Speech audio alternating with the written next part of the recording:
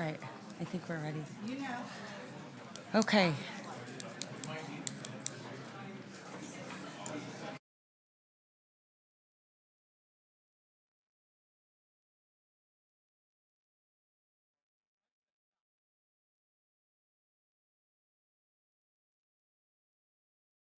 Okay. Are we ready? Do you remember this back in the day? It's free. Do you? From the 80s? Free. Yes. That's for you. You're kidding. When times were good, when we drank Boone's Farm and Zima beer, we Oh my smoked gosh, club with the cigarettes. Guess jeans. Oh my gosh. It's viral right now. They're sold out of coffee. You're kidding. No, they're going for like $100. That's great. Okay, so cute. Thank you. You're welcome. I just feel like going back to the 80s is going to serve us well. Things were so simple then. I liked the 80s. Yeah. All right. Cindy Lauper. That's right. Okay.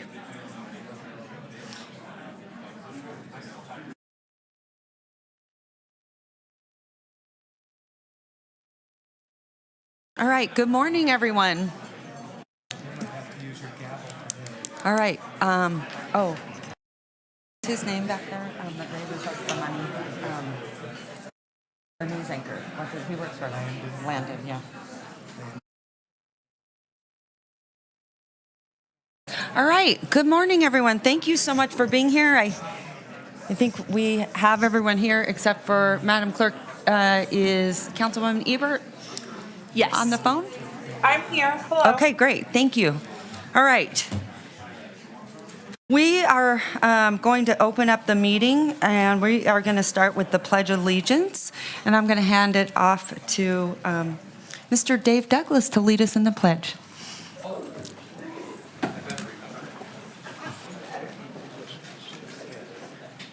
Thank you. I pledge allegiance to the flag of the United States of America and to the republic for which it stands, one nation, under God, indivisible, with liberty and justice for all. Thank you. All right, thank you very much.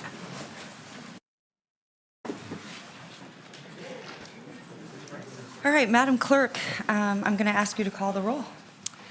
Thank you. We're calling roll for the Wednesday, July 22nd, 2026 Reno City Council meeting. Councilmember Taylor? Here. Councilmember Dewar? Here. Councilmember Martinez? Here. Councilmember Ebert? Here. Councilmember Reese? Here. Councilmember Anderson? Here. And Mayor Sheedy. Here. You do have a quorum. Okay, thank you. Before we head into public comment, I would like to do a moment of silence. Over the weekend, we received some very tragic news that we lost one of Reno's finest, Officer Tyndall. So I'd like to do a moment of silence to think about his family and his children. And then after that, we will step out for a 5-minute recess, and then we will come back. So please join us in a moment of silence.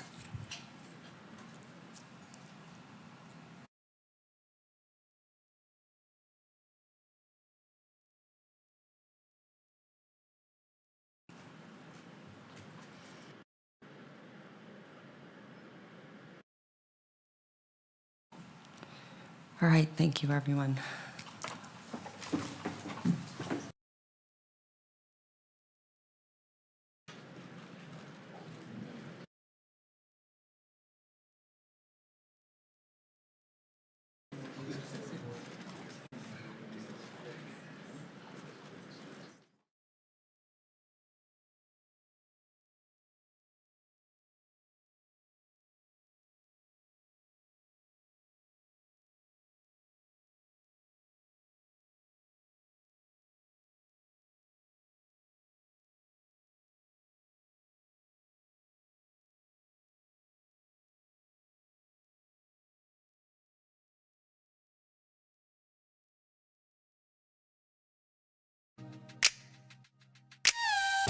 I used to come for the staycation. I used to come here and enjoy the hotels and go down to the river. And I was familiar with the Automobile Museum, but I never in a million years thought I'd be working here. My name is Philip McDougall. I'm the president of the National Automobile Museum. The history of the National Automobile Museum goes way, way back. So most people know the name Hara from the casinos, but they don't know the story behind it. Mr. Hara, he had a collection of 1,400 of the most unbelievable cars. And when he passed, he didn't have a will. The community got together and they said, you can't sell all these things. This is part of our community, it's part of our identity. We need to keep them here. They raised money to build the museum. The city said, we're going to contribute the land if you get the money to build it. And then the Holiday Inn, who purchased all the assets of Mr. Harris' collection, said, if you do all that, then we're going to throw in 175 cars of the total collection of 1,400. So all those things came together because the community thought it was important. And in 1989, the museum was opened up. We want to be a community partner, and we are great. We have events, we have older cars, newer cars, Elvis's car, Jurassic Park, Back to the Future. We have a brand new children's educational activity center, 3,000 square feet of technology for those kids and adults to get hands-on experience on how cars work, how next generation of technology was created. We wanted to be different. We wanted to embrace the community, be a community partner. We did a complete renovation, and then we went out with an active campaign, not in that car mode, not museum mode, but outdoor concerts, speaker series, parties, birthdays, and a whole new selection of cars. I think the biggest change is that we have a new exhibit every 60 days. It really is fun to watch how a family can come in and they'll just go in 5 different directions, because we have something for every generation. It's not just a building, it's not just the cars that are in there, it's the people, it's the livelihoods of everybody that's around this town that keeps us going. The Downtown Partnership has been a lifesaver for us, just helping us overall in the day-to-day challenges we have, like any business downtown. We can't make it without the security issues addressed, without the communication addressed, and it's all one big team down here. So the restaurants help us, the businesses help us, everyone here, we all kind of depend on each other. And that's what we're trying to bring to the equation, is another partner who can help us all be a little bit stronger and a bigger community partner. I see a greater emphasis from the Downtown Partnership, from the elected officials, to the community leaders to get together and say, if we really want to succeed, we have to succeed as a group. No silos. The restaurants, the businesses, the gas stations, everybody that's here has to get a common bond. Otherwise, we're not going to succeed. All It's right. the storytelling, it's the camaraderie. And we Okay, had that we not will, only with Madam us in Clerk, the we will museum, head into but public other comment. local And businesses before downtown here. We have the we same head right common into public bond comment, and passion. we have a Downtown special Reno is the place proclamation to be. Councilwoman It's a Dewar is fam- going to read. And this proclamation is thanking those who worked so hard on the 4th of July parade, the 4th on 4th. And we have many of those committee members here. I just wanted to say thank you because we didn't have a lot of time to put it together. And this group really jumped into action and made it happen. And so I'm really, really grateful. We have Dave Douglas, I'd love for you to come up. And Silver from the Chamber, please come on up. And I like to, we have 2 Lisas on the committee. And if you're from the 80s, I say Lisa, Lisa, and the Colcham. But are we missing the other Lisa? Then we've got Lisa Willett. You can't be a group without it. And then I want to recognize Lisa Molinini from the J Resort, who also jumped into action. And Eddie Lorton, please come on up. And someone who I absolutely love and adore, Phil McDougall. Come on up. They hate it when I do that. I can see they're all really embarrassed. I have to tell you, it was one of the most remarkable events I have ever seen in my life. And it was just, I don't know, people were coming together and hugging each other, whether it didn't matter where you were from, what party you were, and people really wanted to celebrate with one another. And so I'm really, really grateful. And also, we kind of had to cut off entries and sponsorships and donations because it was getting really exciting. And I want to say thank you for Ann and your donation because she's working on the entire committee through the state. Thank you, thank you. Each one of you, Dave, I can't thank you enough. And Phil, provided so much love and attention with those beautiful cars. And Eddie, I also want to address that I told Eddie not to donate until we had the final numbers in. I know we raised a lot of money. I think that that's important to know what the total cost is. I want to say thank you to the Castroverde brothers. When they heard we had a deficit of $15,000, they jumped in. It was really, really special and remarkable. Many of you know probably Eddie and I have very different backgrounds, political views.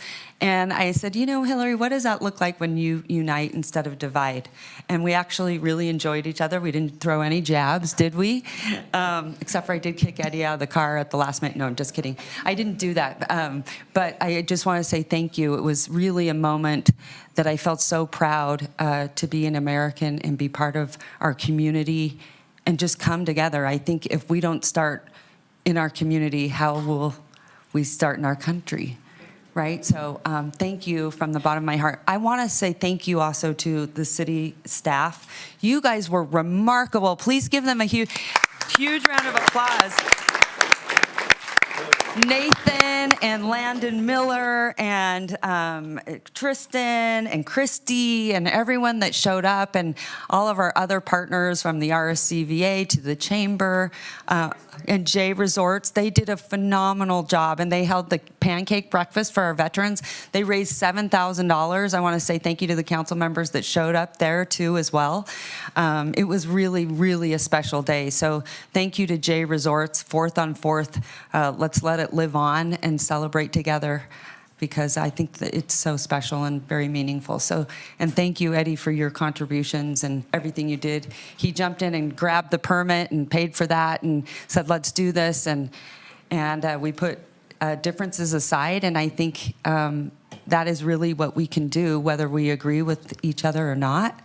It makes a big difference. I always say, I think we can all agree that pizza and beer taste good. Maybe you don't, but that's the great thing about our country. We get the ability to think differently, but at the same time, we can all come together and respect each other and celebrate together. So with that, Councilwoman Dewar, I'm going to ask you to take it away. Well, thank you so much. And I did want to recognize some specific city staff. You already did with Nathan Uliat, who helped us organize this whole thing. But I also wanted to, and I don't know if Nathan's here or Landon is here, because Landon emceed this whole darn thing. They're in the back. Yeah. Where is Okay. Nathan? Well, I'd invite you up as well. Any city staff member who took an active role in the committee or the planning, I'd encourage you to join us up here at the podium.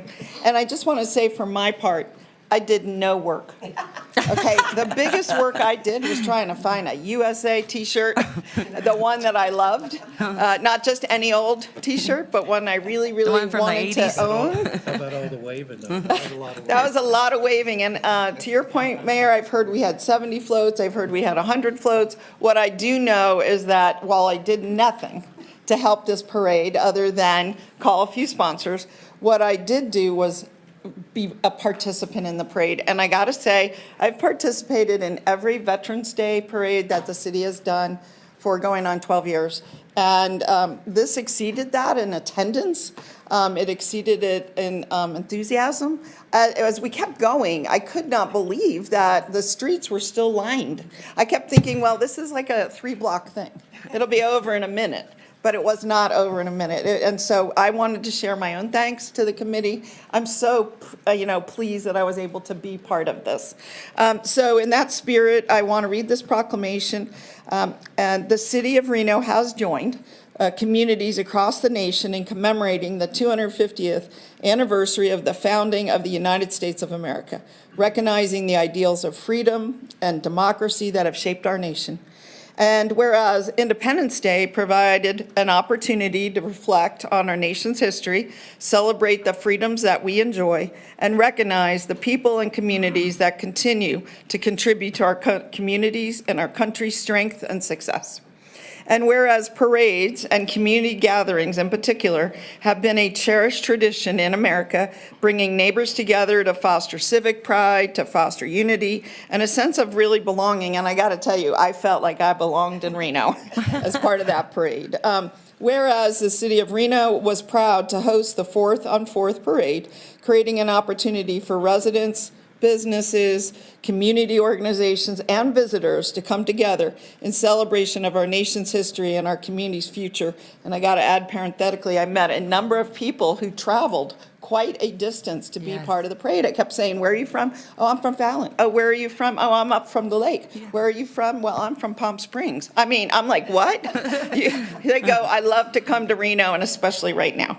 And so, whereas the 4th of July, the 4th on 4th parade served as a celebration of America's 250th while recognizing Reno's contributions to the strength, innovation, and resilience that define our nation. So now, therefore, I, Naomi Dewar, on behalf of Hillary L. Sheevy, Mayor of the City of Reno, do declare in the past July 4th, 4th on 4th Parade Day. And like you said, Mayor, I hope this tradition continues on for some time. Yeah. So thank you, and I rarely clap in chambers, but I would like to clap and applaud this committee, so thank you. And thank you, Mayor, for giving me the honor, and I don't know if I should actually present this to someone, who, the initiator here, Eddie would be Lorton. fined. I don't know if you've gotten many city proclamations, but here you go. It's our pleasure, the mayor and my end of our term, to do such. And So- each one of you should have a special proclamation with your name on it. Yes. And if you didn't get one, we will make sure that you did. The other thing is, putting events together in such a short time can be fun, but also a little bit challenging at times.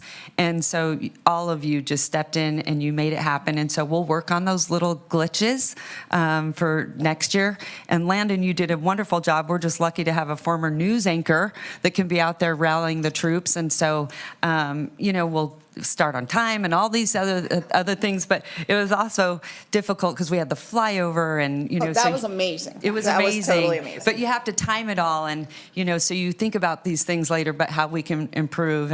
But it was just phenomenal, and I'm so grateful for all of you coming together and doing that for our community. It was very, very special. So I don't know if one of you, on behalf of the group, wanted to make some comments, but you're welcome. Dave. Please. Dave's the one, actually. This all started with Dave. Many of you probably don't know that. And Dave is a former police officer.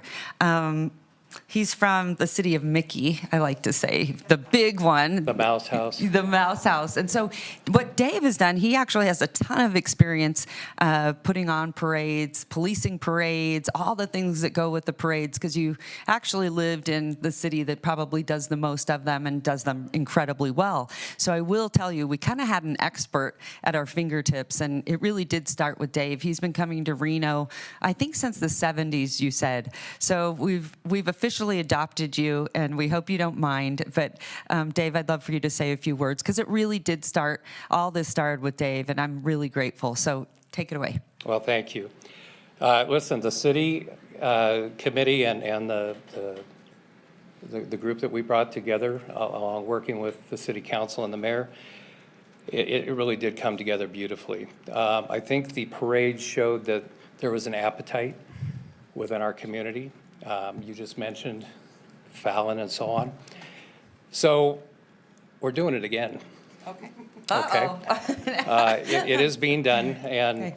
it will be again on July 4th. And I hope that we can enlist this crew and you guys. So thank you for everything. It came together very well. It was a surprise that it was that big, Yeah. but it's this group that made that really happen. And I think we need to thank you, Hillary. You were the one who said this needs to happen, and that meant so much to us. Thank you. Yeah, are you kidding? You guys made it so easy. I was just grateful to be a part of it. It was really special. So thank you to all of you, and thank you to our city staff. It was very, very special. So Can I say a couple we're going to do it words? again? Is that? Yes. I love it. I ended up also, I was going to say a few words too, but I did want to help and thank you, Hillary, for everything and for this whole city council. And I want to thank the manager. Thank you so much for everything, Ms. Bryant. You did a great job. And the thing is, I just hope it teaches people something where you can lay your differences down.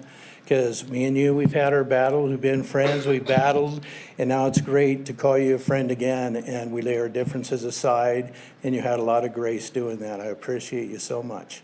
So, and everybody on the council, it was great. It was nice to see everybody out there. Devin was dressed up, ready to go. We had a great time. I mean, it was good. So it's great when people look at positives instead of, a lot of times we get in the grind and stuff and people are negative, but it was great. But I do want to thank all the staff and everybody involved. I hope we put it on a future agenda to happen in the future. But to all the staff and everybody, I mean, and getting a hold of everybody. I can't thank people enough. And with the Chamber of Commerce, Ms. Willett here, getting all the people together, ready to go. And She was yeah. relentless. She did not Yes, stop. and David, thanks for everything. Phil and those cars were amazing, and city staff, thank you.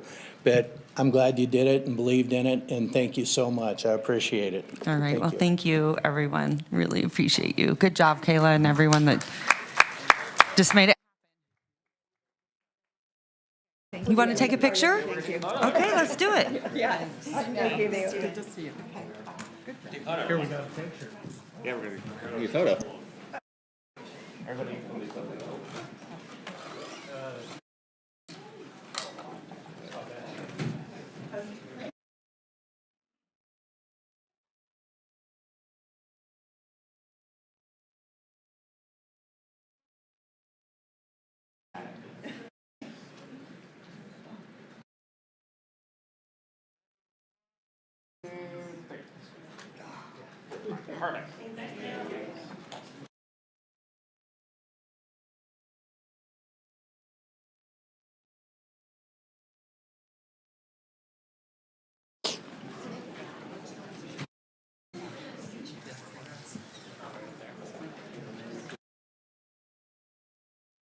All right. I'm going to send it over to our interim clerk and continue with item A3, public comment. Madam Mayor, our first item today is public comment. It should be noted for those in attendance that comments are to be addressed to the mayor and council as a whole. Comments heard under this item will be limited to 3 minutes per person and may pertain to matters both on and off the council's agenda.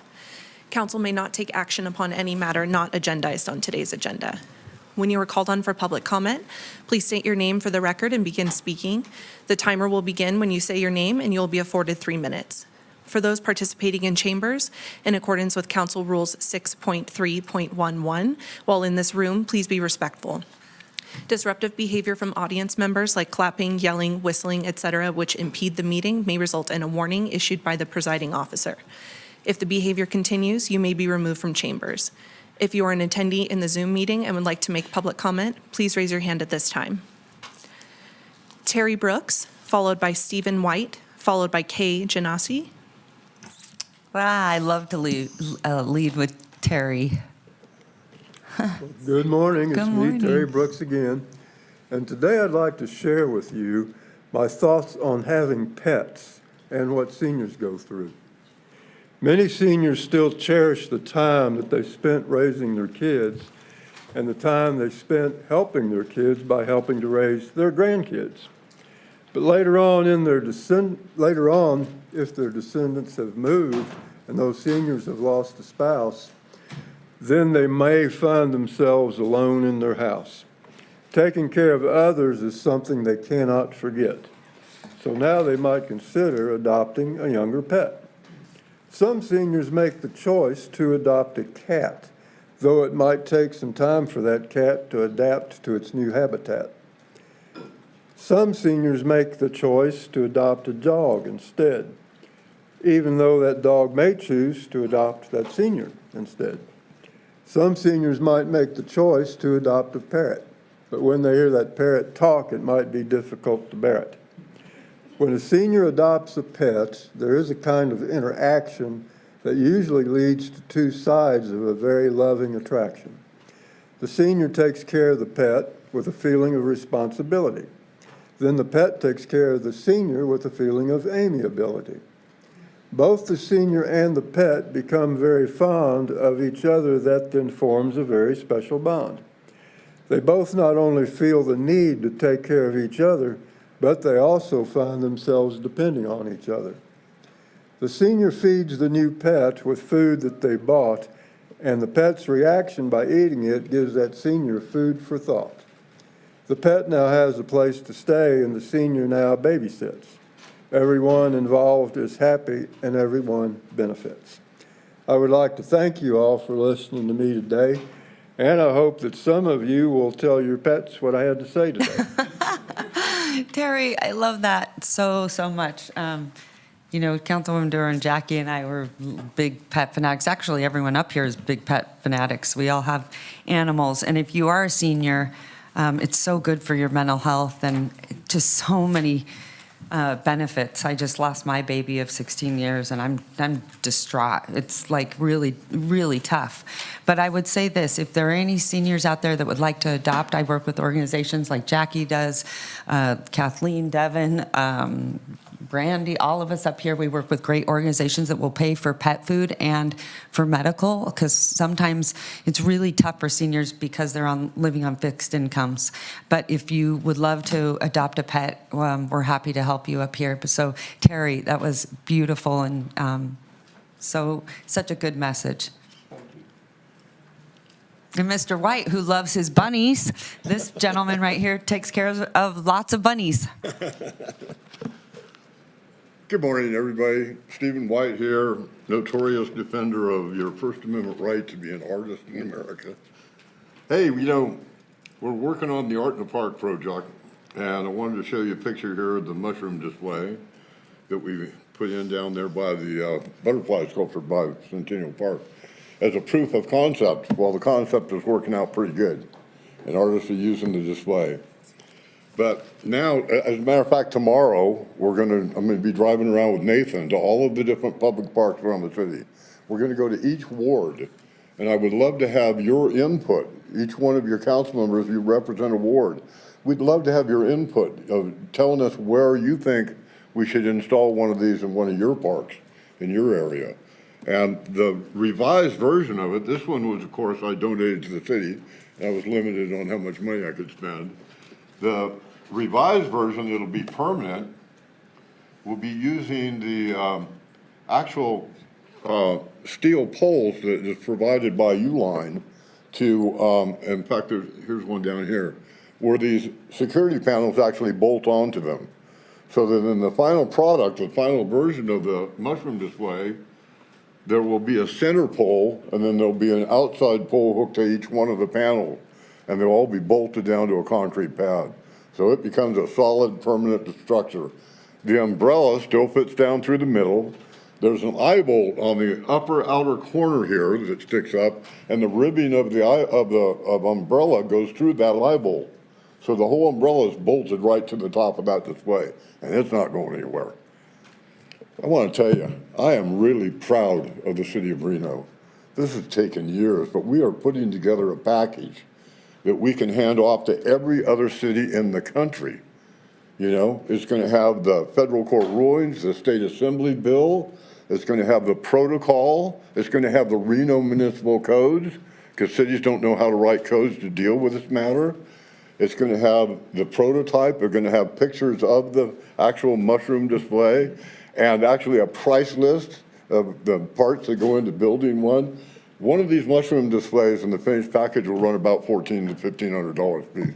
Then you got also the concrete pad. But this is incredible. This is something that's never been done before. We're also going to be providing the protocol for using these displays. And I'm working with Nathan, we're working on the protocol and the website and the proper language to be using. And it's absolutely amazing. I am really, really proud of all of you for supporting this. I came here many years ago to deliver the gift of art back to your children as a gift from the children that died at Columbine. And finally, something beautiful is coming from that, you know? Something really beautiful is coming from that. We're bringing beauty to the world and understanding between people. It's a wonderful thing, and I'm proud of all of you. And thank you, Mayor. You know, we've been working on this together for 12 years. It wouldn't be happening if it weren't for all the support you've given me all these years. God bless you. It was And God actually our bless all of first you. ordinance. Do you Thank you. remember? It was my very first ordinance that we passed, and we made it so that artists don't have to have permits, things like that. We want people to create everywhere. So if you're an artist, please get out there. We're going to make more of these. I heard a wonderful story the other day. I ran across an artist displaying his work, and he said this was his art therapy. He had been addicted to drugs for many, many years and felt like it was a purpose for him to go out there and share with other people. And he was just sort of handing out his work. I mean, they were beautiful, but he was handing them to people, and they were saying, well, how much is this? And he said, it's free. He said, I want you to have it. There's a reason we came in connection with each other. And it really made me so proud. And Nathan, I don't know where you are. I'm having a hard time seeing today. There you are. This would not have happened without you. I want to say thank you from the bottom of my heart, Nathan. You really jumped in. He has a million things that he's got to do. And council loves to just jump in and say, we want to do this, we want to do this. So then it takes away from all of his other work, right? But he made it happen. And so, Nathan, thank you so much. I hope you've been able to enjoy and see these artists getting out there. But also, I want to be very clear with the artists that you do not need a permit. You can get out there and create. And if anyone asks you that you need a permit to sell your artwork, that is not true. We wanted to make sure that artists were welcome all over our city, and we're making it happen. There are three things, important things that we have to get across to everybody in the city, everybody, artists and the whole community. Three important points that are important to the Art in the Park program. Number one, it has to be artistic self-expression. The artwork being sold has to be done by the person that created it. Number two, the artwork can have no other purpose than to be expressive.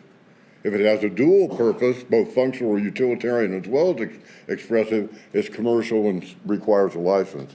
And number three, that the artwork, I forget, that the artwork has no other purpose than to be expressive, and it's self-expression. And I want to reiterate, Nathan over here, he's working with me, he's letting me, he's letting me take the reins. I have 30 years of experience on this, and he's my best friend. I love him. He's just great. And what we're doing is he recognizes the package that we're putting together. It's going to influence cities all over the country. Yeah, that's so God great. bless you. And Mr. White can be feisty, so you want to be on Mr. White's side. And I love it, because look at your tenacity. It's paid off. We're getting it done All there. right, thank you, my friend. Thank We can you. all be very proud of what Reno's accomplishing here. It's going to create opportunities for a lot of people. God bless you all. Thank you for your time. Thank you. Thank you, ma'am. Kay Janassi, followed by Ben Beckham, followed by Corey Johnson. All right, Katie. Tough act to follow.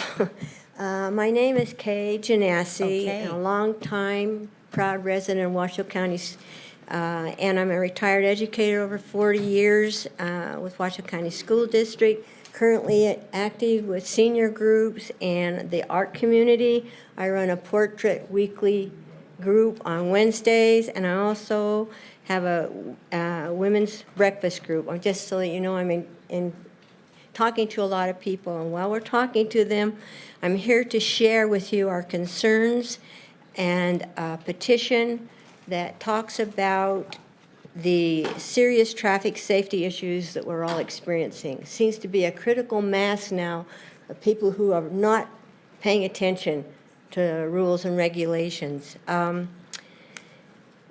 We are witnessing substantial, sustained, increased serious traffic violations in extreme and persistent speeding, aggressive, erratic driving, unsafe lane changing, widespread distracted driving, primarily due to cell phone usage, consistent disregard for traffic signals, entering intersections under a red light.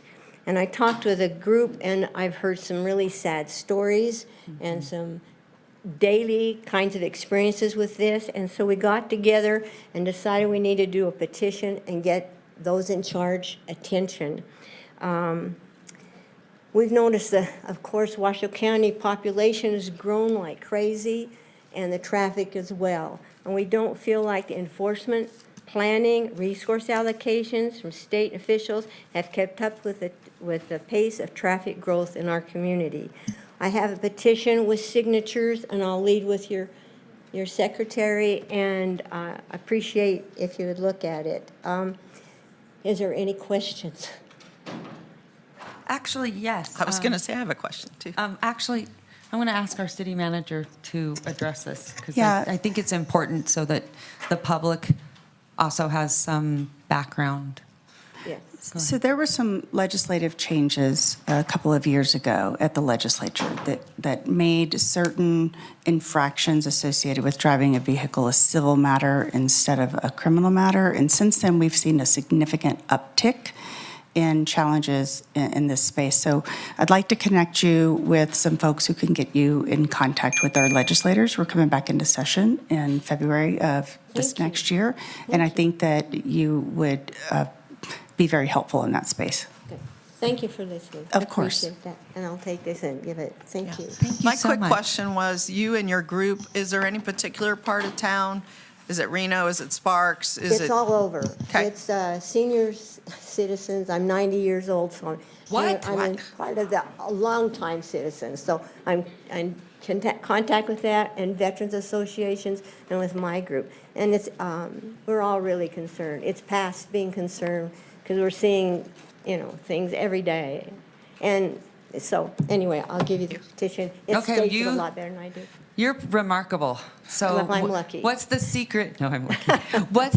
What's your secret? I don't Give know. us one secret to a long life. I don't know. Keeping active, I guess. Active. Good friends, good family.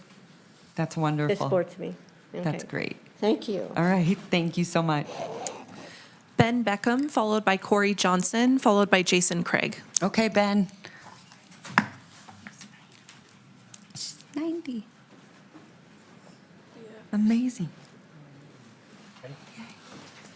Hi, my name is Ben Beckham. I'm here representing the McQueen Night Riders. We're a mountain bike club in Northwest Reno, and we're here to say thank you today to the Reno City Council and to Councilmember Reese for his continued support of our team. And bringing back the Sierra Vista Bike Park, which has become a hub for our practices, was the key, and especially a thank you for the continued work on rebuilding that park since the structure fire in 2024. And today I thought it would be fun to hear from two of our amazing high school athletes. Oh, I So love have this. two high school athletes with me here today. All who right. I'd like to share my time with. Future mayors, come on up. I'm Abby. I'm going in my 6th year on the team now. I love seeing all the new riders joining every year. Like when I started, there was only 25 riders, and we're above 70 now with over like 300 people at the banquet. It's so Wow. cool. We now serve 5th to 12th grade, so I just think that's really cool. So we are a part of NICA, which is the Interscholastic Association, and we're mainly focused on getting more kids on bikes. I think it builds a really strong biking community, and it's also helped kids mentally and physically. Me personally, I feel the amazingness every day. I love the team. We learn how to work hard, we learn how to train, we become amazing teammates to each other. It's really just good for all ages, and the team is super inclusive to get kids outdoors. I wanted to thank everyone for the donations we've received. We've been able to start a loaner bike program so kids who don't have access to bikes can get on bikes and come ride for the team. We've also been able to start some scholarships and give training to our coaches for outside medical. So I think that makes the team safer. It makes our coaches more confident, our riders and the parents. Everyone can come together and have a fun time. So I just wanted to say thank you, and I love this team, so thank you for supporting it. Oh, wow, that's fantastic. What grade are you in? I'm going to be a junior. You're going to be a junior? Yes. Wow, you're impressive. Thank you. Okay, take it away. Good morning, you guys. My name is Bridget Dalton. I'm 15, and I'm going into my 5th year on the McQueen Night Riders. Wow.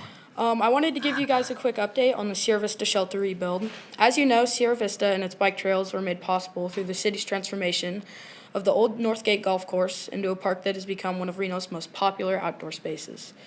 Since the shelter was destroyed by arson in 2024, our team has been working with the city of Reno and the community to help rebuild. We've been raising funds and sharing why this shelter matters. It is not just for mountain bikers, but families, runners, dog walkers, and so many others to use it every day. The shelter provided the park's only shade and a place to gather, especially during Reno's ridiculously hot summers. Mm-hmm. The community's response has been positive, and we're making great progress toward our fundraising goal of $250,000. We have so far raised $140,000.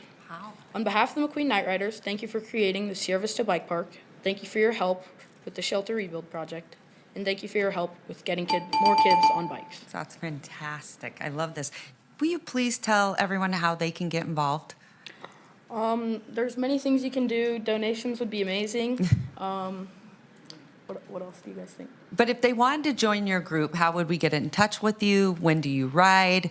Is there an age limitation? What can you tell us? So the team, you can join it when you're going into your fifth grade now. So we used to do it sixth grade, now we've grown to fifth graders.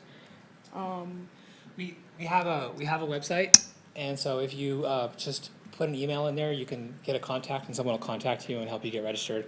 We're getting ready to start right now, so if anybody is interested, our practices officially start the first week of August. So this would be a great time to sign up and register. Wow, that's awesome.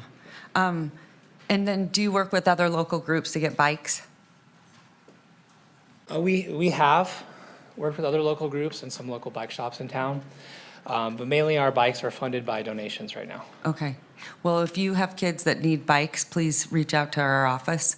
We work with other nonprofits and other businesses too, because I think this is such a great way to get outside, but also for children's mental health. It's awesome.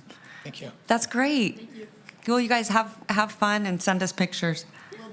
Or maybe we'll come out. I don't know. I'm not very good at riding a bicycle, but maybe you have one of those two-seaters or something. We have all levels. Okay. Everyone's welcome. Or maybe I'm past the age group for you. I don't know. All right, Madam Clerk. Corey Johnson, followed by Jason Craig, followed by Scott Sadie. All right, hi. Hello. I'm a community organizer of the Whitewater community and administrator of the Reno Surf Project, which I started in 2021. Our community believes the standing surf wave will be the downtown attraction that is a catalyst to the activation of a thriving economy downtown. To achieve that, it will require the surf wave. Let's see if we can get this to come up. How do I get it? There you go. Oh, you can't see that. Maybe turn it sideways and put it in the middle. Turn it sideways so we can see the full video. It is full. Or is this the best view? So this is on the Visit Bend kind of community state page, just as another promotion for their city. And that is what we could have downtown. Wow, that's so cool. Why with the one, and I don't know what we call it exactly, but why can't you do it with the one, or you can do it with the one that we have? So from the $2 million investment that was initially made last year to complete complete Wave 2, which is called, the current water is not functioning. And my colleague is much more hydrology, has a background in hydrology and can explain the solution to that. My objective today is to point out that there is huge economic benefit for having an effective surf wave and creating this sort of attraction. There are nearly 100 man-made waves in the United States, showing that there's a multiplier effect where if there is one surfer, there's typically 5 to 10 spectators. And that spectator multiplier has shown to bring in $1 to $8.2 million annually to the cities who have waves in their downtown attractions. Having spoken to the city council members of Bend, Oregon and Boise, Idaho, both cities shared that they've spent well over $10 million to build their whitewater parks and set aside $200,000 a year for annual maintenance and budgets, including a staff member dedicated to that management and maintenance. To achieve this, we do have a three-part process, or a three-part plan as a solution. First and foremost, let's get the Wave 2, which is in our downtown Whitewater Park now, to be surfable. My colleague Jason will explain what the solution would be for that. And then the second part, having surveyed through my advocacy for the Whitewater Park, talking to the public, Reno citizens are concerned about the quality of water, the safety of the water, the cleanliness of the water, along with there not being enough signage about how to safely enter the water and exit the water. Having the life vest is a beautiful and nice offer to the city, but it comes back to we have an educational time to inform the public how to safely be around whitewater, but also environmental efficacy and the etiquette of spending time with other people in the water. The third plan, so 1, make it Reno surfable. 2, let's inform the public of how to use the water and spend more time down there. And 3 is going back to having a long-term maintenance plan so that Reno can get back to having a thriving whitewater park that we had in 2003. Thank you for your time. Oh, good job. What's your name again? Corey Johnson. Corey, what last name? Johnson. Corey Johnson. Okay, thank you, great job. Yeah. Madam Mayor, before Mr. Johnson leaves, I wanted to just share with you and my colleagues that I had the privilege of going with Corey and Jason earlier in the week to look at the Whitewater Park and some of the features that are there. And Corey and Jason and a whole group of people are working with Nathan and the Parks Department and our Parks and Rec Commission to really figure out a way to make sure that the thing that we built in the river, which some years ago was one of the top destinations for whitewater and kayaking, really continues to shine. There are some technical issues when we work in the river, but I think in the next 6 to 8 weeks, we'll have a comprehensive plan to this body for us to evaluate to how do we make sure it does the things it's supposed to do, and how do we get people in the river? Because you saw the beautiful, video of the wave surfing. We need to get you out there on that wave, right? And maybe Miguel and I will get out there on that wave. Get you on a board and a bike. Yep, and so. Board and a bike, I like it. But it is one of the critical components of an economic vitality downtown and near the river that they're working on, they're very passionate about. I love it, it's awesome. Thank you for I your think time. it's, Yeah. also, I would recommend maybe something to go and speak in public comment at the RSCVA. It's tourism industry. Yeah. Great job. Great. Look forward to seeing you I'll again. connect you. Thank you. Jason Craig, followed by Scott Sadie, followed by Krista George. Hello, everybody. My name is Jason Craig. I am a Reno native and world champion whitewater kayaker, and I grew up paddling in our whitewater park.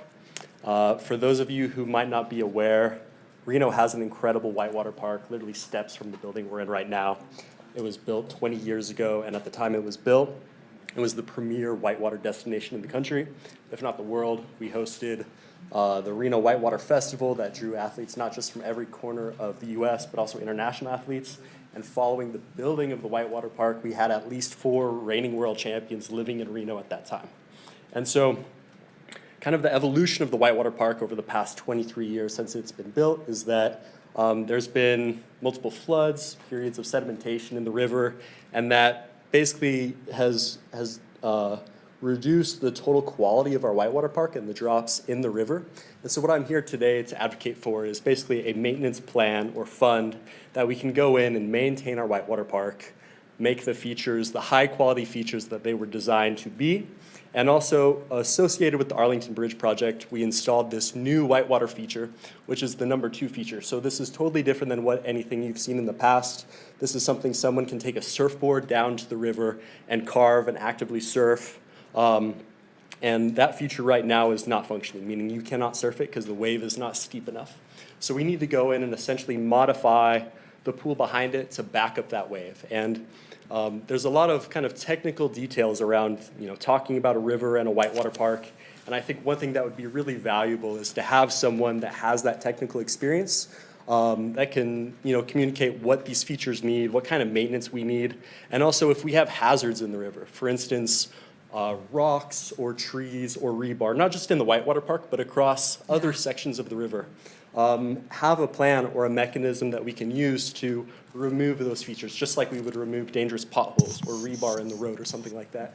We have an amazing resource in the river, and we just need a way to maintain it and some funds and also a permitting avenue that we can get in there, I would say a little bit more rapidly than we currently are doing. So that's all I have for today. Okay, that's awesome. Just one quick question. Was that amenity put in so that you could surf?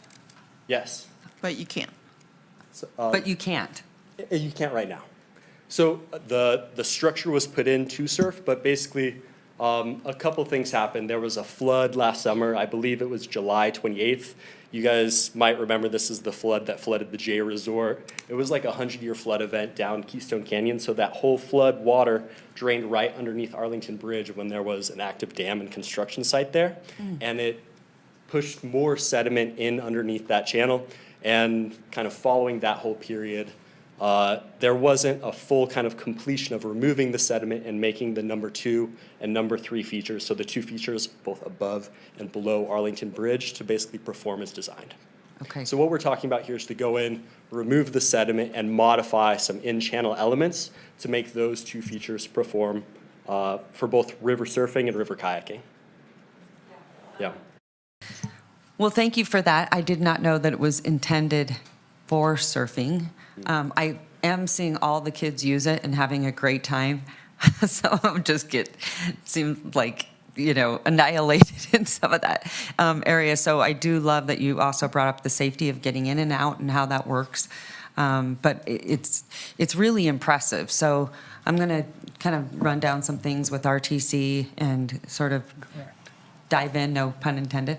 But very cool. Thank you so much. Appreciate the background. I'll also get with Nathan. I'm sure he has a long, list of what we have to accomplish to get it done. So, Madam Mayor. yes, go ahead. Can I just say, and you were an aspiring Olympian at one point in time. I want to say Mr. Craig is before us today and has been very humble about his past experience, but I will share with you that in 2009, he was a junior world champion, as I recall, having taken that title in Switzerland. Wow. He also, Madam Mayor, in 2011, during a sort of a kayaking incident in Beal Falls, broke his back and spine.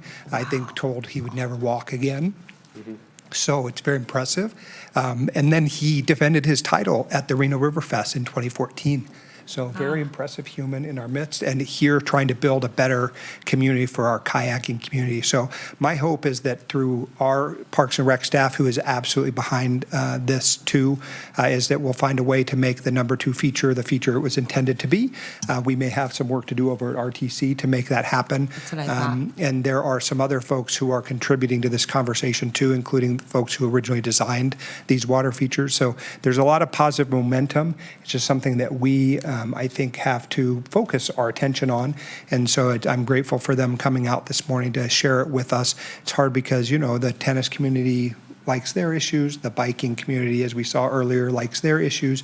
We're trying to figure out a way to meet all the needs. But this one is unique because it has the opportunity to really create a catalyst for other kinds of economic development along the river. If you see any of these, we need some signage, for example, on the river to let people know what it is. Because if you were just walking by, as I did yesterday, and saw it, you might not know that it is a feature that's intended to be used in a particular way. I had the chance to try to surf unsuccessfully on one in Munich, which was comical, but also very fun. So maybe another time. And Madam Mayor, one quick comment. We are well on our way to the second point you made about hazards in the river. And I just want to commend the Redevelopment Board, which we serve as, because I believe we put $500,000 this year to begin removing obstacles in various stretches of the river, whether it's rebar, rock, down trees, whatever. So we heard you, and we've heard people before you, like Mr. Charles Albright, be continuing talking about these hazards that make it difficult, whether you're canoeing, rafting, kayaking, or whatever, or just trying to be there. And so I was really thrilled when the city included an actual budget to begin to do that. So, That's great news. yeah. All right, Jason, congratulations on your success, and you're also very inspirational, like a miracle. Yeah, very lucky. Great place to live, and the river is my favorite. And you live here now? Yeah. You've always lived here? Yeah, I just finished my PhD at Stanford in geology, and A fellow geologist. Yeah, Okay. Reno is one of the few places that you can kayak and ski and Do geology. have a beautiful place. Like I say, we play hard in the day and we play hard at night. I think That's your the mother beauty. founded Art Town back in the day. Your Yeah. mom founded Art Town? Yeah. Wow. I grew up in the Wingfield Whitewater Park and kind of broader Art Town Wingfield area. That's so cool. Spent a lot of time down there. That's awesome. Thank you. All right, thanks so much. Scott Sadie, followed by Krista George, followed by Bree Casper. Okay, Scott. Hi, I'm Scott Sadie. I've lived here for 30 years. I started kayaking when you built the Whitewater Park. Ended up getting pretty good because of all the people that moved here because of that Whitewater Park, and including, Jason didn't move here, but he was always out there. I ended up traveling around competing with him. And I would just, like to kind of refresh your memory on what we had. I don't know if this is does it take a while to go in? Let's see if we can turn that sideways. There you go. Remember that? When we used to have people out on the river, hundreds of people watching people kayak when this park was first built. We built it in 2004, I think for about 1.5 million, and I think your own numbers show about 16 to 17 million ROI in the first 5 years alone. I pretty sure we all agree that this Whitewater Park literally kicked off the downtown renovation. It was a thing that started to bring people here. We expanded it to downtown, we expanded it to midtown. It's a huge economic asset to us, but we let it go to heck. There's nothing else in the world, I think, that you would build and leave it alone for 23 years without touching it or doing any maintenance and expect it to perform. Let me show you another couple pictures here. Since you didn't really know what the surf wave was supposed to be like, okay? Wow. This is an almost identical surf wave. If you've gone down to the Whitewater Park, it looks like this, okay? With those, this is what it's supposed to look like, okay? This is what draws people to river. If you talk to Nate at the last meeting, people from all over the country have moved here because of the river. So what happened? High water event, like Jason talked about, it pushed a bunch of sediment into the river. You had begun excavating the giant hole for the bridge. All that washed in. The earthen dam that kept the river from coming back up the channel on the north channel washed in. So there's a bunch of sediment there. I believe $300,000 was set aside to get rid of that sediment after that event. Only $19,000 of it was ever spent. I believe, logistics, the construction company was, worried about their schedule and being behind. So anyhow, at the very least, I would like to see that money somehow get back and put towards rehabilitating and getting this park to what it should be. I'd also like to put a bug in your ear about the river as a trail, the river as an asset. You go to Bend, you go to Idaho, you go to some of these other communities, and their communities are connected by the river. It's even more so in Europe. We got a Whitewater Park in Sparks. We got a Whitewater Park in Reno. People regularly float down from Patagonia and Glendale, sometimes Verdi. Jason and I have done Verdi to Reno run I don't know how many times. If down the road, if we can clean up that horrible Glendale diversion dam and make a nice channel, you're going to have a major world-class river trail, like not the trail along the river, but the river as a trail, as an asset. And we've seen this in Colorado where infrastructure has grown up around that, especially Buena Vista, bars, rental things, sports educators, whole economies have grown up around the river. So that's about it. Thanks. That's fantastic. Thank you so much, Scott. Krista George, followed by Bree Casper, followed by Anthony Postman. Krista, hi. Before I start, Madam Mayor, I just want to tell you that 16 years is amazing. That's a huge amount of love and care, and my heart goes out to you. I work in the pet memorial industry, and I know how bad that hurts, and my heart really goes out to you. And I don't have kids, so I think that was my child. Oh, I have kids, and I still treat my animals that way, so. Well, that's true, too. Jackie understand. knows that, too, Yeah, right? I understand. So, thank you. Anyway, for the record, my name is Krista George, and for anybody who hasn't heard me speak before, I am the closest residential neighbor to the Keystone Data Center. I'm about 300 feet away from it.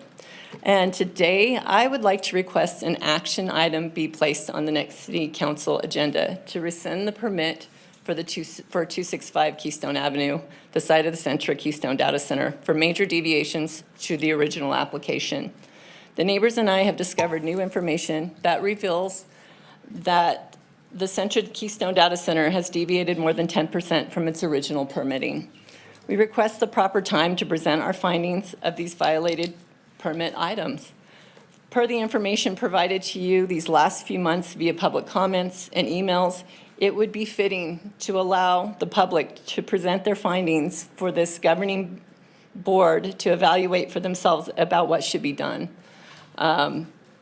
Also, on the second note, I have two things to say. I'm here also to talk about flock cameras. I feel they are unconstitutional, non-consensual violations of privacy. I do not consent to my image or my information being taken or stored by flock cameras in the city of Reno. I please ask that you cancel the contract in Reno for flock cameras. They are unconstitutional. That's all I have to say today. Okay, thank you so much. Just so you know, we have all been in summer break, and, I've seen your correspondence, been trying to follow it. I think for clarity, it would be a good idea to put it on the agenda, because I'm trying to figure out what is happening and how it's changed and all those things. So I want you to know that will happen. Okay, And wonderful. I want you to also know it's your husband who I ran into at the July 4th parade. Yeah, he said he ran And just so into you. everyone knows, her husband is the one that created the beautiful Believe sign, and it was great to see him. Yeah, It was really the first great. thing he said, I saw the mayor. No, he was so sweet. I just love him. I told all these kids that were standing around, do you know who this is? Oh, that's great. He loves being resident Oh, I celebrity. loved That's it. awesome. It was Thank great. you. Bree Casper, followed by Anthony Postman, followed by Alex Badgett. Hello, everyone. For the record, my name is Elizabeth Bree Casper. I also live right next to the Keystone Data Center. I am 604 feet, actually, from the data center.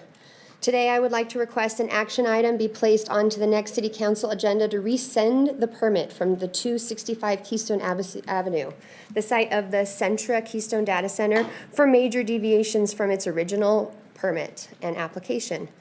The neighbors and I, mainly Krista and I, have been doing public records requests and following up on this to the T. We have done our research and we have enough information that we would like the amount of time that the data centers are given to present to you our findings that we have found on the major deviations that have occurred. And I'm talking there are more than 10 deviations that are illegal and should cause them to stop construction as of right now. And so we just want the time and diligence to be able to prove to you so that you can do what you think is best. We request the proper amount of time to present these findings in violations of the permits per the information provided to you the last few months, as the Hillary Sheevy pointed out. There has been numerous emails going back and forth between many city council officials, between the planning commission, between the city council, and planning department, building departments, and it would be nice if we could just all get on the same page about this project. For you, the governing board, to evaluate yourself. I would also like to request that we cancel all contracts for all ALPR systems. Their privacy invasion and the companies of Axon, Flock, and Motorola need to be canceled. This also needs to be an action item added to the next available agenda. This should be done sometime in the near future, sometime before December, when contracts are up for automatic renewal. This is something that nobody in the city wants, let alone an automatic renewal. So the minimal that you could do is to have this on an agenda item and have the city be able to tell you how much we do not want our privacy invaded. Thank you so much for your time. We really appreciate all that you do in representing us and safeguarding us as a community. I know that you all take your job very, very personally, and you do a great job. I'm not trying to say that you don't, but as representatives, your job is to safeguard us. It is not to take money from big corporations. It is not to allow things to happen to help the betterment of your position. In fact, Mayor Sheevy, I don't know how you can, it would affect you as much as you put toward the free and affordable housing for the community to have the ability to be safely living in Reno, and now we're not going to be able to afford our utilities. How is this going to function toward the work that you've done in the entirety of your career? And if we don't get the opportunity to hold all of these businesses that are coming in and trying to take over, we need to hold them to the same accountability as the ones that are going to be coming through once the permits are approved after the moratorium is released. They all need to be held to the same standards. We can't say that these were given permits as a warehouse and these are given permits as a data center. It's not fair, it's not appropriate, and it's not what needs to be done. It's also not safeguarding the interests of your constituents. And you've spent so much time and energy putting a great name to your career. I can't imagine what this would do to it if we allow these to continue to stay in the city of Reno. Thank you so much. And I just always have to point out, when I look at you and I see your glasses, Honestly, we are all one. We are all one people. We're not red or blue. We're all human beings. We're all people that need water. We need fresh air. And that's what I think about when I wear my heart glasses. We are all one love. We all need the same things to exist and thrive in this community, and I appreciate you for safeguarding them. Thank you so much. Anthony Postman, followed by Alex Badgett, followed by Rosie Zuckerman. Anthony. I've known Anthony since, I don't know, he hates it when I tell people that, It's but all good, all good. I was best friends growing up with his sister, Madeline, but yes. I've known Anthony forever. author. Amazing artist, by the way, and go check out his work and buy his albums and support this amazing human. Thank you so much. So go ahead. Thank you, Mayor Seavey. Thank you, City Council, for giving us the time. I just wanted to slip in this idea that I'd love to support Bree and Krista in the request for an action item to rescind the permit for the Central Keystone Data Center. And then I guess perhaps as a formality as well to examine the flock contract. If a member of the community can request that to be added as an action item, I would like to take this opportunity to do so. So I'm Anthony Postman, and I do believe that continuously tracking cameras are an unconstitutional instrument of a technocratic oligarchy.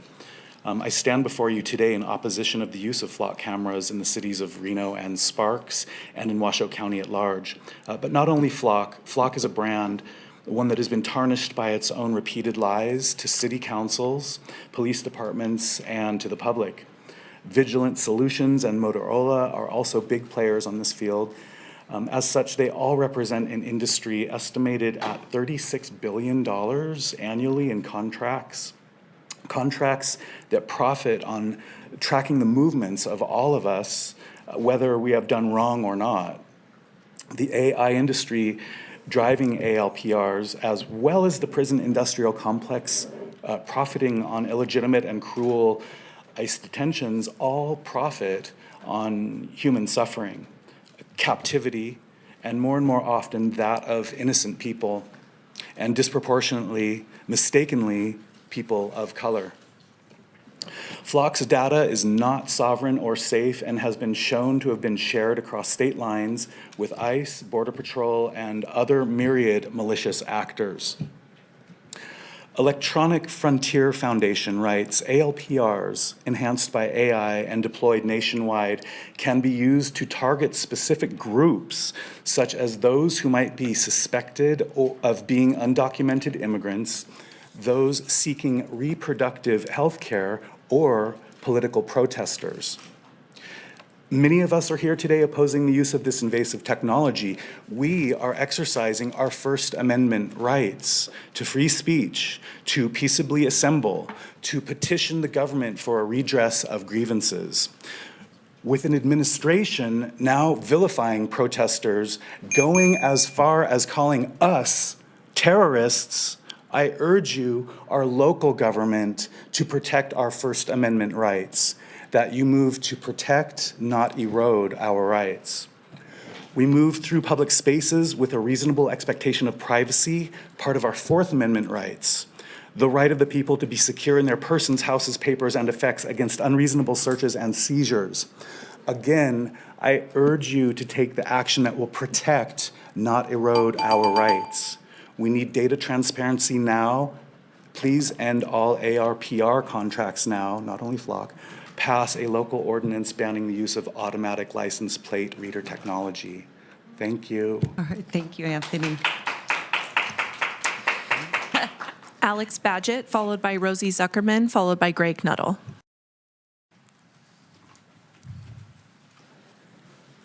Hi there, my name is Alex Badgett. I wanted to talk about the Whitewater Park as well, in line with some of the folks that previously presented about it. I'm somewhat new to Reno, so I wanted to talk about whitewater parks and specifically surfing waves a bit more in general. As I lived in Colorado for the last 10 years, I've seen how the few waves that we've had in that state has grown exponentially across different locations in the state and what that's done to tourism and those local economies in general. We heard a little bit more about the specifics of what it takes to get Reno's wave up to par and up surfing and whatnot. I wanted to talk about what that can do if we do that. I've seen firsthand that it's kind of started out as this really niche and experimental thing where there's a couple of waves that you can surf standing up on across the country, going towards these more engineered features that are generally direct tourist draws that serve as economic and cultural hubs for some of these locations where they're built. There's a ton of cities, both inside Colorado as well as outside, even in the Midwest, places like Iowa and Ohio, that have started to recognize the value of building these waves and what that does. Having seen firsthand in places like Salida in Colorado, where there's a really new and really surfable wave that works almost all the time, there's lines of people out there waiting to surf the waves side by side. There's groups of people watching that, spending time in those places, enjoying those public access and those parks and that recreation opportunity, and then going in to spend money in those local economies, whether that's directly on surfing. I was just in Boise and visited the surf shop in Boise, Idaho, right? It's crazy that there's a surf shop that works there, but that local wave that Boise operates drives that revenue. There's restaurants and bars and new condos and developments that have sort of popped up right where that wave is because it's such a draw and it's such a core feature that people can enjoy and can be proud of in those communities. And I want to see that in Reno. I've seen how exciting that can be and how fun that is, not just to surf, but to be able to be part of that kind of culture and community that enjoys that feature there. That being said, there's a really good ROI on these waves, but there's a need for investment, right? My friends have talked specifically about the need for investment and support and maintenance to ensure that these features operate as intended to bring in both those dollars and the people that can enjoy them. And I wanted to reiterate that, right? These are engineered systems that need support and maintenance to ensure that they're operating both safely and sustainably across the long term. And so I wanted to reiterate, this is a really important and can be a good driver of local tourism, of economic development within that area, and that it's going to drastically benefit from continued support from the city, both in getting this feature up and running, as well as supporting that feature to operate sustainably year over year. That's Thanks. awesome. Thank you so much. Love it, love it. Rosie Zuckerman, followed by Greg Nuttall, followed by Valeria Koss.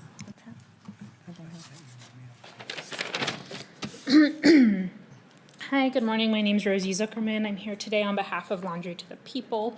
Laundry to the People is a completely volunteer-run organization that operates entirely on community donations. For the past 5.5 years, we have offered free laundry services weekly to folks living outside or who can otherwise not afford to wash their things. In 2026, we expanded to a second location and have seen our numbers approximately double from what you see here on the screen. As you can see in the 2025 statistics, the need was already pretty great. Currently, we are at Champion Laundry at Vassar and Wells every Friday from noon to 1 p.m. and at Mega Wash on El Rancho Drive every Monday from noon to 1 p.m. I'm here today to thank Mayor Sheevy and Councilmember Reese for their generous donations of $1,000 each to Laundry to the People. We primarily operate off small donations from individuals, usually between $5 and $20, and so larger donations like these are enormously helpful in sustaining this program. In addition to monetary donations, we gladly accept donations of supplies like detergent, dryer sheets, fabric softener, and so on. Any supplies can be delivered to the Radical Cat Bookstore at 1500 South Virginia Street during open hours, which are Tuesday through Saturday, 10 to 6, and Sunday, 12 to 6. More information can be found on our Instagram at Laundry to the People.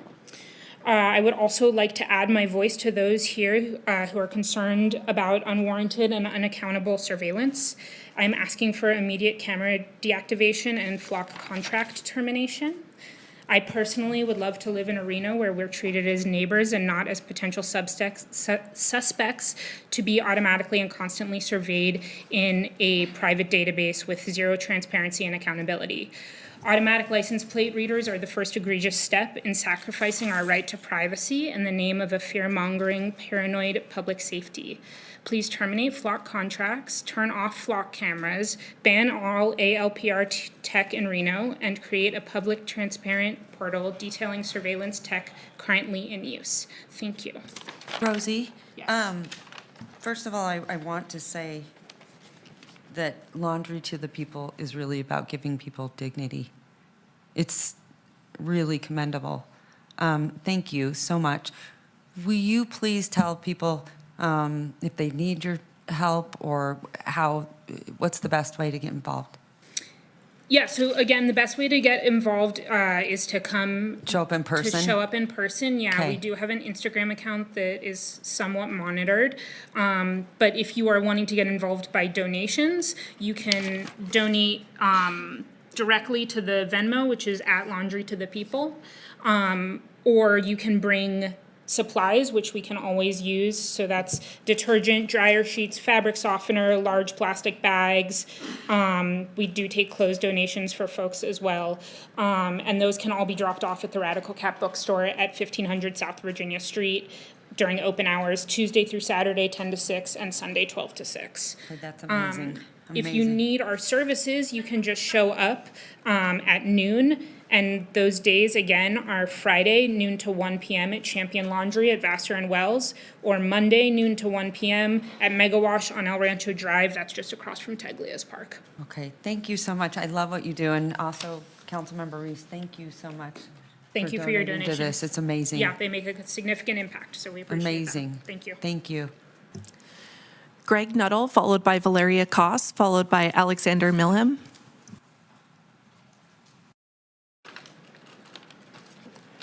Greg Nuttall, for the record. Good morning, Mayor Sheevy Hi, and Greg. members of the council. Hello.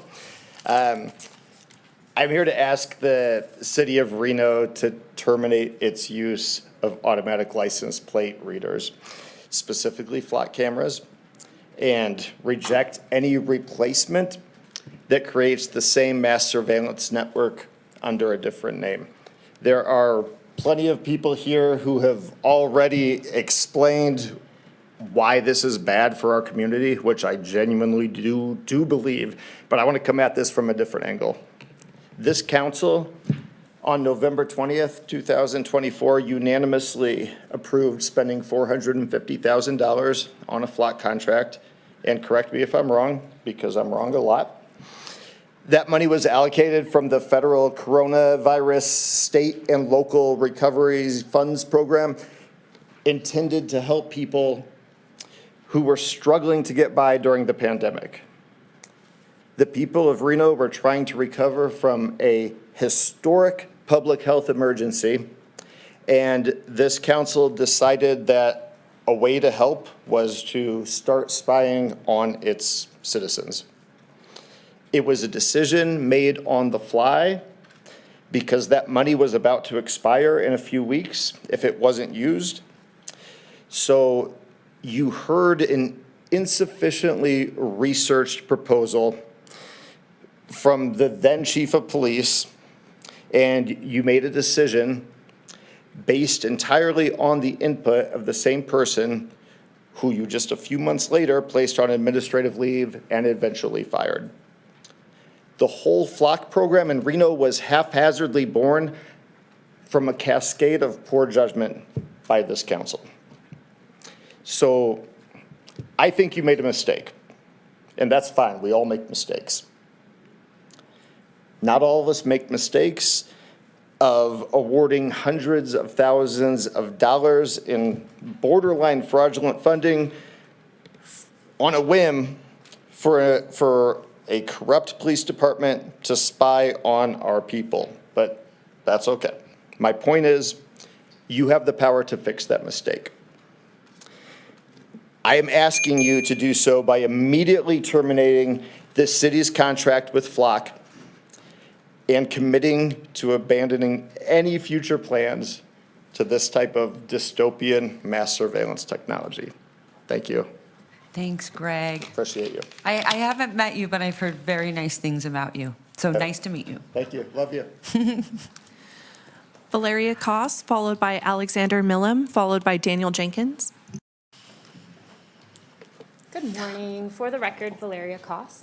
I'm here today on behalf of the Renovation Foundation. I want to strongly and just openly thank you, Mayor Sheevy, Vice Mayor Martinez, Councilmember Reese, and Councilmember Anderson for your really wonderful support of our mission. At the center of the mission of Renovation Foundation is to ensure that every youth, teen, and young adult in the foster care system in our great community gets to experience a sense of belonging, community, and support. Every year, hundreds of our youth and teens enter into the foster care system through no fault of their own. a system that was designed to provide safety, but not to raise our children. Through the Renovation Foundation, we provide therapeutic and supportive programs, such as our camp renovation, one of which we just completed last week in beautiful Lake Tahoe. That was for our teens, many of whom live in our community and never once have seen Lake Tahoe. It always is a great reminder to myself and our team of the work and the impact that we're doing. We also have our annual Christmas on the Comstock events where we focus on sibling reunification, even getting to see their bio families, and being able to select their own Christmas gifts, something that they often do not have choice when they're in a system.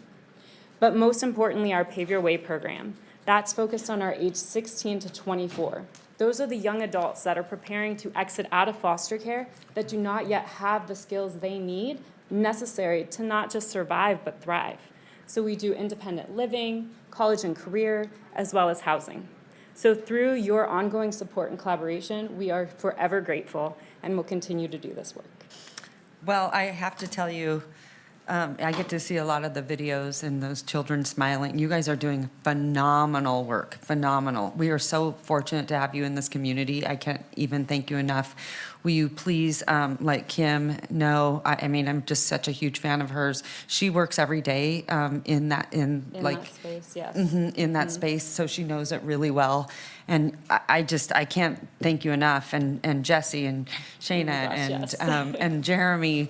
So I just want you to know we're here to support you and continue to do that amazing work because this is changing lives for those children. So congratulations. I know they're never easy to start, but you guys have done a phenomenal job. And again, I think this community is so lucky to have such a powerhouse, bringing awareness and also bringing opportunity for those children. So thank you. Much. Thank you. And if any of you would ever like to join us for any of our events, Devin, I know you were out there for the move-in. That's incredible. We have our second camp coming up in August. We would love to host you so you can see really your collaboration in action. And also, just one more thing.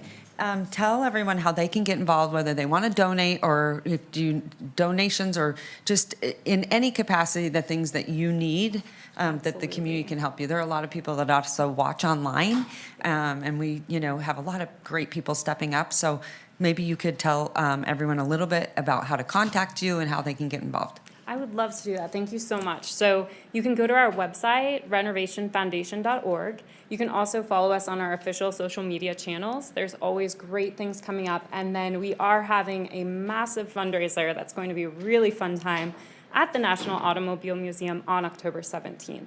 So if you'd like to come and join us and really just have a great time raising funds for these incredible programs that I'm privileged and honored to be able to help with, then we'd love to see you all out there. All right, that's fantastic. Thank you so much. Madam Mayor? Yes. I just want to say that unfortunately, all of my council funds were committed last year and this year to other big projects. But I too want to thank my colleagues, Brandy, the mayor, Devin, and I think there were more, for doing, what's that? Miguel, for doing what you're doing, because I'm so impressed by this, and I do hope to attend the October 17th as a way I can potentially give back on a personal note. But I have read so much about what you're doing and the change that you are bringing to our community. And again, I thank my colleagues for stepping up and, meeting the challenge that's needed. So thank you. Thank you all. It's truly a privilege because we want to make sure every youth and teen in our community knows home means Nevada. And through that, it's these programs and the mentorship pipeline that we're building. So thank you. You're sounding like a true Nevadan. No, I am. Are you working born and on it. raised here? No, No? I wasn't, but I've been honored to be here for 6 years, and I finally found my landing spot. I love so it. It is. Well, welcome. It is in every fiber of my being now. I love that. Thank you so much. Alexander Millam, followed by Daniel Jenkins, followed by Mackenzie Nelson.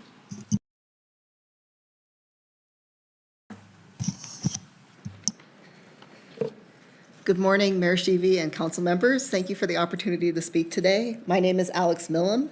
I'm a member of Northern Nevada DSA, and I'm here to urge the council to end the city's contract with Flock Safety and disable their automatic license plate readers and to ban ALPRs at the city level. Automatic license plate readers record a massive amount of data about our vehicles and driving patterns and make this information searchable by law enforcement without a warrant. Our data from Reno's flock cameras is not just available to RPD, but the hundreds of other agencies that they could share data access with. Flock's transparency portal for RPD states that all system access requires a valid reason and states a number of prohibited uses, including immigration and personal use. I want to dig a little deeper into whether prohibiting or preventing these prohibited uses is realistic with this technology. According to the Institute for Justice, there have been at least 24 known cases of romantic stalking by law enforcement officers around the country using flock cameras. This was obviously illegal in these jurisdictions, and most of these officers have been criminally charged since being caught. But the terrifying part is that most of them were not caught through internal audits or investigations. They were caught because the victims came forward and reported that they were being stalked. No internal safeguards caught that they were searching the same plate over and over again, and that plate was not connected to a warrant or active case. Washington State has laws preventing law enforcement from collaborating with ICE, so it's more than a prohibited use there. It should be illegal. So you'd think that their flock data would be safe from being used in immigration enforcement. But in a study of flock networks in Washington State, researchers found that 8 Washington law enforcement agencies gave Customs and Border Patrol direct access to their flock data, and many more were searched by agencies out of state. California's laws go farther in specifying how ALPRs can be used. They have a law prohibiting law enforcement from sharing ALPR data with federal agencies, but audit logs that have been made public have shown that law enforcement agencies regularly break this law and conduct searches on behalf of ICE anyway. So policies and laws are failing to prevent these misuses and abuses. Sharing data with other agencies adds to the risk for illegitimate use. As I said, in that same study from Washington, they found that almost all of the 35 agencies they studied had immigration-related searches from out of state. And these are searches with clear terms related to immigration. But many more are very vague, and we don't really know what those searches were for. So there's no safe way to create a searchable database of people's vehicles and movements. The city of Reno must not only end the contract with flock safety, but stop using ALPRs altogether. Thank you. Thank you. Daniel Jenkins, followed by Mackenzie Nelson, followed by Catherine Olson.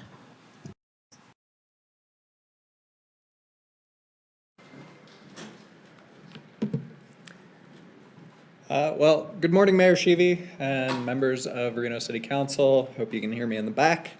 Thank you for allowing us to exercise our First Amendment rights here today. My name is Daniel Jenkins, and I'm here along with other members of the Northern Nevada DSA to request ALPR contract renewal be put on the next agenda for termination. I want to use my expertise to talk about one of the common legal decisions being used to justify these systems. You all have likely heard of the decision in Schmidt v. City of Norfolk, and this is because it states, quote, ALPR cameras do not approach the near constant surveillance of cell phone users' public and private movements that so concern the Supreme Court in Carpenter. Carpenter is another Fourth Amendment decision. So the problem is, we aren't just talking about ALPRs in Reno. We have regular cameras, we have microphones for shot spotters, we have ALPRs and body-worn cameras. All of these feed back into one system at the Real-Time Information Center that runs on Axon's Fusus software. Not only can the police department get access to a record of every time you passed an ALPR in the last month, they can also pull in the other video feeds in that area with any camera that is opted in, and that program is called Connect Reno.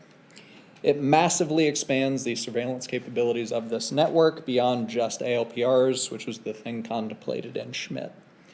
A thorough reading of Schmidt will also show you another important consideration. Quote, more recently, however, several federal judges, including another judge of this court, have expressly cautioned that their rejection of a constitutional challenge to the use of ALPR technology should not be indiscriminately extended because, as the number and capabilities of ALPR cameras expand, the constitutional balancing could conceivably tip the other way. Schmidt considered the use of 75 ALPRs. In the Reno Tahoe area, we have over 200, and there are hundreds of additional camera systems and drone use. You're already far beyond what that case contemplated. Don't use our money to make bets on litigation. You already have an AI surveillance case pending with Jason Killinger, which the Peppermill already settled for an undisclosed amount. How much more of our money are you going to gamble because the police department wants new toys? I don't even have time to dive into Signal Trace here today, which is the next feature set proposed for ALPR systems, and it just reads all the wireless signals coming from a car. What public safety purpose is served by RPD knowing what my tire pressure sensors are saying or what my smartwatch is saying? Can you justify collecting that data in court? And do you have the cybersecurity measures to protect that data? Please engage with the community when we reach out to you. Meet us out in the city and not just here. Thank you. Mackenzie Nelson, followed by Catherine Olson, followed by Daniel Carringell.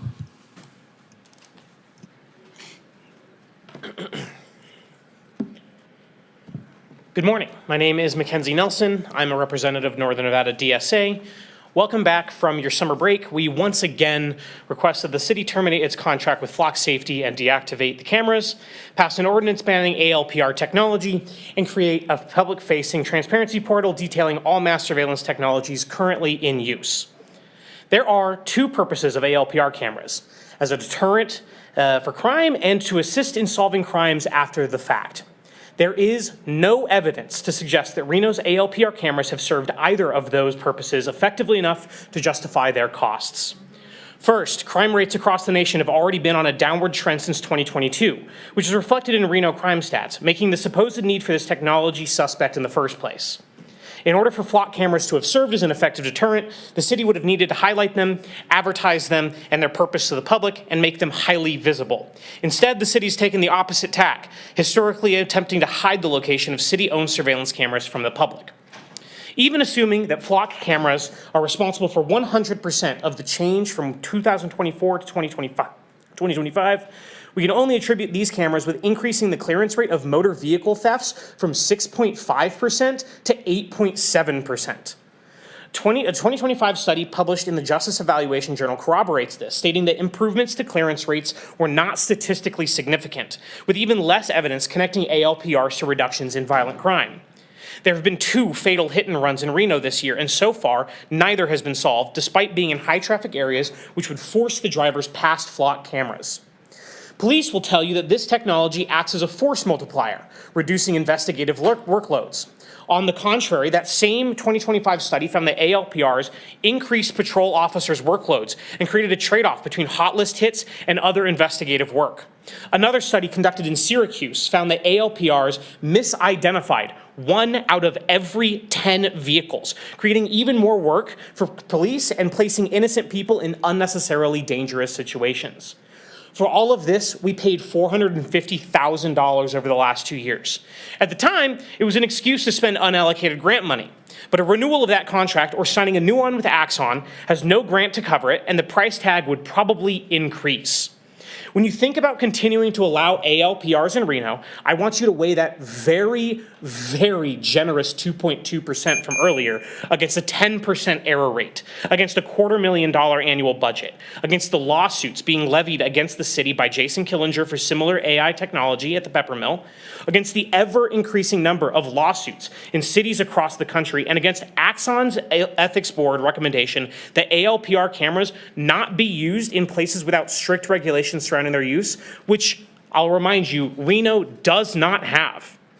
We are not guinea pigs to serve as tech testing ground for every new toy that some Silicon Valley tech company wants to sell to Reno police. There is no proof that the technology works as advertised, and no reasonable person would say yes if they fully understood these systems. Thank you. Thank you. Catherine Olson, followed by Daniel Carringell, followed by Dakota Jones.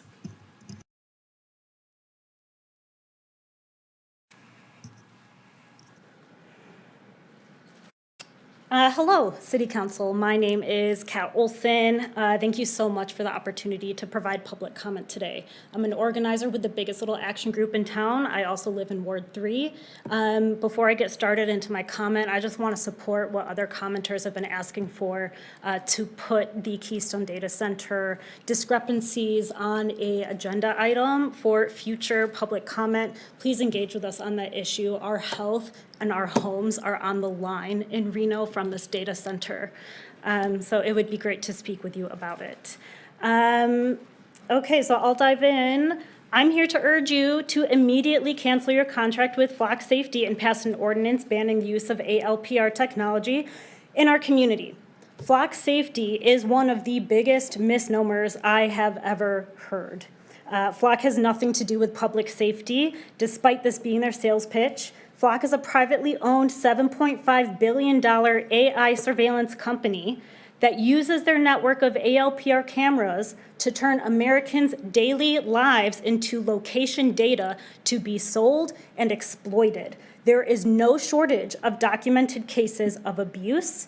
Without obtaining a warrant, law enforcement on the federal and local levels are repeatedly and wrongfully using Americans' location data gathered from ALPRs to investigate people they disagree with, as was the case in Kansas after a citizen submitted a guest column to their local newspaper criticizing ICE raids in their community.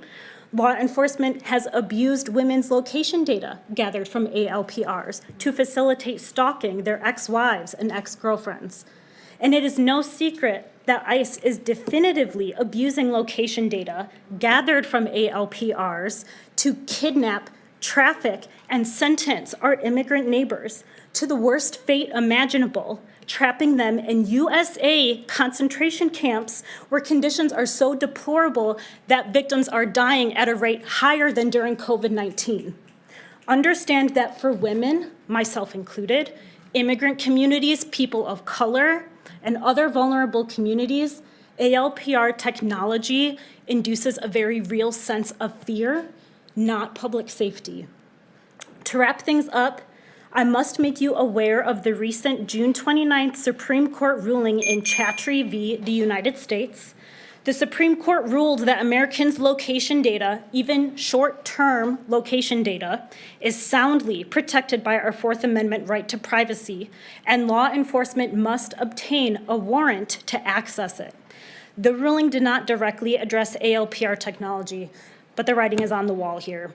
Just last week, the city of Newport, Kentucky voted to cancel their contract with Flock Safety after consulting with their city attorneys, and the city cited the Supreme Court ruling in their decision-making to cancel. Perhaps you all should do the same.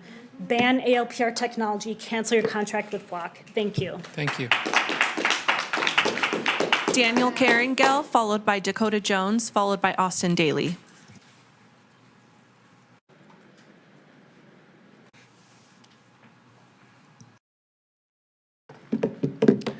Good morning, members of City Council. My name is Daniel Carringell. I have been a Nevadan for the past 10 years, a Reno resident for the last few years, and I live in Ward 1. I'm currently a student at the University of Nevada, Reno, a member of leadership in the Congregation of Local Young Adults, and work in emergency medicine down the street in St. Mary's Regional Medical Center. I learned about this public comment session through an online post, and would like to be clear that I'm not affiliated with any organization or advocacy group. I'm simply a Reno citizen who cares about privacy and civil liberties. I oppose the use of Flock Safety and other automated license plate reader or ALPR systems because I believe that they create an unnecessary mass surveillance. They pose privacy risks, and they can be vulnerable to misuse or other unauthorized access. I don't believe that the average Nevadan wants to live in a security or a mass surveillance state. As said before, many people have expressed that these cameras have been used for both illegal and unethical means. And there have also been numerous reported incidents across the country involving the misuse of these ALPR systems by law enforcement. Any technology that collects large amounts of information about people's movements carries the potential for abuse if strong safeguards are not in place, and evidently they are not. I also want to share my own experience. While walking From the University of Nevada, just coming out of a physics lecture, through downtown to here, I noticed that there are multiple flock cameras installed. I counted at least 3, and likely many more that I hadn't seen. And me, just a student, just trying to get here and leave comment, saw that, I was being tracked and watched in every single one of my steps, and it was something that was it was a different feeling. And that experience made the extent of this surveillance feel very real to me. I believe that every level of government has a duty to uphold the protections of the Fourth Amendment of the United States Constitution, which states that citizens should be secure in their persons, houses, papers, and effects against unreasonable searches and seizures. And they shall not be violated, and that no warrants shall issue, but upon probable cause. And while technology has changed, the principle that government surveillance should be limited and accountable remains just as important today. For those reasons, I respectfully ask the Reno City Council to place this issue on a future agenda and vote to end the city's contract with Flock Safety and discontinue the use of all other ALPR camera systems before the contract comes up for renewal. Thank you, members of City Council, for your service to our community and your commitment to protecting both the public safety and the constitutional rights of the people that you represent. Thank you. Dakota Jones, followed by Austin Daly, followed by Caden Kim. Hello. Is the mayor going to return, or we without her? Is she returning? She's in the back. People have bio breaks and they are doing other things, but they can hear you. Okay. Will she be able to respond afterwards or anything? Or? No, we don't engage in public comment. All right. I'd like to begin. My name's Dakota Jones, for the record. I'm a resident here of Reno for 5 years now. And while you guys have been out of summer session, they've installed 5 ALPR cameras around my block, 1 city block. I can't leave my house without getting scanned. I'm not a criminal. I don't find any reason for that. You're violating my Fourth Amendment, and for what reason? And thankfully, I came to this meeting and found out 2024, you unanimously voted to use COVID funds? Really? For Flock? How are we not to think that you're in bed with these companies if you don't put it on the next agenda to stop this? No one wants it. No one supports it. And I don't know how many times we have to learn this lesson. It doesn't affect me until it does. We've seen the governor speed through a red light. You're telling me that you do 65, 10 and 2 all day long, never on your phone? Come on. You're violating your Fourth Amendment right, and no one wants this unlawful search and seizure, all right? And what I don't understand is how you think you're going to continue in your position while everyone opposes it. How much money are we willing to waste here? Because if the people don't support it and you don't give us an option to deny it, or you don't listen to us, what other further action do we have than to take them down? And that costs the taxpayer more money. So, I mean, that's just going to look worse on you guys. I do not understand how any of this has come to fruition. How in the United States, I cannot leave my home, not a suspect, no criminal organization or past, and I get hit with 5 cameras. They've updated my profile 5 times every time I've stepped out of my house. For what? For who? And not to mention the countless information that I've learned here that shows the misconduct and misuse of this technology. And we're still gonna try and back this up? To me, this is a bad recipe, and it's only gonna cost a lot more money and a lot more headache unless we get ahead of this. And you allow us, the people, to choose this. We don't want this. The security systems that we have in place already are already failing us. Why don't we work on those? Why do we need these new systems that are far worse, make mistakes? I just don't understand. And the fact that I was not given notification or anything, and you put 5. They put one up 3 weeks ago. What are we doing?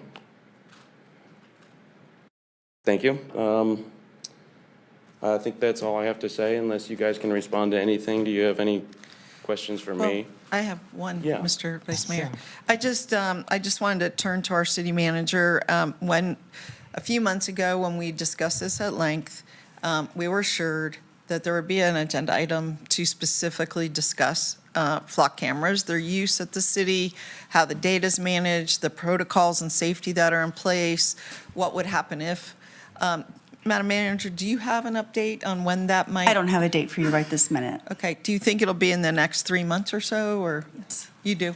Okay, so we don't have a specific date, but the next 3 months or so brings us through October, so perhaps by that point, we will have a robust conversation about I this. think it's very important that the people are given an opportunity because this is bipartisan. It affects anybody who leaves their house.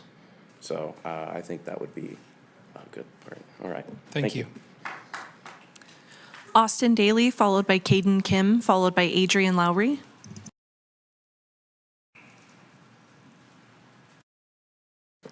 Hello, good morning, Reno City Council. My name is Austin Daly, and I serve as the Manager of Government Affairs for the University of Nevada, for the record. I'm here to speak in support of item B23, the MOU between the University, City of Reno, and RTC on the University Gateway Transportation Project. Together, the University and City of Reno have made a tremendous strides with the Mathewson Gateway Project over the last 6 years. On East 9th Street, we've had some new buildings, including the new Tolic Business Building, Gateway Parking Garage, University Village south of the freeway, and soon-to-be new Life Sciences Building and hotel property, expanding pedestrian as well as vehicle traffic in the I-80 corridor. Today's MOU for the University Gateway Transportation Project is in many ways the final piece of the Gateway Project, creating a physical manifestation that advances community growth and success and frames the next phase of future activity in this area. The pedestrian bridge, traffic improvements, and expansion of Evans Park will provide our public with a safe, accessible, and walkable downtown area that will mean more interaction and connection between the city and the campus. Thank you, and we at the university look forward to working with the City of Reno and RTC as the project evolves. Thank you. Caden Kim, followed by Adrian Lowry, followed by Chelsea G via Zoom. Hello, I'm Caden Kim. I'm currently a student at TMCC. Am I allowed to use this? Is it just going to pop up? Okay. Okay, I did not plan on speaking today. This is my first city council meeting. Nice to meet you all. I met up with a lot of the people here who came to speak out against flock cameras and ALPRs met outside today. And there was a drone, like right above us. It's this one, you can see it right here. As soon as we noticed it and waved at it, just noticed it, it immediately flew into the sun, tried to hide itself, stayed there for a while, and then it flew off over here somewhere. Were you guys aware of that? You guys set that up? Nope, okay. So, I remember Dan earlier said something about Leonardo Signal Trace, which is a bolt-on that they add to flock cameras. That affects all of you in a very physical way. It can interfere with your Bluetooth access to your car. So if you all listen to music while driving, it fucks with that a little bit. It just makes it like it will cut out a little bit as you drive by the camera. So that's a physical thing that this flock camera is affecting us by. So that's all I came here to say. Thank you. Okay. Thank you.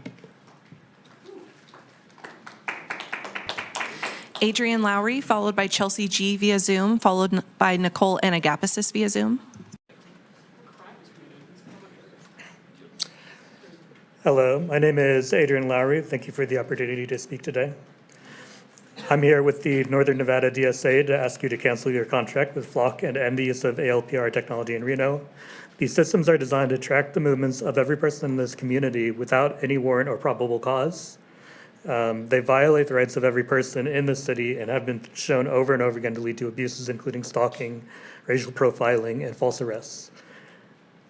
I first want to address this on a personal level because members of this body have been targeted by invasive tracking when a local Republican Party leader paid for GPS trackers to be placed on the cars of Mayor Sheevy and members of the Washoe County Commission. Mayor Sheevy, do you remember how you felt when that happened? One quote I found is, "This kind of invasion of privacy and stalking is incredibly alarming because I don't know what the intent is for this information. I mean, does someone want to kill me? I don't know. Another quote, especially for women, it is alarming. I would never want this to happen to someone else. I'm a single woman and we have to worry about our safety, but this takes it all to a whole new level. Now I want to read the quote of a victim of ALPR-based stalking. This is from the news site 404 Media.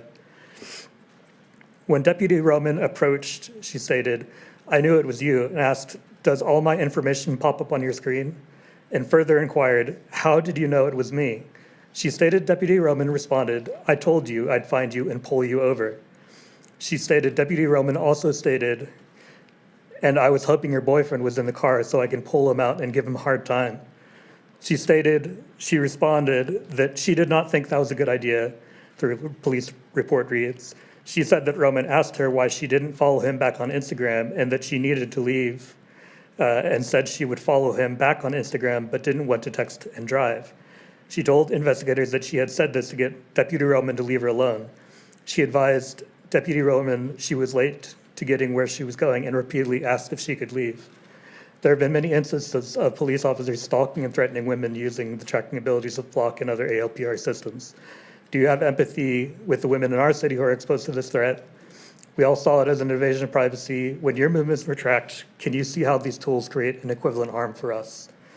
I also want to talk about the legal risks that ALPR technologies present. Many cities are dealing with lawsuits, some on the inherent invasion of privacy and some on disastrous instances of false arrests. Cities across this nation are recognizing the legal exposure they take on when using ALPR cameras. Earlier this month, the LAPD, Los Angeles Police Department, decided to end their contract with Flock. Dean Galamis, LAPD's chief information officer, said this contract is not being renewed because of serious concerns around civil liberties and civil rights issues, particularly around privacy and the data that is being collected from these cameras. So end use of Flock and any other ALPR technologies. Thank you. Thank you. Chelsea G via Zoom, followed by Nicole Anagapasis via Zoom, followed by Damian Cole.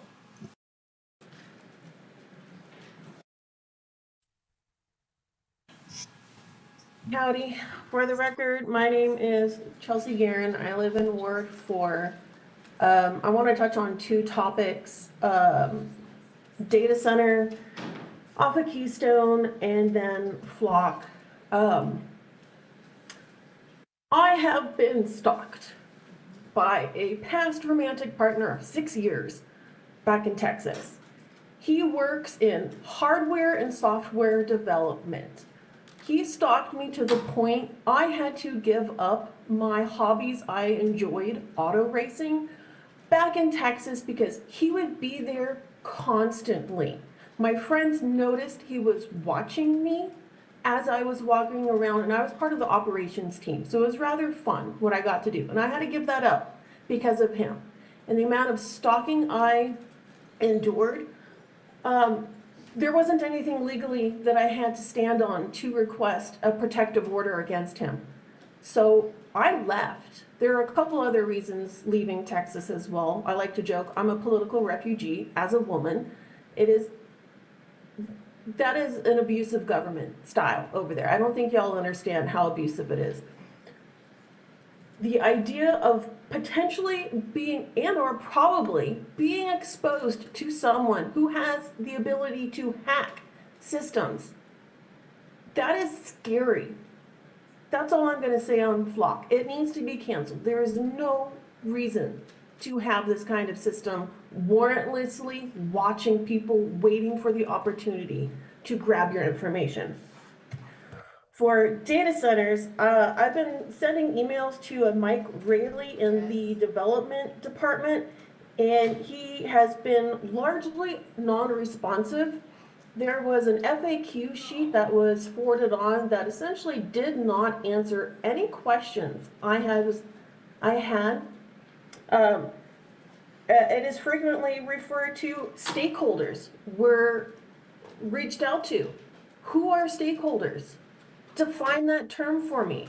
I want to know who you consider stakeholders, because in my line of work, those are investors. Those are private entities investing. those aren't public-facing individuals like myself. We're residents. The fact that there are multiple organizations who are layered over the permit process, review process of this data center, do they have public meetings? Why haven't they ever shown up in one of these meetings with the city hall? It is, my butt would be canned professionally if I ignored incoming emails requesting information. And maybe his department is understaffed. Maybe that's just who he is, or maybe that's the way that he's been directed. It is not acceptable to not have responses. And it's been 9 days since my last email to him, because I'm busy. I don't have the time to keep following up with this nonsense. Thank So you. we need answers. Thank you. Nicole Anagapasis via Zoom, followed by Damian Cole, followed by Kylie Patterson via Zoom. Hello, Nicole Anagapasis for the record. So I heard some talk about this possible contract with Flock being reviewed, I suppose, possibly being agendized in the future. And I would just like to ask that when it is agendized, that you thoroughly probe individuals who have been negatively affected by this blatant Fourth Amendment violation, such as the person who was speaking before me. Software engineers or individuals with backgrounds in cybersecurity, victims of stalking, sexual violence, or domestic abuse who can give concrete evidence against these systems so that you can have a full and unbiased picture of the situation, not just speaking with, law enforcement who stand to benefit by receiving large funds and surveillance equipment from Flock and groups like Flock, like Axon and et cetera, have powerful lobbies that obviously advocate on behalf of the use of their products. And I think that it's just fair that you speak to real subject matter experts when it comes to that. So yes, a full and in-depth review on the proven wrongs by Flock and not just mouthpieces or employees of the police force. I'd like to believe that ultimately the majority of those of you on council do consider yourselves to be progressive individuals who are trying to protect your constituents and who are focused on overall public health and safety. And if my assumption here is correct, then I'd challenge any motives that you might have if you decide to continue to support the very systems and individuals that are being weaponized by those who are in bed with the people that you claim to be ideologically opposed with. Someone who spoke before me mentioned that the city of Newport, Kentucky canceled their contract with Flock Safety after consulting with their city attorney. This person suggested that you all here maybe do the same, but I do question the legitimacy of Mr. Hall's ability to clearly read or understand the law, since it did take him over a month to find a Reno municipal code which protected the sale or lease of our designated free speech zone to a private entity. So my hope is that when you do agendize this particular issue, that, again, you really take the time to listen to your constituents who are genuinely concerned about the sale of the data of their location and their movements. I mean, this goes beyond just policing. It's a very scary concept, and it's a conversation that is being held all over the country right now. There's a lot of cities who have canceled their contracts with Flock and who are really taking initiatives to ban license plate readers. So I'm hopeful that the city of Reno is progressive in its march against this blatant Fourth Amendment violation. Thank you. Damian Cole, followed by Kylie Patterson via Zoom, followed by Paul Lennart. Good afternoon, Damian Cole for the record. I would just like to say that with only 3 elected council members present, this meeting is currently legally at a standstill. There are 4. There's one online, sir. Oh. Yeah. Yes, I'm here, Damien. Yep. I'm listening. Excellent, thank you. You can continue with your I comments. will wait for my public comment regarding the item that I was going to speak about until the mayor is present during the convening of the redevelopment agency, because it's vital that she be here. Oh, excellent, okay. Well, there we go. Okay, one moment.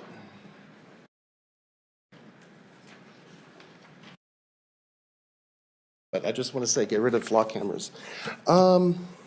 So, hi, visuals? Excellent. There's a lot to talk about, sad stuff in the front, happy stuff in the back. There's a lot, so I'm going to speed through this. Damien Cole for the record. The Auto Museum's Riverwalk and Lake Street frontage has been encroached and deactivated illegally. In 2015, you could enter the museum lobby and gift shop from Lake Street. The museum cut off public access with a fence. Then they turned the front lawn, doors, and raised walkway into a private event space with no trespassing signs. Their fence, along with erosion, has made the Riverwalk extremely dangerous and ADA non-compliant. The fence shown at the bottom green line cuts through the 20-foot easements that they agreed to make, violating the purchase agreement and deed. Public Works told me there are no enforceable provisions within Reno Municipal Code that would cause the relocation of the fence. In fact, there are two. The illegally deactivated ground floor retail from the easterly frontage of Lake Street. This is the 1989 museum rendering, which shows visuals of how the design activates the river and Lake Street. The raised public walkway from their parking lot also leads to the lobby and gift shop. Also, no structures can be erected within 50 feet of the river corridor and cannot be given an administrator exception because they result in a visual barrier. But because the fence was placed 30 feet from the river, you cannot see a 6-foot-tall fat man with a high visibility vest coming down the river corridor until he is 60 feet away from you. Reno Municipal Code isn't trying to be mean or unduly strict. It's put there for a purpose, to complete the Riverfront Revitalization Strategy Plan. What is that plan? This plan, 1995. The eastern boundary of the Riverwalk District was meant to extend on both the north and south riverbanks beyond the Auto Museum and connect via a footbridge. Here's my plan for that bridge that I devised before I even knew about the 1995 plan. Here are all the benefits to that plan. Who owns the property, where I put where the river path and bridge connect to. Here's an overhead view of the plan as part of a larger project, but I can talk about later. There are many details to both my and the RDA's plan for this neighborhood, which I do not have time in my 3 minutes to show you. We must stick to the Riverwalk plan. Do not allow deactivation or encroachments at the Auto Museum or any other public space along the Riverwalk. Please remove the fences here and at AT&T and the DeLucci building, which are also in violation of code. Thank you. Damien. Hey, Damien. Damien. Hey, hold on a second, you guys. Damien. Yes. Sorry.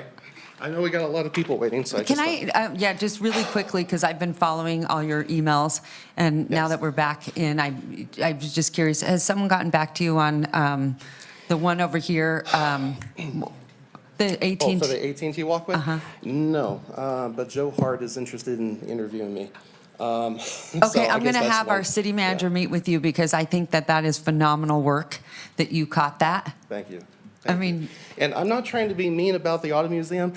That place was built so tightly. Yeah. And so it's like you can't make any changes to it without altering and degrading that neighborhood. When I was a mail carrier there, I would have people from the public come up to me, literally standing in front of the Auto Museum and say, how do I get in there? It deactivated it. So that's what I think is causing the isolation, the camping, the vagrancy, the loitering, all of these things that we're concerned about. Now that we have ordinances in place, do we really need the physical barriers? I mean, the Eddy had to apply for a conditional use permit for theirs because it's on the Riverwalk. The Auto Museum didn't apply for one. I couldn't find any record of it as far as I know. So, yeah. I walked it, and it was problematic. It really was. I have to tell you, it needs some serious overhaul. It's really bad. The frontage landscaping as well. There is invasive vegetation. It's not simply just a natural corridor. That's the face of the frontage in that zone. So it's supposed to be advertising that area and making it feel open. Instead, I've seen people having lovers disputes. I've seen people changing clothes on the river. Yeah, I saw that whenever I was there. So, yeah, and there's a other lot things. And people were trying to get through and wanted to walk it and jog it, and it doesn't work. So about this, we had to put walk your bike signs on the bike path.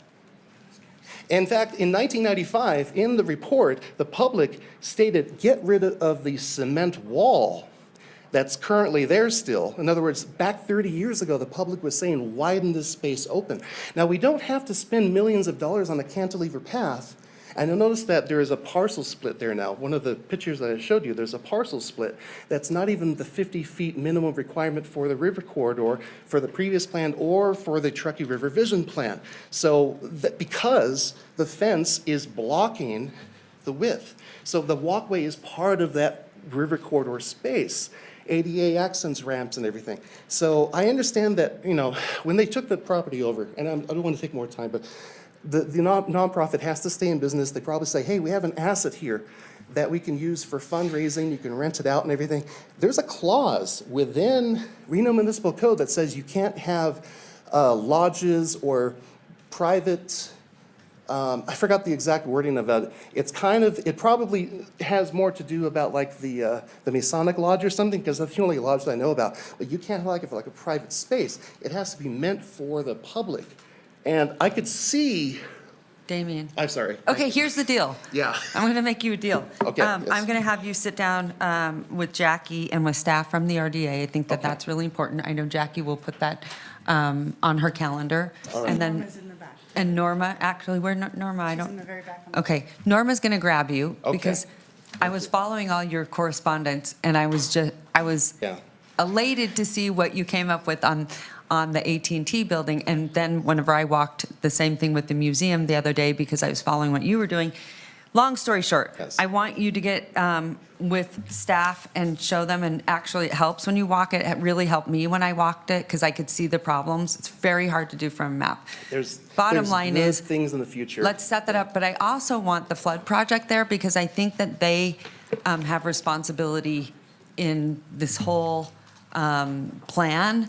The what project, I'm sorry? The flood project. Oh, flood project, okay, a TMR, to the Flood Uh-huh. Management Authority, yes.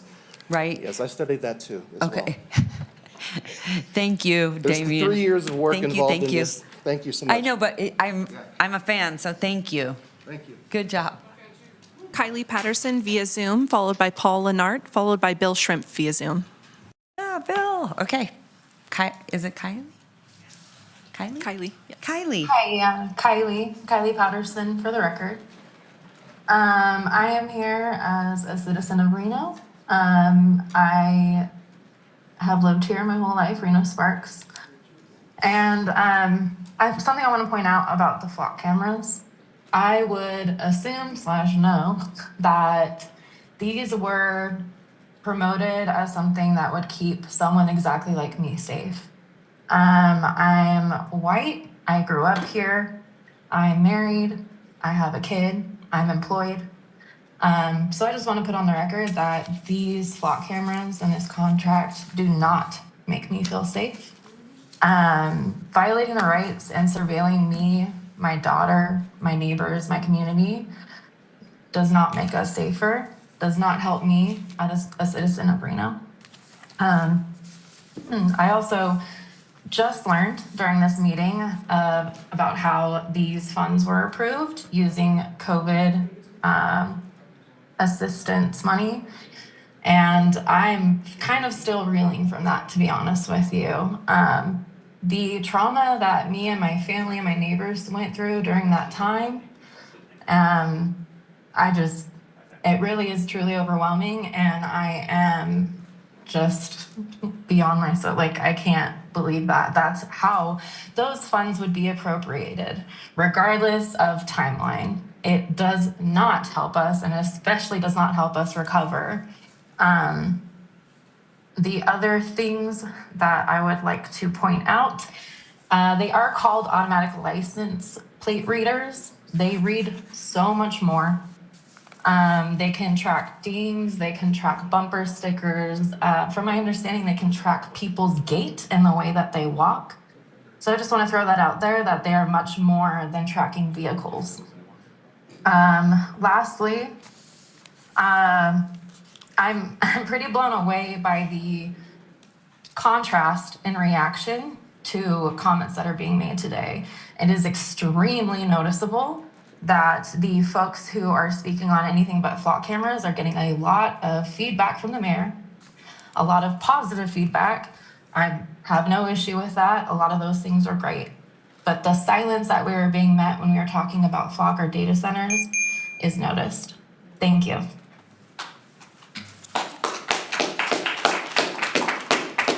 Paul Lenart, followed by Bill Schrimpf via Zoom, followed by Deborah Gallet via Zoom.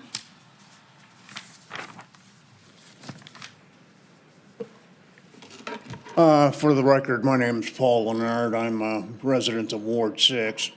I've been in Nevada since the turn of the century. I had some great hopes for the turn of the century. I was thinking in terms of the Jetsons and so forth. Little did I know that much of it would be dominated by an administration, not this one, okay, but by an administration whose favorite cartoon apparently was the Flintstones, because they believed that humans used to ride dinosaurs back in the days of Adam and Eve. I'll leave that aside for the second. Man is born free, but everywhere he is in chains. That was Jean-Jacques Rousseau, one of the people who inspired the French Revolution. We just passed July 14. That was one of the changes, the world significant changes that came as a result of the emergence of the common man as an actor, not merely an object.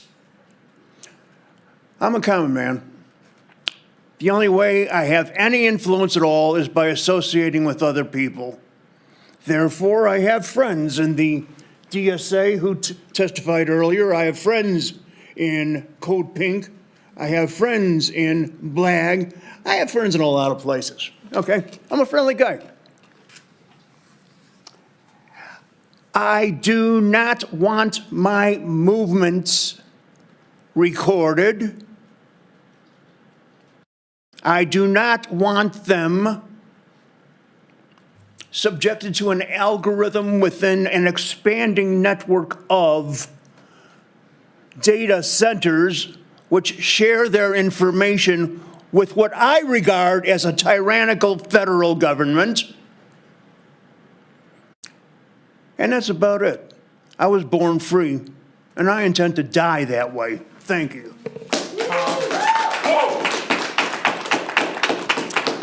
Bill Schrimpf via Zoom, followed by Deborah Gallet via Zoom.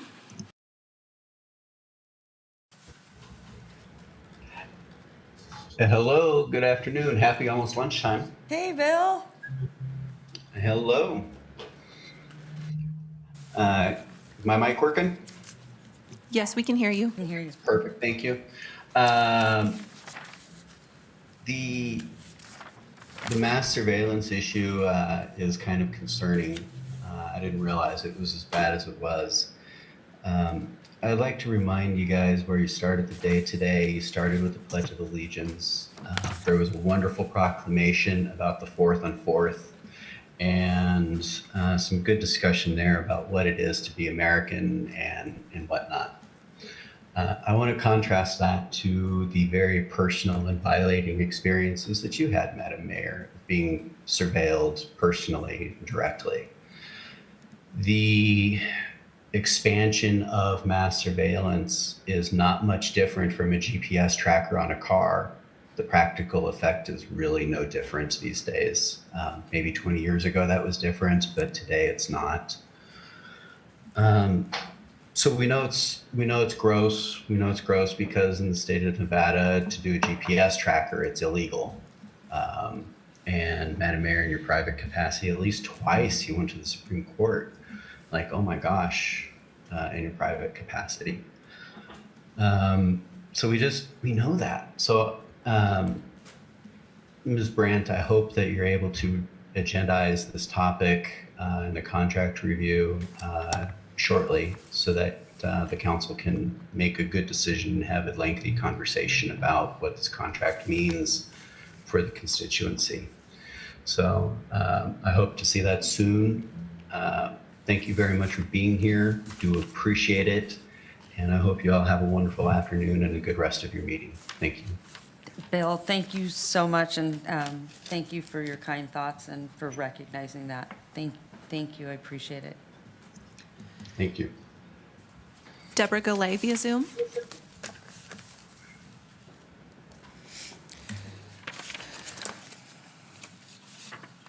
Hello, Mayor and Council. My name is Deborah Gallet, and I'm here to ask you not to renew the contract with Flock Safety.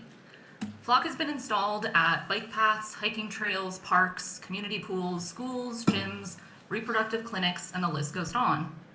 Aren't we afforded the right to enjoy these spaces without the fear of being watched and tracked? Flock says their cameras don't employ facial recognition and that we shouldn't worry about our persons being tracked.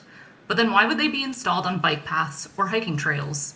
If they are meant to only track license plates and car features, why are they being installed in places cars can't go? It is clear to me that Flock is being deployed as a large dragnet of detailed information about people's cars, locations, patterns, and habits. I ask each of you on the council whether or not you yourself are comfortable having your own patterns and habits tracked. Who knows what police officers are curious about? Are you visiting an abortion clinic? Do you visit gay bars? Are you meeting with big donors? Who knows, but do you want other people to track that? I also want to echo what Kylie said and say I take umbrage with how quickly some issues presented to council get connected with city employees or agendized. The people here speaking on ALPRs today get the silent treatment. When I take the expansion of unregulated tracking technology to its logical conclusion, I know that unless the Supreme Court steps in and curtails the scope of this technology, it will be used to target, quote, dissidents, left-wing extremists, or anti-capitalists. We already see the Trump administration wielding the executive order NSPM 7 to go after people they designate as, quote, domestic terrorists. In fact, the Trump administration just released a report on the Cuban government that targets groups like Code Pink, DSA, Pastors for Peace, and the National Lawyers Guild with baseless smears and links to Russia, China, and Iran. Marco Rubio was recently quoted at a press conference saying, quote, under President Trump, the U.S. is building the infrastructure, the partnership, and the strategy to defeat the scourge of far-left terror. I could easily see Flock cameras being integrated into whatever apparatus this administration ends up creating to go after people who do not align to this administration's ideological beliefs. This administration wants to go after people who support peace, people who are nonviolent, people who deliver aid to those in need. At the same time, we have data centers cropping up all over the country, with Flock cameras being used to watch us, and AI to track that data 24/7, 7 days a week. We live in a surveillance state, and we are rapidly being stripped of our rights. I implore you to not renew this city's contract with Flock. You have the opportunity to do what is right by your constituents and cancel Flock or Axon or any other ALPR camera company and give a sense of privacy back to Reno. Please focus on providing government solutions for people. Invest in cooling centers, libraries, and housing initiatives, things that actually lift people up. Thank you, and I hope you'll end the contract with Flock Safety. All right, thank you so much. Deborah. Dora Martinez via Zoom, followed by Christian Brown via Zoom.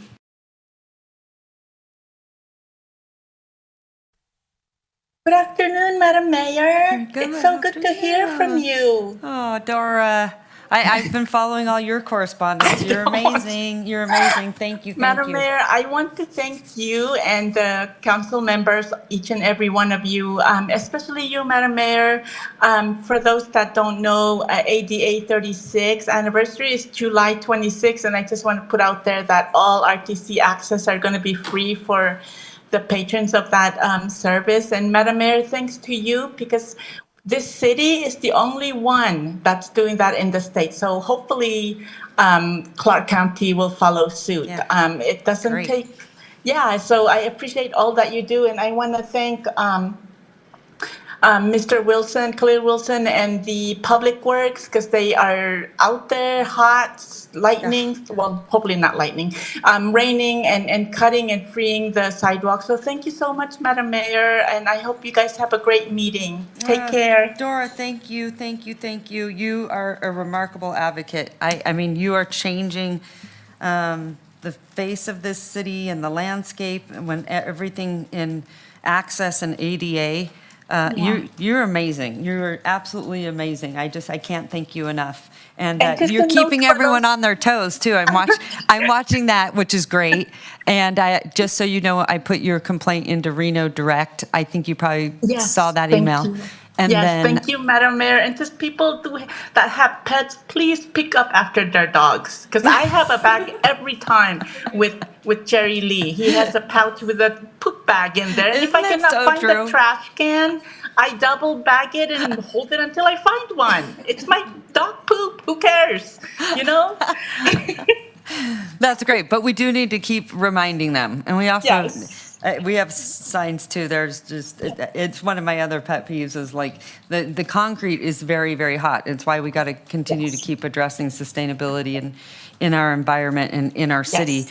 But I see a lot of animals out in the very hot heat, and if you touch the concrete, Yep. it's Inside very, your wrist is too hot for the dog. very And hot. yes, and they leave them in the cars, in which I went to the car and I stayed there and I called a non-emergency, and the lady came all mad at me because I called the non-emergency on her because the dog was crying. But Dora, it's okay. you call me when that happens next time. I'll come with you. And so will Councilwoman Dewar. We've been there before when we've seen hot dogs and hot children in cars. And I Yes, want I everyone to got called a lot of remember. things, and I told her, God bless you, I don't care. It's not safe for the dog. You should have left him at home. I don't care. You know, it's not safe. That's But right. thank you, Madam Mayor Bless and you. everyone. Love Thank you guys. Thank you. Christian Brown via Zoom.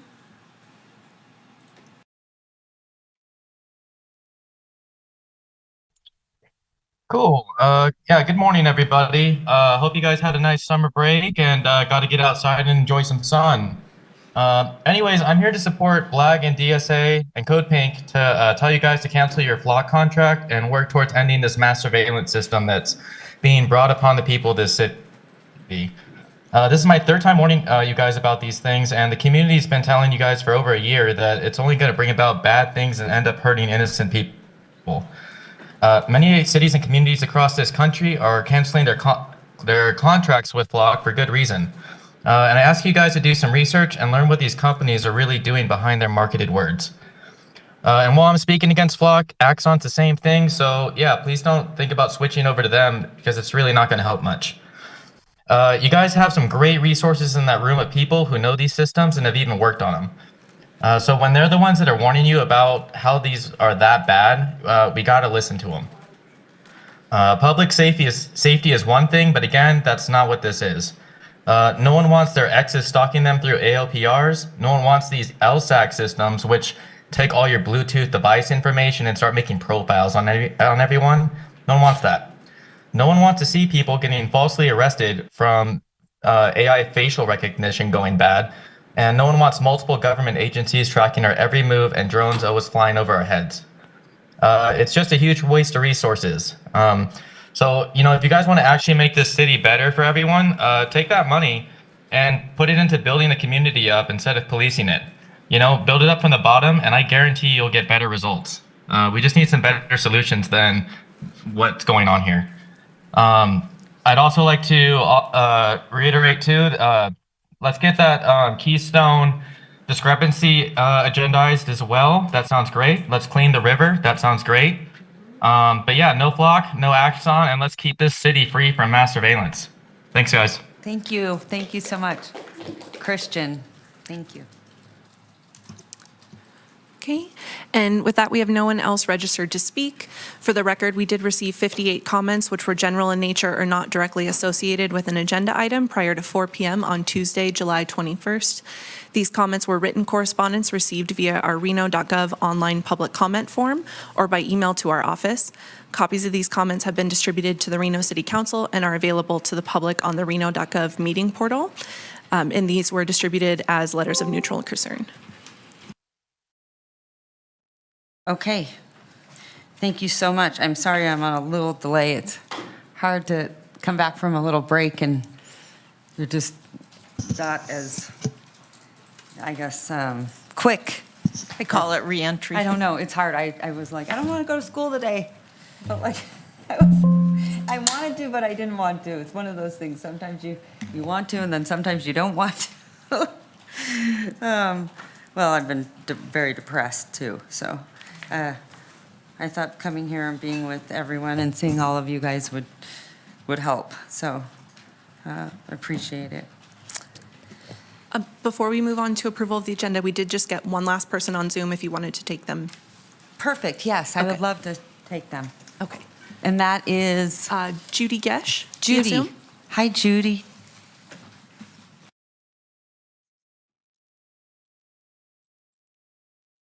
How are you? My name is Judy Gesh, and I'm calling in regards to B12, the dog park at Demonte Ranch. I thought the statement from the staff to recommend this was really something that is in every single park. It states, while the community members frequently bring their dogs to the park, the absence of a fenced area poses a safety concern, including the potential for dogs to run in the street and interfere with other park users.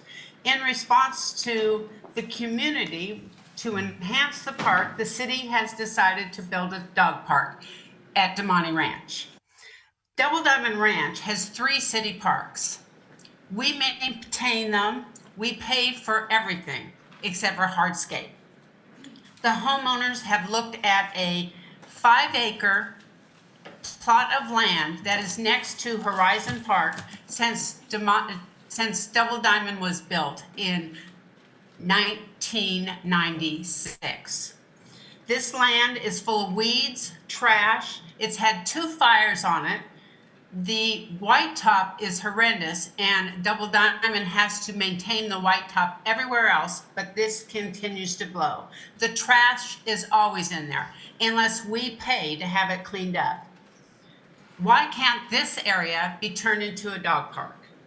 We've been told it's owned by the city, it's owned by the school district, it's owned by the county. Who knows, after 27 plus years.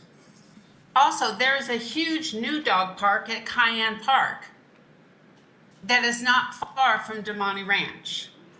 So I just feel that this needs to be looked at differently than giving Demonte Ranch, a fairly new park and community, a dog park, when there's other areas that should be considered. There's one other small issue I have. When I registered to speak, you have to pick what ward you're on in the online report. So I open up the wards. Ward 6 is still not listed. When was Ward 6 approved? So now we're considered the other group. That is not fair to the people in Ward 6. And yes, Double Diamond Ranch is in Ward 6. Thank you. And we have no one else registered. Okay.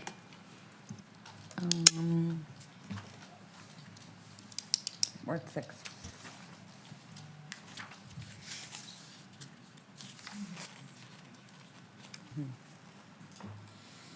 Okay, I'll follow up with her. Okay. Yes? You got it? Okay. Thank you, I appreciate that. Okay, Madam Clerk, okay, has everyone had the opportunity to speak? Okay, perfect.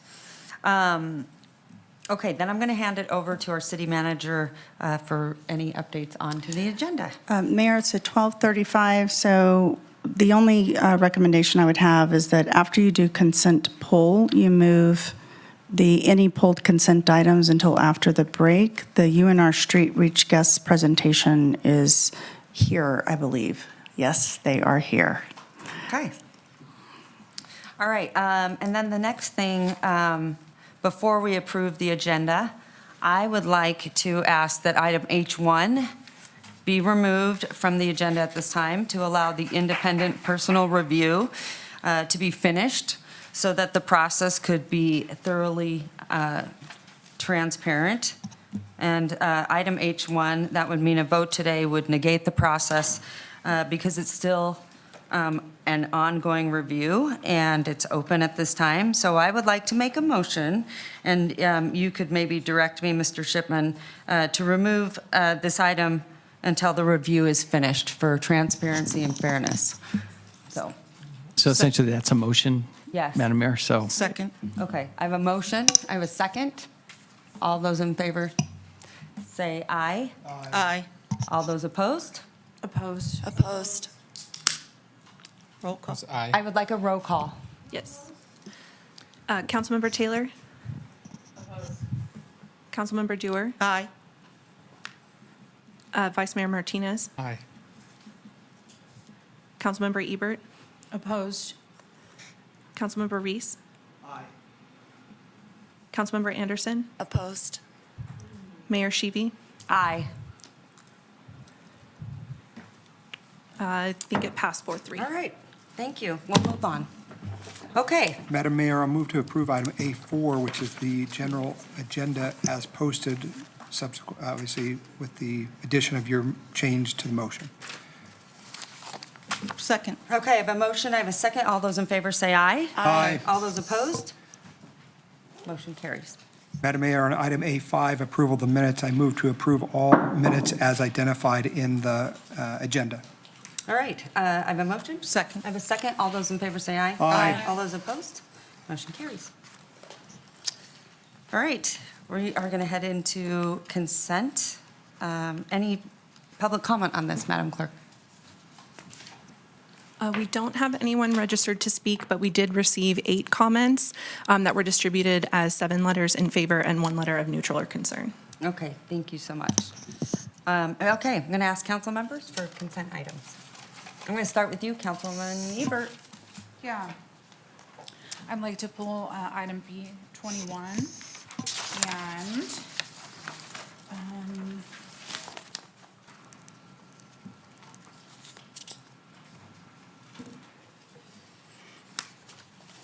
I think that might be everything. Is that it? Okay, I'll come back to you if it's not. All right, Councilwoman Dewar. Yeah, I have nothing to pull, but I would like to make a comment after we get a motion in a second. I'd like to have discussion for Okay. a minute. No problem. Nothing, Okay, Madam Councilman Mayor. Reese? Councilwoman Taylor? Vice Mayor? Councilwoman Anderson? B12, please. Okay. Move to approve all remaining items not pulled by council members. Second. I would like to also pull B18, sorry.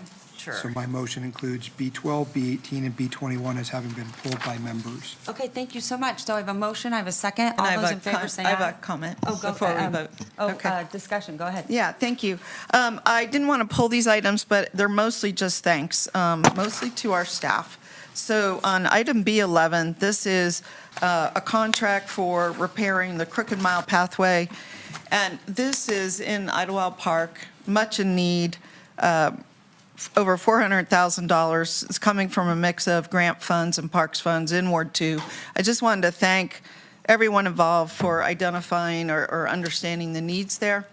And on item B14, this is to approve moving forward with a contract to install solar photovoltaic system at Moana Springs Community Aquatic Center. And when the center was being planned and then constructed, it was always anticipated that there was a chance that we would install solar there. And I'm really, really glad that we're moving forward with that program to reduce the operating costs. In other words, we'll be able to generate our own electricity, offset our costs, and possibly even sell electricity back to the grid, which is fantastic. And then finally, well, there's 2 more. I think there's 1 or 2 more.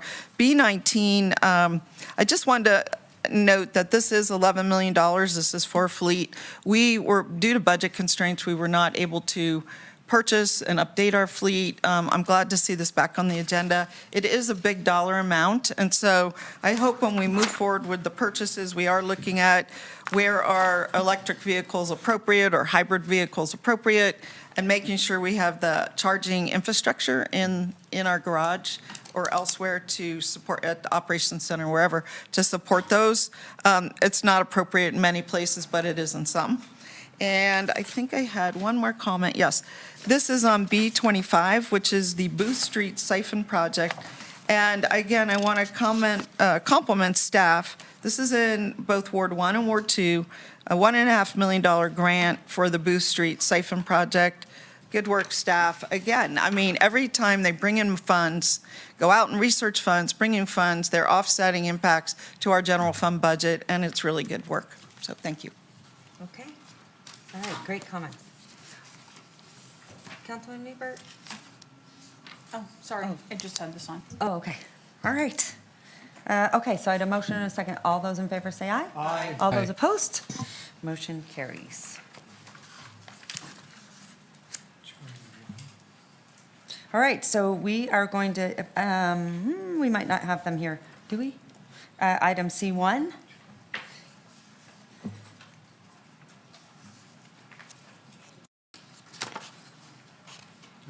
Nope. They're here. C1, C1? come on up, please. Item C1, which is the UNR Street Reach guest presentation. Hello. I have no idea what item we are. No, it's fine. It's hard to sometimes follow, so you're Wonderful. absolutely just fine. Great. Okay, let me just test because I always muck these things up. Yes. All right, we're good. Thank you. Thank you for inviting me to be here today. For the record, my name is Jane Fox, and I am the director of UNR Street Reach. Street Reach is a collaborative effort at UNR between the School of Public Health, Larson Institute, Orvis School of Nursing, and many community partners to provide street health to people that are unsheltered in our community. So I'm kind of preaching to the choir here, but I always have to put this up. Based on the point in time count that was done in 2026, almost 1,800 people experience homelessness in Washoe County. Of those, 19% experienced unsheltered homelessness, which means they're living on the street, sidewalks, or other unsafe, non-sheltered living spaces. We know that clinical care options are really limited to the existing federally qualified health centers in our community. There's really been no consistent coordinated care that's been provided on the street. And as we all know, the emergency department use is quite high. Based on national data, there's an extremely high need for wound care for folks that are unsheltered. There are higher rates of hepatitis B, hepatitis C, and HIV than in the general population. Very high prevalence of chronic conditions. As I said, high rates of emergency department use, which we are seeing in our own community. 67% estimated live with a mental health disorder, and 22% with a severe mental illness, such as schizophrenia or bipolar disorder. It's been reported that over half of unhoused individuals have experienced a traumatic brain injury, so add that on top of a mental health disorder, and then 44% with substance use disorder. So we really saw this as a call to action to deliver compassionate, low-barrier street care, including wound care, bloodborne virus testing, and linkage to community care to reduce health harms, advance folks' dignity, equity, and access in our community. So Street Reach is really built for continuity. It's not a time-limited UNR project. Orvis has made an indefinite commitment to maintain this core suite of street-based services. That includes nurse-led wound care and engagement. It's built as a braided model. So we have a stable clinical presence of nursing, we have a wide array of community partners, and we have external funding sources such as Gilead Sciences focused funds, which supports our bloodborne virus testing. None of these define our platform. All of them combined really is the foundation for the work that we're doing. It also integrates faculty practice and learner experiences, both for nursing, for social work, and for public health to strengthen our regional workforce. And it's really structured to be adaptable. And we are offering continuity, as I mentioned, and really much of the work that we do is on our long-term partnerships with community agencies. So our current Street Reach, and really this is like current as of today, because you'll see that there's other things that are going on. Right now we have a team of 2 Orvis faculty practice nurses, a project coordinator, a phlebotomist, and a community health worker. We do 2 4-hour shifts out on the street surrounding the CARES campus. Today is one of our feet in the street days. We go out with backpacks and wagons and meet people where they are. Typically right now in the summertime from 8 a.m. to noon. And then we have one afternoon at the Village on Sage. They have been so kind and great partners in giving us space. We have a clinic space there, and we also use their family room area so that we can have people come and meet us there. I would say this week, Mondays is the day that happens. We had over 20 people show up. They show up because they know us now, they know that we're there to help, and they really trust the work that we're doing. And what's even, I guess, more heartening for me is they're starting to bring their friends. And you know, I wouldn't refer my PCP to someone, to a friend, if I didn't implicitly trust them and like them. So it feels good to have that trust of the community.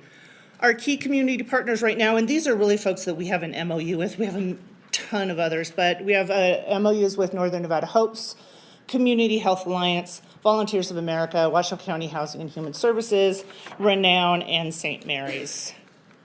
So early learnings and successes, and these numbers are as of last Friday, and we launched April 1st, so a little over a quarter of time.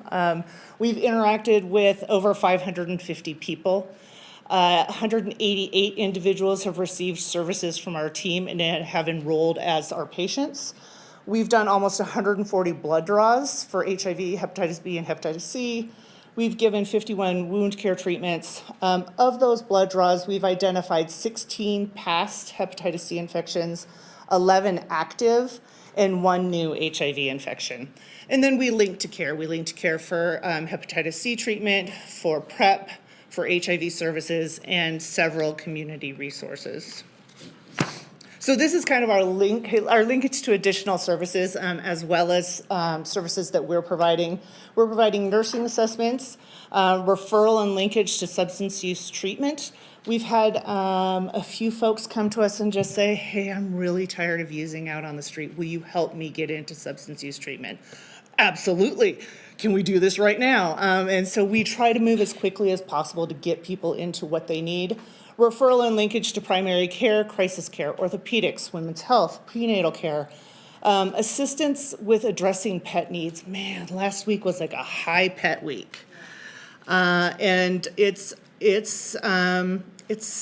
one more factor that adds to the difficulty of people receiving services, while at the same time, we really understand the care and the support that pets give to people while out on the street. So we do everything we can to get pet food. We vaccinated some animals last week so that folks, yes, can get into the services that they need. We assist with paperwork, everything from scheduling appointments to accessing housing, employment. Because we're at the Village on Sage, we have access to 2 showers. Folks know they can come get a shower. We have a lot of clothing, which is fantastic. So who wants to put their dirty clothes back on? Go take a shower. Here's some clothing. We're working on partnerships to get more shoes for folks, and we always are offering laundry and food while we're there. State Senator Rosen in their office has been absolutely fantastic in helping us with advocacy to get documents that people need from the federal government, and we offer food, water, and socks constantly to everyone that we encounter. And particularly in the summer months now, we're also offering hats, sunscreen. We are freezing water and taking out popsicles. It's a hard time out there in the summertime. So this was our timeline. April 1st, we thought, okay, the first 6 months, we're gonna have this small team, we're gonna have a small geographic area, we're gonna have limited offerings, we're gonna start to look at integrating medical residents and then do hygiene kits and Narcan. You see our second 6 months and our third, we've kind of blown that out of the water already, and we're well into the second 6 months already, because Washoe County gifted us this beautiful mobile health clinic, as well as some more funding to get the mobile clinic out there and running and to support the expansion of our feet in the street work that we're doing. So with the money, we have a family nurse practitioner who is also a psychiatric nurse practitioner who has joined our team. And she's back there. We will now be able to offer preventive care, chronic disease management, STI testing outside of HIV and hepatitis, behavioral health assessments, and then continued treatment and linkage to care. And this will also allow us to expand our service area, which is huge. Not that there's not enough work in the 4th Street corridor for us, frankly. We could do that 5 days a week, but we also recognize that there are people in other areas of our community that need these services as well. Wouldn't that be amazing all over? There's goals. We have so many goals. Yeah, so many goals. So this is our proposed expanded model, and I mean, I say like 99% proposed because come September, we're gonna launch this. We're gonna continue our open hours at Village on Sage. We would love to take our mobile clinic into central Reno. Perhaps the Believe Plaza would be fantastic. We're thinking Tuesdays because there is family soup. In the afternoon, we would love to be there prior to family soup so people know where to come, can get services in a place that they're familiar with. We will continue our street outreach on 4th Street on Wednesday. We are going to now expand to do open hours at Village on Sage on Thursdays. And then we want to do expanded street outreach in Reno. We're thinking further down 4th Street and now starting into 5th Street area as well, down by the blood bank, down by the bus station, where we know that there are several folks that could benefit from our services. We will be having some staffing additions. We are taking on a behavioral health intern. We're looking at 1 to 2 Master Social Work interns, and then 1 to 2 public health students. And we're trying to build some community volunteer opportunities. People really want to volunteer. What we won't do is we won't take people out on the street with us because that is not what we're here to do, but we will find opportunities for people to volunteer and support the work that we're doing. So, oh, look at that, perfect timing. Questions? All right. Excellent presentation. I'm going to hand it over to the body, but one thing that I'm so glad that you really touched upon are TBIs. You know, I think people always have this perception that people that are experiencing homelessness are, you know, have had some sort of addiction issues or other things like that. And I've ran into so many incidences of TBIs. Yep. And so I'm so glad you mentioned that because I think we need to educate more in that capacity. Congratulations. Thank you so much for what you're doing. I think this is remarkable. It should be duplicated. I also want to commend the council because I really believe that Village on Sage will be one of our greatest accomplishments. Honestly, it's so innovative and it's just thinking outside the box. I don't know of another city that has done this or had this kind of model. And it was the city that really made it happen, took the charge. You know, Jackie, you worked really closely on that. Doug worked really closely on that. Allison Gorlick and Par Tolls, all these people came together and made that happen. How many units do we have now, Jackie? 26. No. 297. Oh, total, sorry. 297. Yeah. So, and I have seen how it changes lives. I want this council to be extremely, extremely proud of that because that is the type of housing that does transform lives because it's really difficult to get into an apartment or other housing, and this really lowers the barrier. And so we want to continue to expand on that, but I just want the council to know I've witnessed firsthand the best of the best from the people that are working there to the work that the city has done at Sage. It is just transformative for a lot of people. Absolutely. We're actually going to start opening up our mobile unit because it is parked at Village on Sage on Mondays to serve their population. I love it. As That's well. fantastic. Why not? Access to help. These are exactly where we need to be. Okay. I love it, love it, love it. Go ahead, Councilman Reese. Thank you so much, Madam Mayor, and thank you, Ms. Fox, for the presentation. I want to start off by saying I had the opportunity to attend the Street Reach Street Health Summit in December, and so I was familiar with the work that you were just getting off the ground. I know that your background is long. I wanted to thank also Dr. Yingling for the support and commitment to it as the dean there, and also a friend, Jason Brooks, who is working in this space and I think getting his PhD in something very related to it. A lot going on here, and I suppose I want to start off with some concerns I have around the federal government's targeting of clean needle exchange programs. And so I don't know if my colleagues are following this or aware, but the current administration has really declared that federally qualified health centers cannot have such programs and continue to receive funding, with the result of which is a pivot basically out to Northern Nevada Harm Reduction Alliance, and in coordination with some of these layered partners that you're talking about, I think is very important, because what we're going to see is an increase in not only use, but also in various preventable and treatable illnesses that relate. And so I am worried and concerned about that, and maybe if you could speak to that for a moment. I just have a few minutes, so I will ask my questions that way, and then we can come back to them.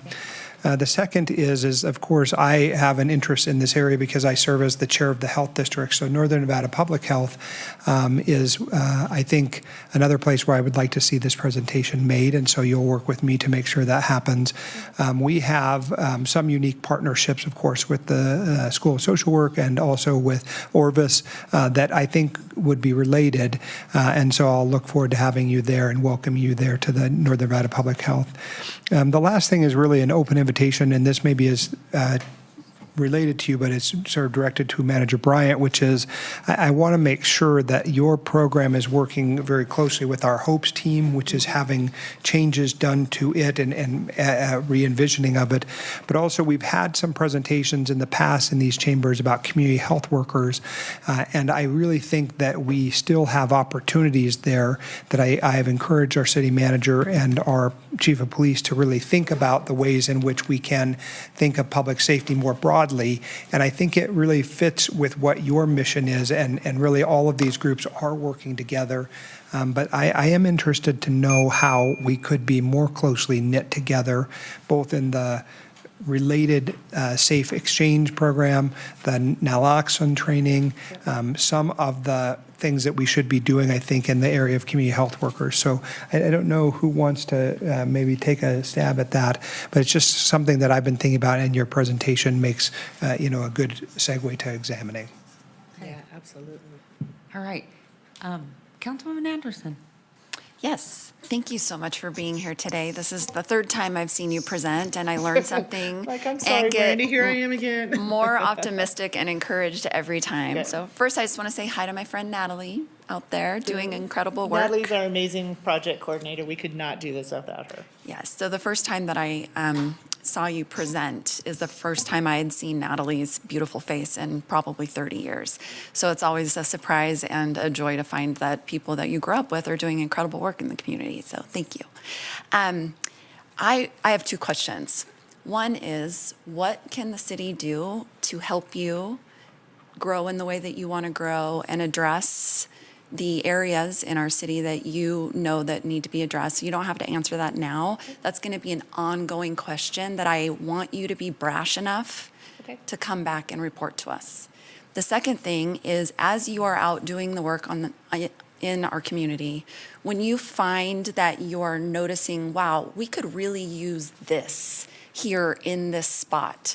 If it requires infrastructure or a building or a team, I would like you to be brash enough to come back to the city of Reno and say, I have an idea and this is why. Because you are doing the work, you're seeing it, you're hearing from our constituents that are suffering, and you will be able to see, especially bringing up last week was a heavy pet week.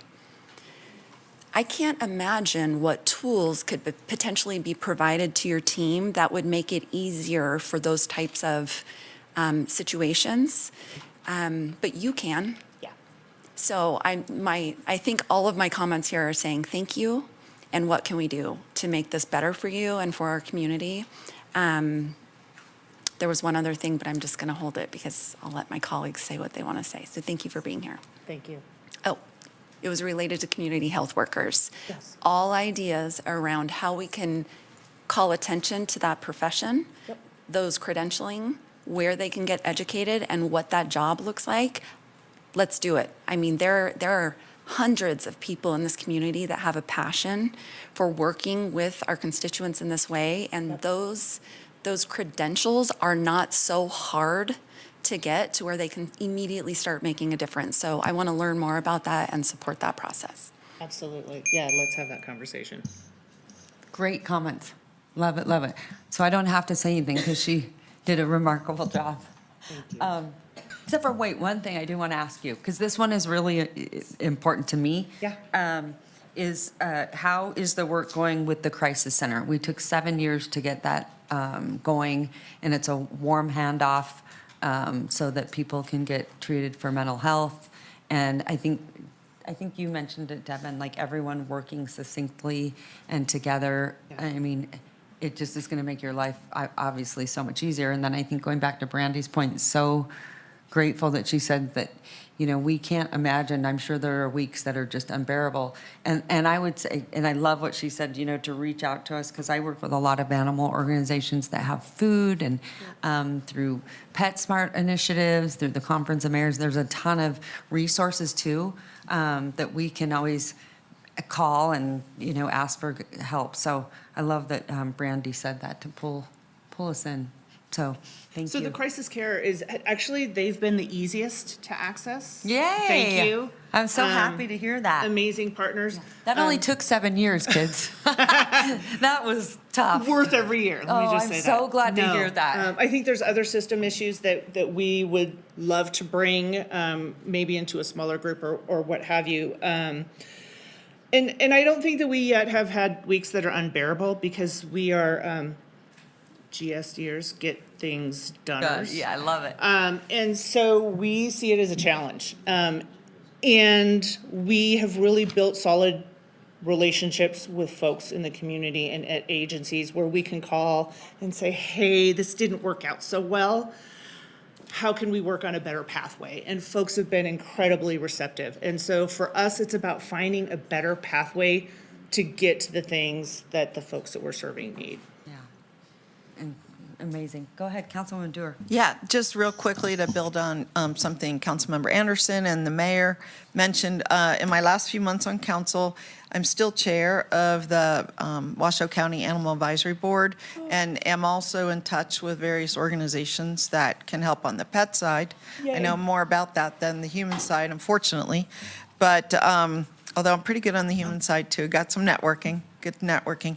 But just, you know, reach out sooner rather than later. If there's something where we can bring either the Washoe County Animal Services or the Nevada Humane Society together with you.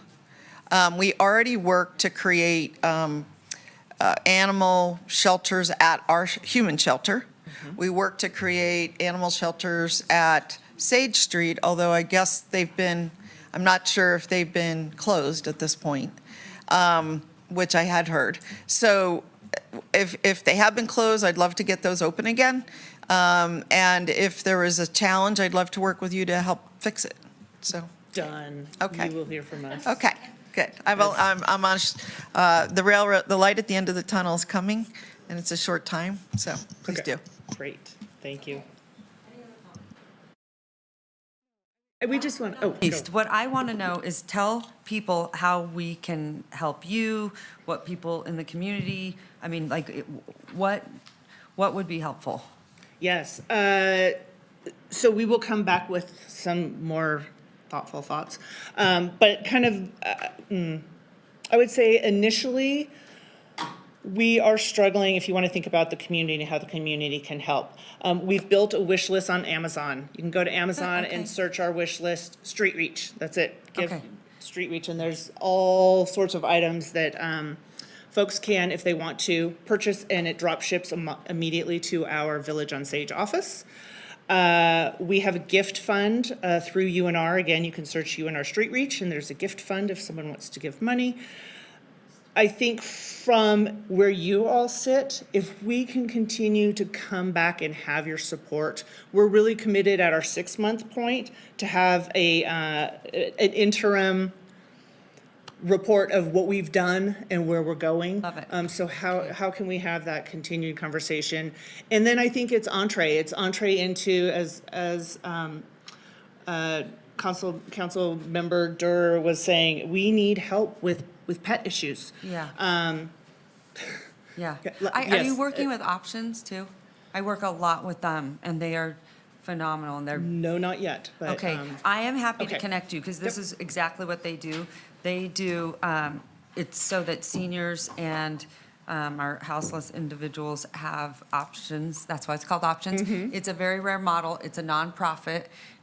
They do phenomenal work, because I want people to think about what that's like if you don't have the money to get proper vet care. Yeah. And we don't want any animals suffering. But they, it's very rare. There was one, I think, in Colorado, and then the other one, the second one in the country is here in Reno. Fantastic. So it's amazing, but I would love to connect you, because Bonnie Brown does amazing work, and I can't tell you how many times she's saved the lives of animals, particularly in seniors that couldn't afford vet care. Yeah. And so, you know, they really operate on a tight budget, so they don't have a lot of marketing budget, so they really, you know, sometimes don't get the notoriety that I think they deserve in that sense. But a lot of people don't know about them, and they can't help everyone, because it would be really challenging. But let me tell you, the work they're doing it's unbelievable. So I want to connect you with them. Okay. Because there's other things that they can do besides vet care, and I just think it would be great for you to connect. Yeah, and I think recency effect, just today, I found out that we can take, well, actually I found out last week, because we took pets to get vaccinated, but we then paid the cost of the license. That's a barrier for folks. $22 may sound like nothing for us. $22 is a big deal for someone who's living on the street. And so if we can get some sort of waiver for folks that are within our program that are working with us, absolutely. Domestic violence funds, we have several women that have come to us in dire situations. We have called every single agency in this town and have been turned away because there aren't enough funds or beds for women who are seeking respite from domestic violence. And I could give you a list. And so we're here as problem solvers. I'm not here to complain. We're here to solve the problem with you all. So as we come across these things, we will bring it up, and we will also be reaching out to others to help solve the problems. Okay, You well, will be that is brash enough. Good to know. Be brash enough. Yeah, but that's good to know, because Washoe County, we've given them funds. Councilwoman Dewar, we did for things like spay and neuter and those things. And so they should be working with you directly, so that you can immediately have access to that, because they do those waivers. So we'll help you with a couple of options that you can. The spay and neuter's big, and if I may, Madam Mayor, I believe we got 300,000 to options for free spay and neuter, and we got even I think it's only more. 100. What's that? They were only 100. Oh, they were 100. So the other group, though. Was 300. Yeah, actually, the whole total, I think, was closer to 700. It was a huge amount. Yeah, that's what I'm saying. But anyway, bottom line, both organizations, the Nevada Humane and Options, have free spay and neuter for people that need it. So we just need to use it. The money's sitting there. We'll connect you. Great. Awesome. Natalie. Please. Both of us. Natalie. We're, and it's on our last slide. happy to. Yes, please. Yeah, and that's another good thing, like, all of us up here have different relationships with different nonprofits. You know, sometimes you're really connected to this one, or you work a lot with this one, or, you know, and so all of us have different relationships. And so you never know, reach out to all of us. Okay. Because, you know, I know Brandy's got some major relationships when it comes to, you know, public safety and firefighting and all these, right? You just never know which one of us might have a direct connection with an organization that can really help you and make a difference. Fantastic. So, yeah, Thank we you. want to help you. I love what you're doing. We all love what you're doing. Brandy said it best. Yeah, So, thank you. Thank Okay, you for your thank interest, you. and thank you for the trust in the work that we're doing. It's great. We really appreciate it. Thank you so much. Okay, we don't have to take any action, other than that was a great presentation. And we are going to move on, I believe, to item C2, and that's, I believe Lance? Is Lance, who's doing this? Lance. He might not be here right now. We can move on to, we're going to move on to item C3. This is the massage business code discussion. And it looks like, is that going to be you, Chief? Hi, great to see you. Okay, perfect. We are going to hear from Chief Solferino to talk about item C3.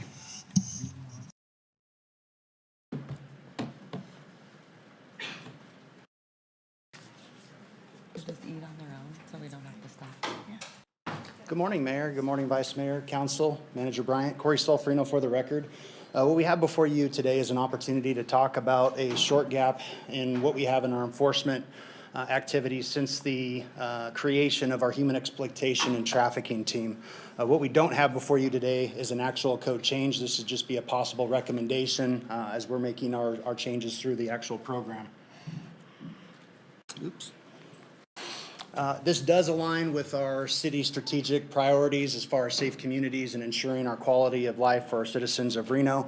We want to ensure that we're addressing these from all angles, both from a policy, from an enforcement, and from a criminal element.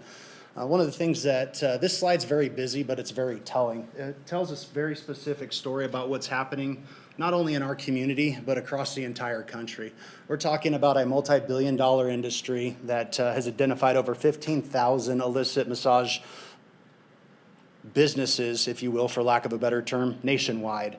With that comes about 124,000 commercial sex transactions daily across our country in all 50 states.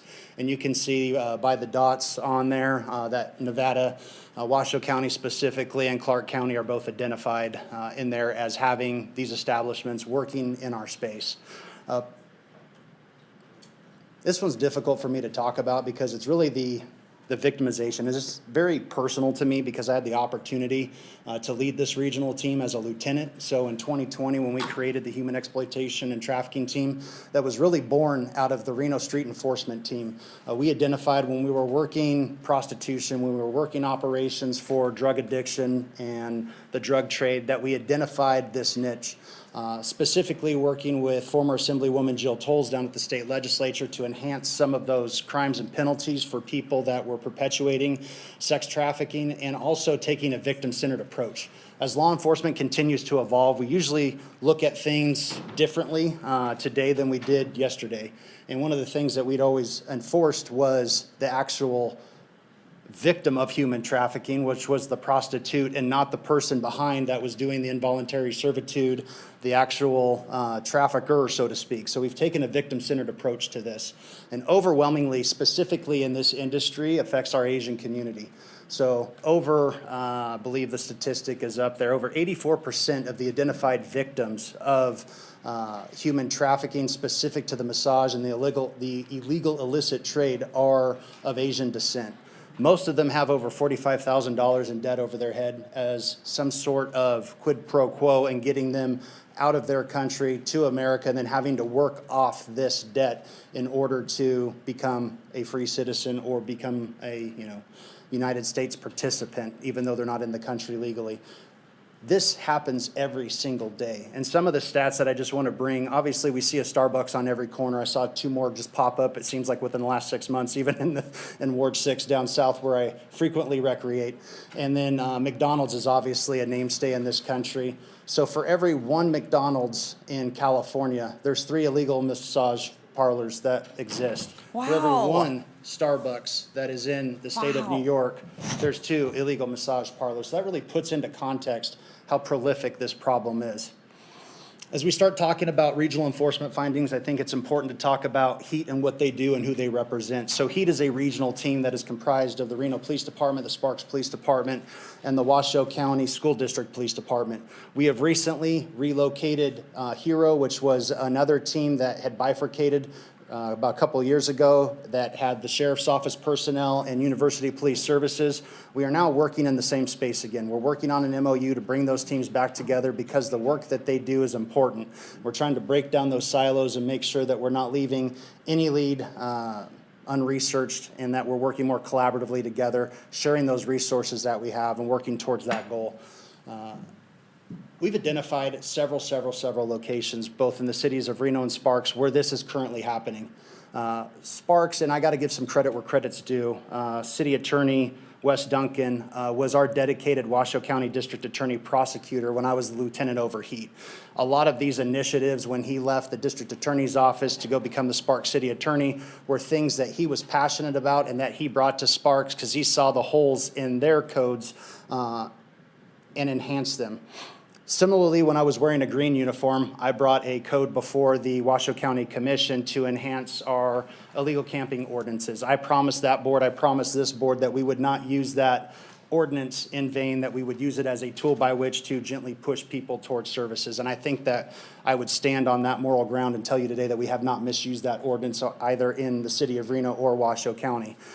What Wes was able to do in Sparks was identify those shortcomings, and that's what we're trying to do here today, is that by strengthening our ordinance and not displacing people that are bad actors in the city of Sparks to go ahead and reapply for licensing in Reno, that is what we're trying to do here today, is close another loophole that is yet left in our administrative code that allows people to leave one jurisdiction, come to the next. So Sparks has largely eliminated by their code ordinance the ability for people to go back and reapply under a different name or a different license in the same establishment.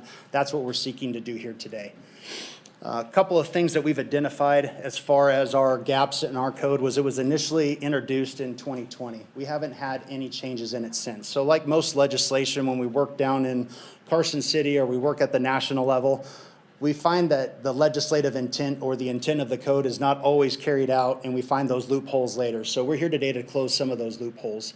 One of the things that it doesn't afford us the opportunity to address is those that are living in the establishments. I think we can all say that when you have an illicit parlor, we have people living in back rooms and closets, sleeping in bunk beds. That's not really indicative of a normal, well-licensed professional business. So giving us the teeth that we need to work with Lance and his team, to work with Ashley and her team, to go in and actually conduct routine inspections to make sure that people are on the up and up or they're not on the up and up. There's really not a whole lot of explanation for some of the things that we're seeing in the illicit business trade.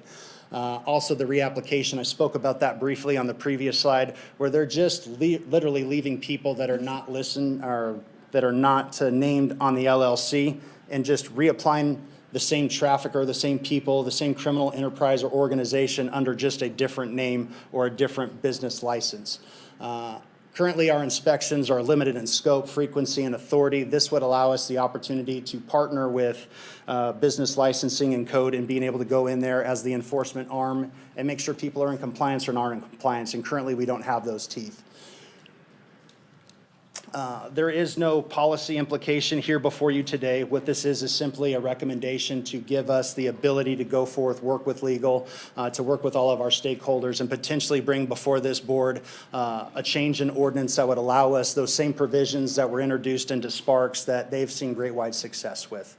And I'd be happy to entertain any questions you guys may have. I know this was a rather brief conversation, but a very, very sensitive topic, and I can't commend the men and women that work in that unit enough and what they do, what they research. We just recently performed an operation where multiple arrests were done. It was a multi-day operation. I think you guys saw the press release. We also released some information on social media, and the amount of work that goes in after one of those operations, the multitude of reports, the victims that have been identified, how we have to pair them up with our victim services. This space is not much different than the unsheltered population, and it takes a lot of repeated contacts with law enforcement to gain their trust, to get them to leave the life of the trafficker.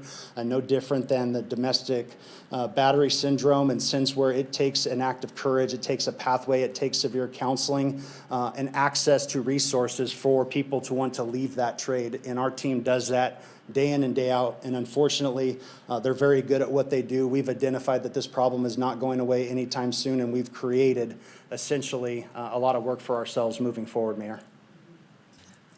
Well, first of all, thank you so much. I am so grateful that that this is something that you're passionate about. I was fortunate enough to work with Jill Tolles, Assemblywoman Jill Tolles at the time. She was not giving up. I had no idea the conditions that these poor women were living under and how abused that they were. And then the other thing I didn't know about it, and this is where I think a lot of people don't understand, is we oftentimes re-victimize those women because it's very disproportionate on how those women are treated in the legal system, Yes, ma'am. right? It is horrible, and it is some of the worst things that I've seen when it came to pictures and living in these tiny rooms without any restrooms, and I mean, it was disgusting. It was deplorable what they've done to these women. So I commend you, you know, Chief, honestly, I'm so glad you brought this. And I know it's important work that, you know, kind of continues, especially with Jill, because she was so passionate about it. But also those Johns and those, you know, individuals, absolutely not acceptable at all. So what I feel like whatever we can do to help you, because I think that many of those victims need our help on every level, they deserve our help in every capacity, because it's very alarming. I had no idea until I started working on that with Jill. So once you get educated, it's, I couldn't even speak whenever I saw what was happening, so. Even identified, Madam Mayor, if I may, when I was wearing the other color uniform in our detention facility, when we started doing online research and forms for them to be able to go to Yeah, victim they services. take their passports, just so everyone knows, they take their identities, their passports, anything, Hold them hostage. they make sure they have no money, and they work them to the bone, and, I mean, it's, We would talk to these women, we would try to connect with them, we would try to get them resources, get them into programming, working with a lot of our local nonprofits in Awaken. And despite our best efforts, it was disheartening how many times that we would literally watch them walk out the front doors of 911 Par Boulevard right back into the hands of their trafficker.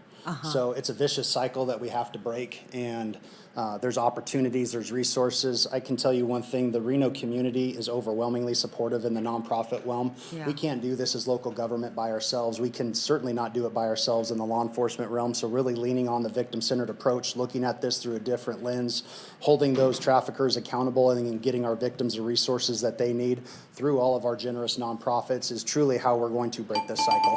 well, what I love about you guys and when what you're doing, if you are a trafficker, watch out, we will find you. 100%. We won't tolerate it, period. And also, I find it disgusting how these poor women are victimized in the sense that they have been told too. They've been told, oh, once you get to America or whatever is happening, they promise them the sun, moon, the stars, we're going to reconnect you with your family, your sister. They are told the most horrendous lies to exploit them at every turn. It was very disturbing. I did not sleep for a long time whenever I worked on this, because the stories I just couldn't even believe. I couldn't fathom that other people would do this to someone. Very powerful. But thank you. Thank you, ma'am. Councilwoman Anderson.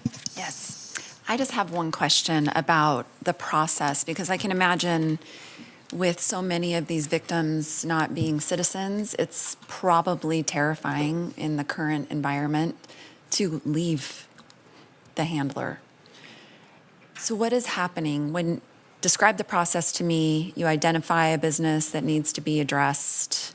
What's happening to those young ladies in that process?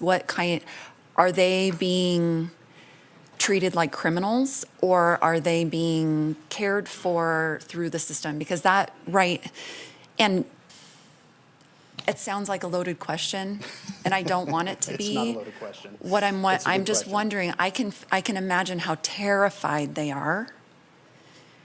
And the only safety they really do know is that trafficker. So how are we addressing that in the process?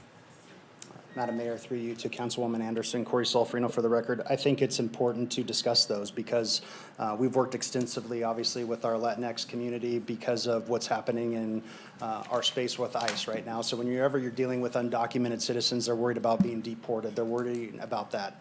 We take a very victim-centered approach. So by using our victim resources that we have and identifying those, absent any other crimes that are going on, because sometimes there are additional crimes that are going on that we can't ignore. There's a certain amount of discretion that we have with misdemeanors. There's not a whole lot of discretion that we have when it comes to gross misdemeanors and felony.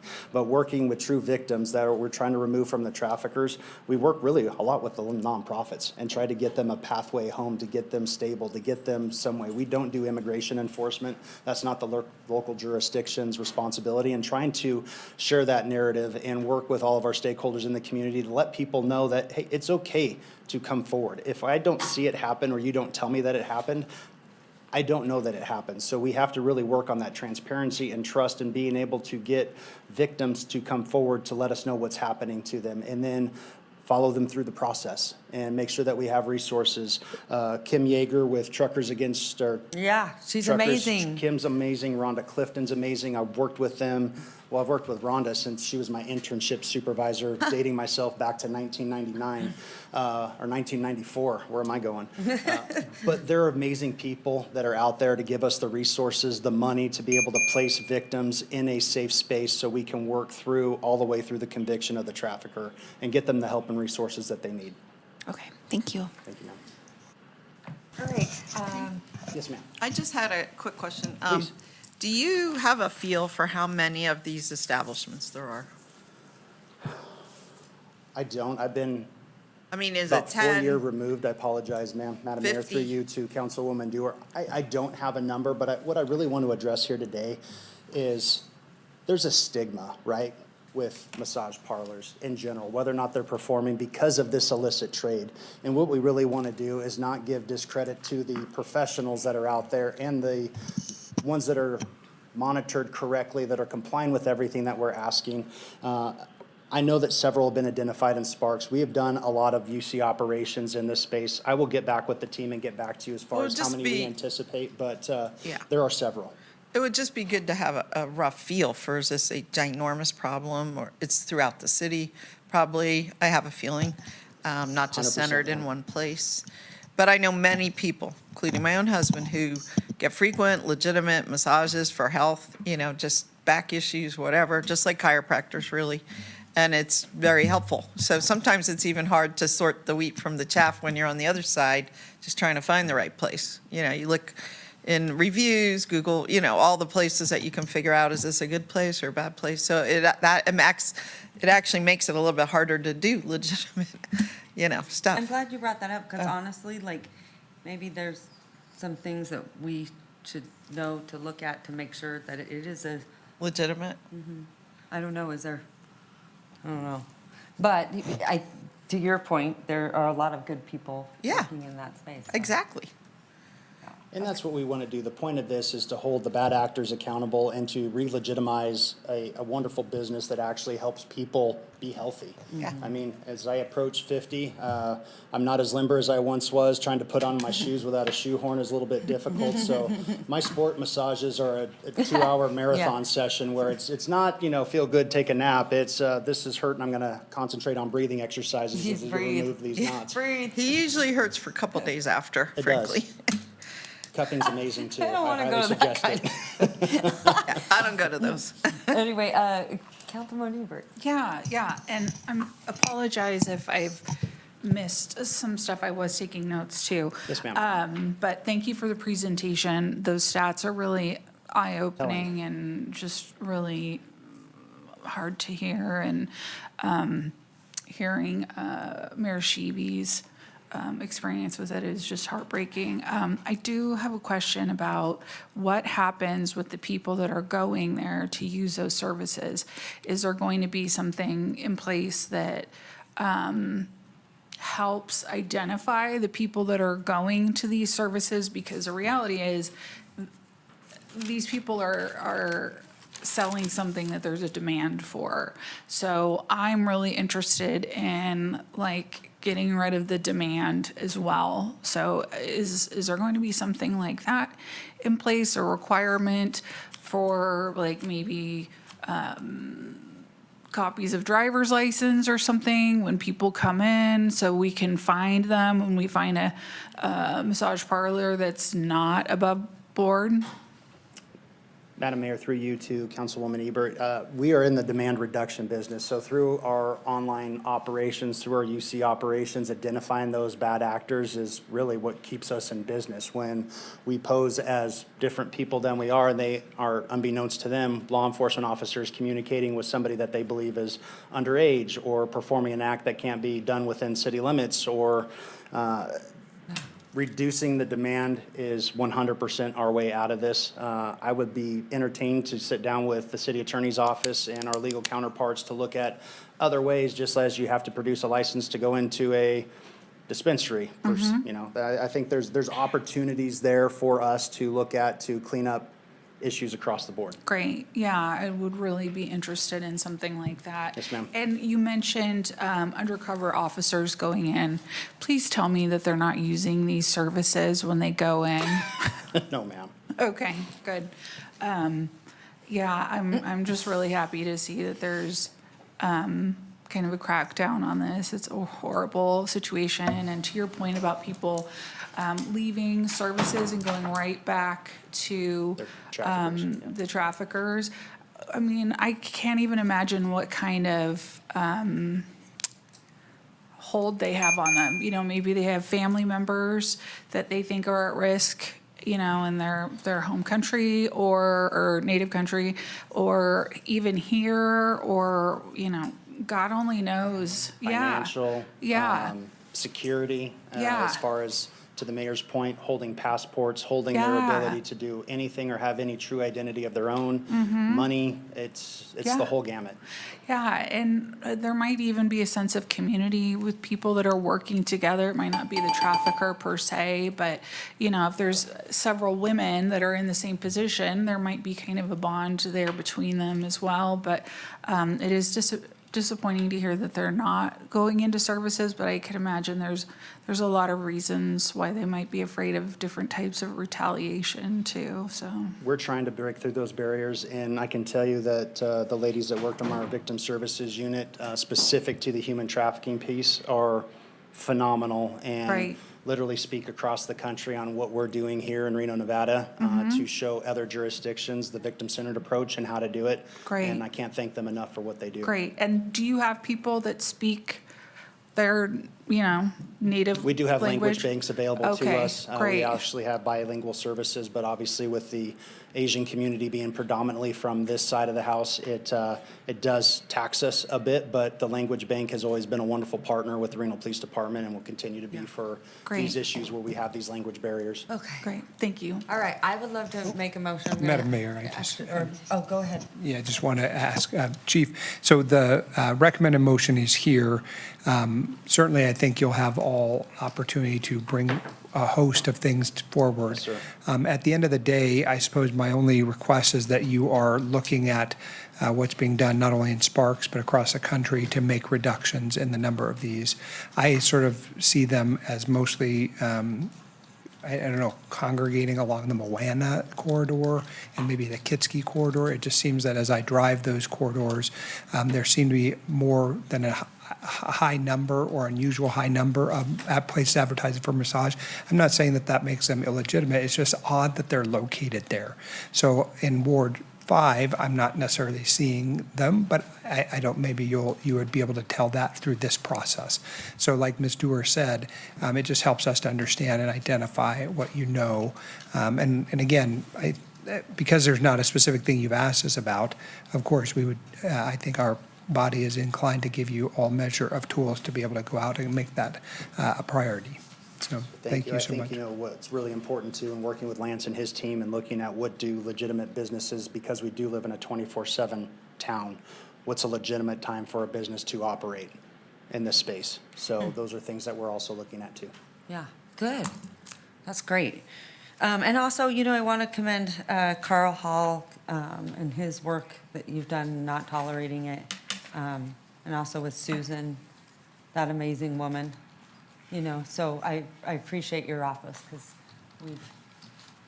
you've done good work there, so I appreciate you. Carl never gets any love. He does. But anyway, I did want to recognize that because I know what you guys do and how much you dedicate time to that, so thank you. Okay, so, Vice Mayor.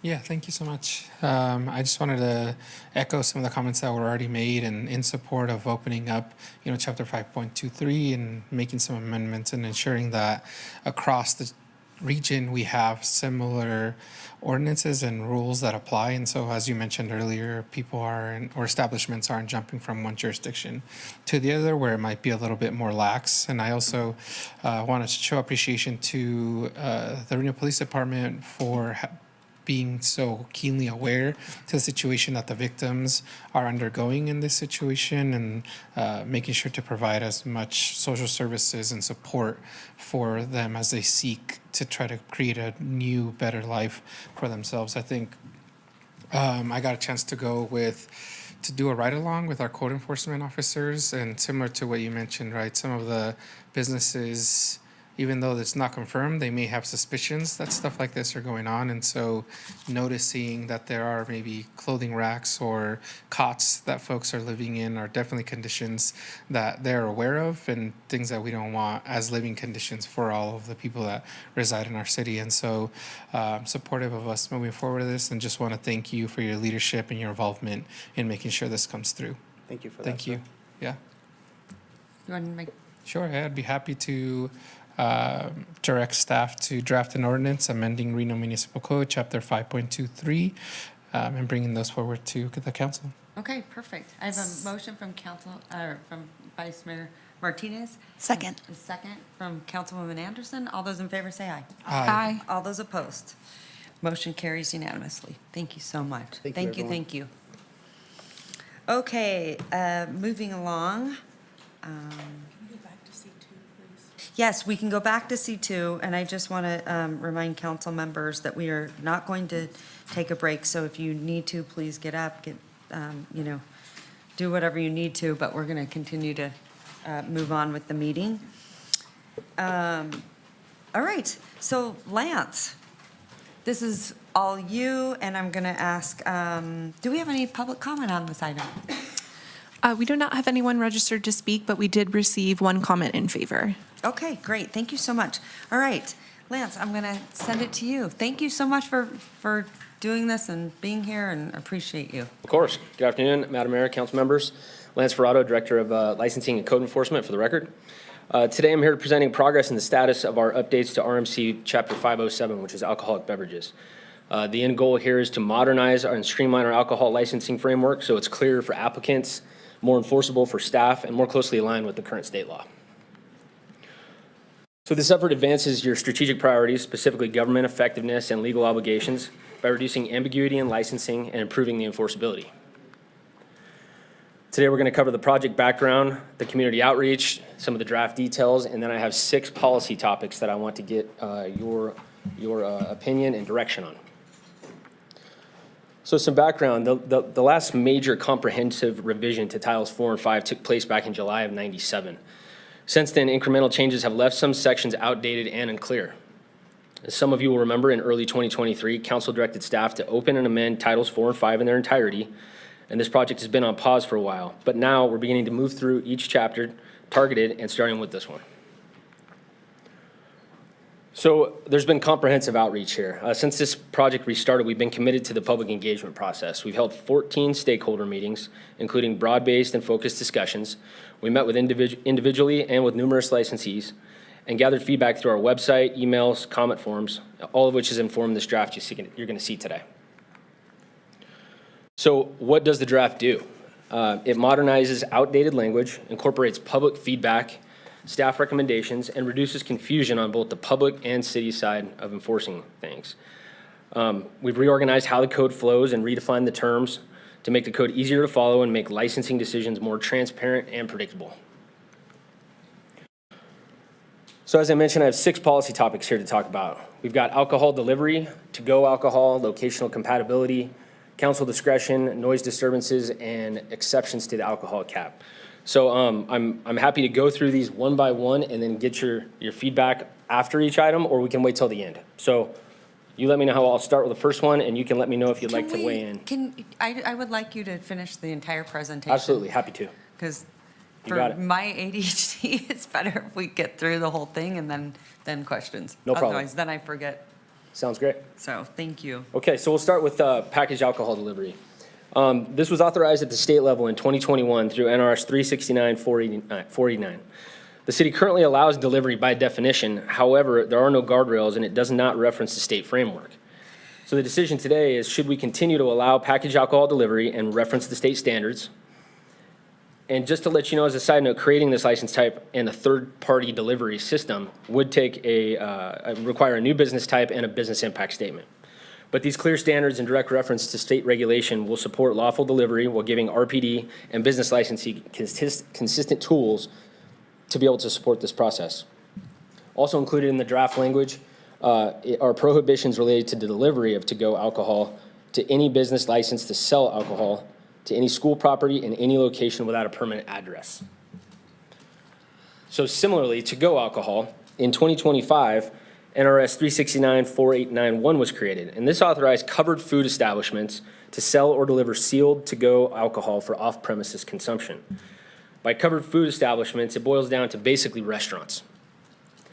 The decision point here is, should the city permit to-go alcohol sales and delivery? Similar to the last item, this would create a new license type and would require a BIS.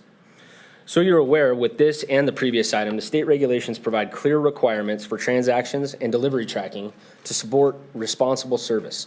It's also worth noting that the state law imposes a 50-cent fee for each serving sold of to-go alcohol, which is remitted to the state and ultimately the ignition, interlock, and DUI reduction program. Similarly, this same locational prohibitions would be in place. Moving on to locational compatibility. During public engagement, stakeholders raised concern over the ambiguous and subjective language, citing apprehension to apply for on-premise licenses based on the application process. And what I mean is, an applicant can proceed through the process, go through planning, building, fire, health, all the applicable approvals. They could have a lease, they could have hired staff, invested in product, all to come to council and be denied based on an uncodified concern over proximity to sensitive use. And that's just the way that the law is written. It's not explicit in what these distances or proximities are. Now, Title 18 already addresses packaged alcohol distancing requirements, so the language in this section referring to those businesses is being recommended for removal. The decision point for you is, do we specify distancing on on-premise licenses or retain the discretionary language as is? A measured standard increases predictability. However, rigid distances may create unintended consequences for mixed-use areas and riverfront amenities due to the portions of the river that are considered parks. So, for example, if we were to institute a distancing requirement from a sensitive use, it could interfere with being so close to the river, and then you wouldn't be able to have a bar or restaurant that was serving alcohol near the river if you were to go that direction. Some possibilities to address this can include a staff review of such applications on a case-by-case basis with more objective measures. We could require security plans to ensure operational compliance. And we could continue to brainstorm internally in order to create a path if that's the direction that council so chooses to go. Very similarly, council discretion. There's a whole section on council discretion, but it is the power, it alludes to the power that council can approve or deny package licenses as it considers appropriate and in the best interest of the welfare, health, safety of the city. Again, the stakeholders had concern over this process and the potential for a last-second denial. For you to consider today, should more objective standards be created so that council doesn't need to exercise as much discretion at the dais? Should the existing discretion be extended to all alcohol license types, or should the code just remain unchanged? Are we happy with the way it is? In other words, if more objective standards were created, we could improve the fairness and the transparency, but also preserve the council authority. So moving on to noise, we've had a lot of discussion over the past year with noise in the planning department as well, and it always comes back to businesses in the area. There are two sections in the licensing code that reference noise and disturbance, and stakeholders have raised concern with subjective terms like boisterous conduct or unreasonably disturb. Likewise, staff agrees that this is not only difficult to enforce, it's even more difficult to prove. So today we're trying to decide, should the noise provisions be removed from the business licensing code and instead be enforced through disturbing the peace citations with RPD? Shifting the noise enforcement to RPD aligns with the established tools and reduces ambiguity in the licensing code, because you have to remember that the compliance officer is almost never on site or on shift when a noise complaint is reported. Police are already responding to these types of calls when possible, so any chronic issues filed through PD or Reno Direct would ultimately be used to determine disciplinary action. My last item here is exceptions to the alcohol cap. As you all know, there's a cap of 18 package alcohol licenses in the downtown Safescape area. This is one of the two relevant exceptions contemplates a grocery store use, but has very cumbersome criteria. For instance, current code allows an exception under the requirement by having a minimum of 9,000 square feet of retail floor space with no more than 5% of the floor dedicated to alcohol products. That seems simple enough, but there are 9 conditions, 5 of which must be met to even be considered, and then recommended by the RDA to the council. I'm not going to list them all, but I'll give you an idea. One speaks to the minimum number of employees, which could be considered an arbitrary condition. Another requires a building to have been vacant for at least 12 months prior to the license being approved. The building is predominantly characterized by dislocation, deterioration, and dilapidation.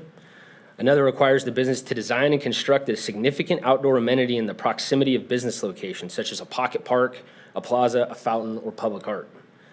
So it's very clear this exception was created to allow for this significant redevelopment with very strict guidelines. However, staff is asking council if this criteria should be reframed. So the decision point today is should the exception be modified to accommodate to a specific use with revised guidelines without undermining the cap's intent.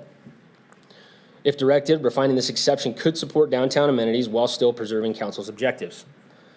Staff could dive deeper into the specific definitions of what you'd like to see in a grocery store and what sort of requirements you'd like to see, or we can simply let this be and keep the exception as it is. Again, this and all of the other, and most of the other things, the 4 after the 2 new items, are all being brought forward because we're cleaning this code up. We're wanting to make it very clear.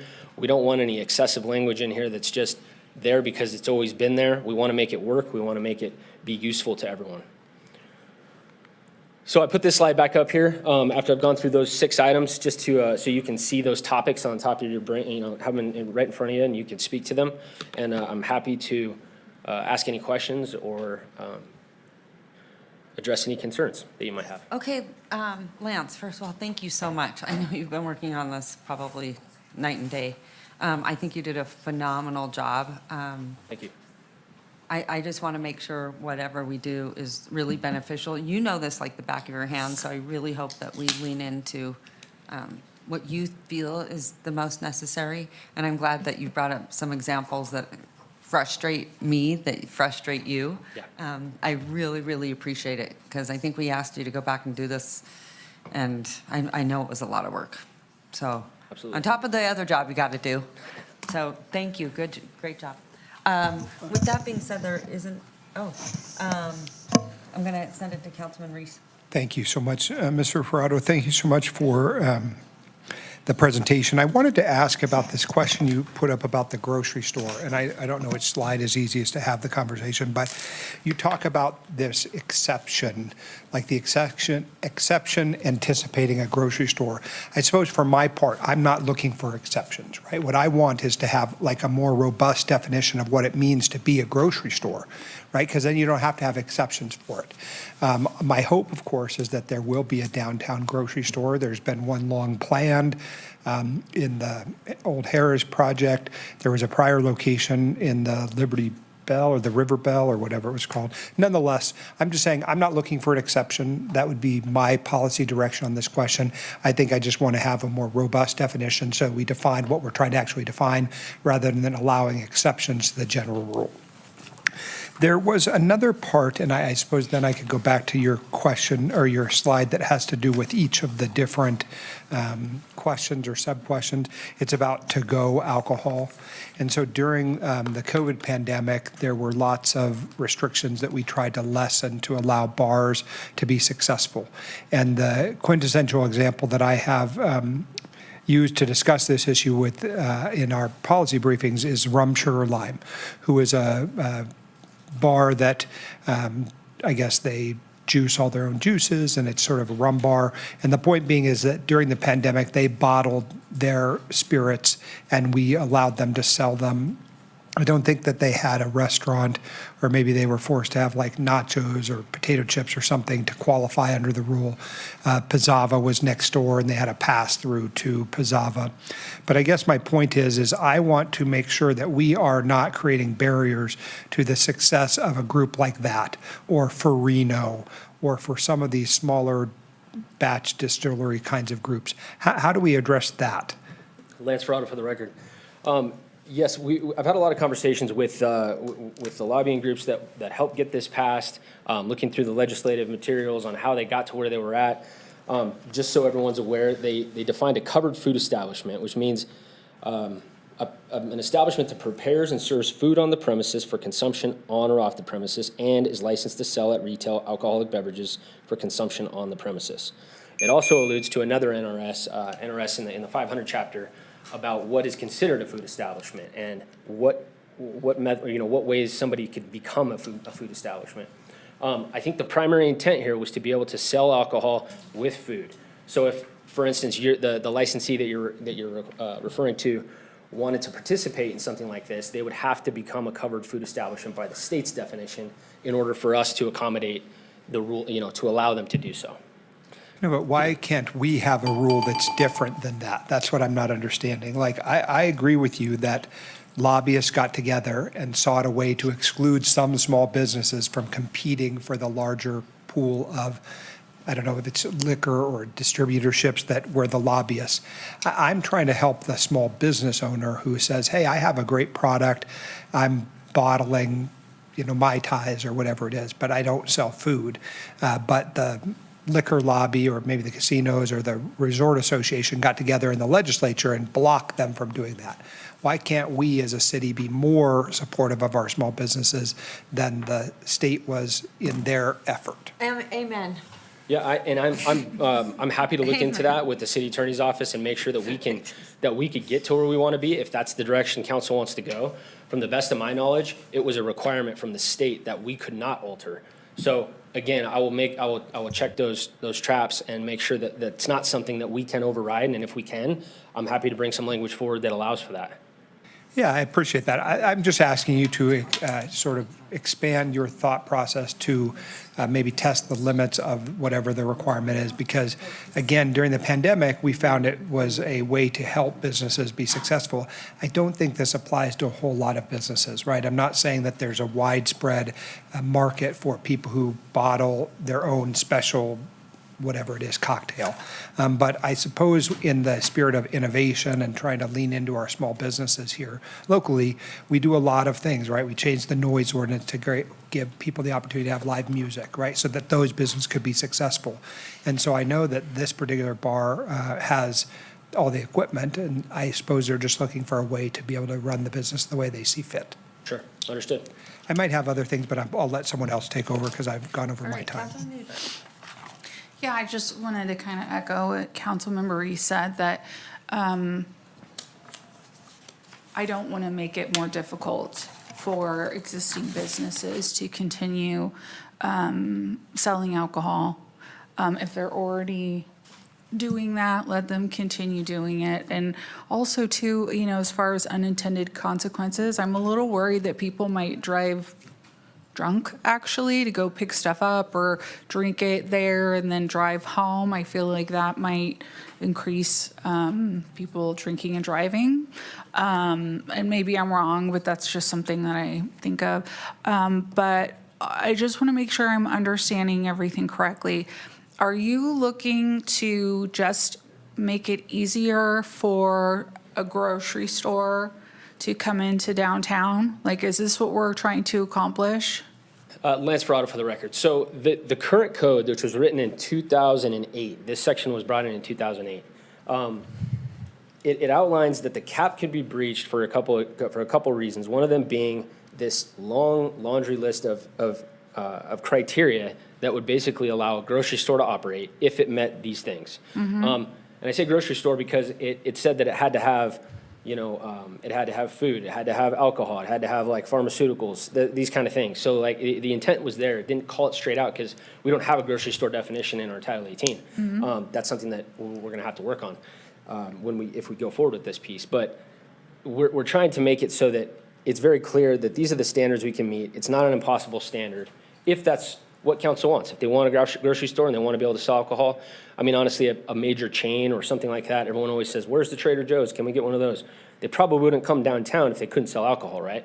I mean, I don't know their business model. I'm not going to pretend I'm making the decisions, but it makes sense, right? That they're going to want to sell alcohol. Okay. So if that's the case, then we want to make that criteria amenable to anybody that's going to make a move like Yeah, that. so we're kind of removing some of the hurdles that they would need to get over. Okay, so I'm just gonna ask this directly, like, what exactly are we trying to solve? Is it just a grocery store component, or what exactly is the motivation for this? And, you know, what is the problem we're trying to solve? Is it just grocery stores, or is there anything else? Basically, when this item came up, some of the stakeholders involved said, well, why should there be exceptions to the rule at all? Why shouldn't you just abide by the cap? I kind of give them the explanation that, like, during the redevelopment process, and one of the goals of bringing people downtown is obviously you want to have a grocery store for them to shop at. They said, well, this seems like a lot of words. What's the point of it? So this is more of a cleanup item and more of a, let's get your opinion if this is still relevant in 2026 when it was created in 2008. So again, the goal at the end of the day, I think, is just to clarify this. And we could, if council decides to choose, we just leave it as it is as well. That's Okay. also an option. Okay, because it feels like the grocery store is the main item we're trying to change, but there was also a lot of other things in the presentation. Oh, absolutely. So I just want to make sure that we don't make things more difficult for business owners, that we just focus on, you know, making it easier for businesses to come into downtown, particularly a grocery store, because it's kind of a food desert in the downtown area. But I don't want to, you know, agree to make changes and then, you know, we're not allowed to sell alcohol by the river. You know, there's restaurants on the river that sell alcohol. I don't want them to be impacted. So I just want to be very clear that I do want to make it easier for grocery stores to exist, but I don't want to make it more difficult for anyone else that's currently able to sell or deliver alcohol. So my time's up. Thank you. Okay, thank you.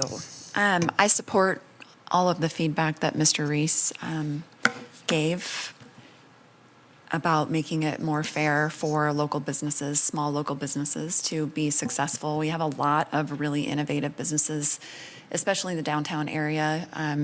Rum, Sugar, Lime, or I'm not sure which bar it was that you referred to, but just Tentor is a distillery that's just downtown, and they're selling their product nationally.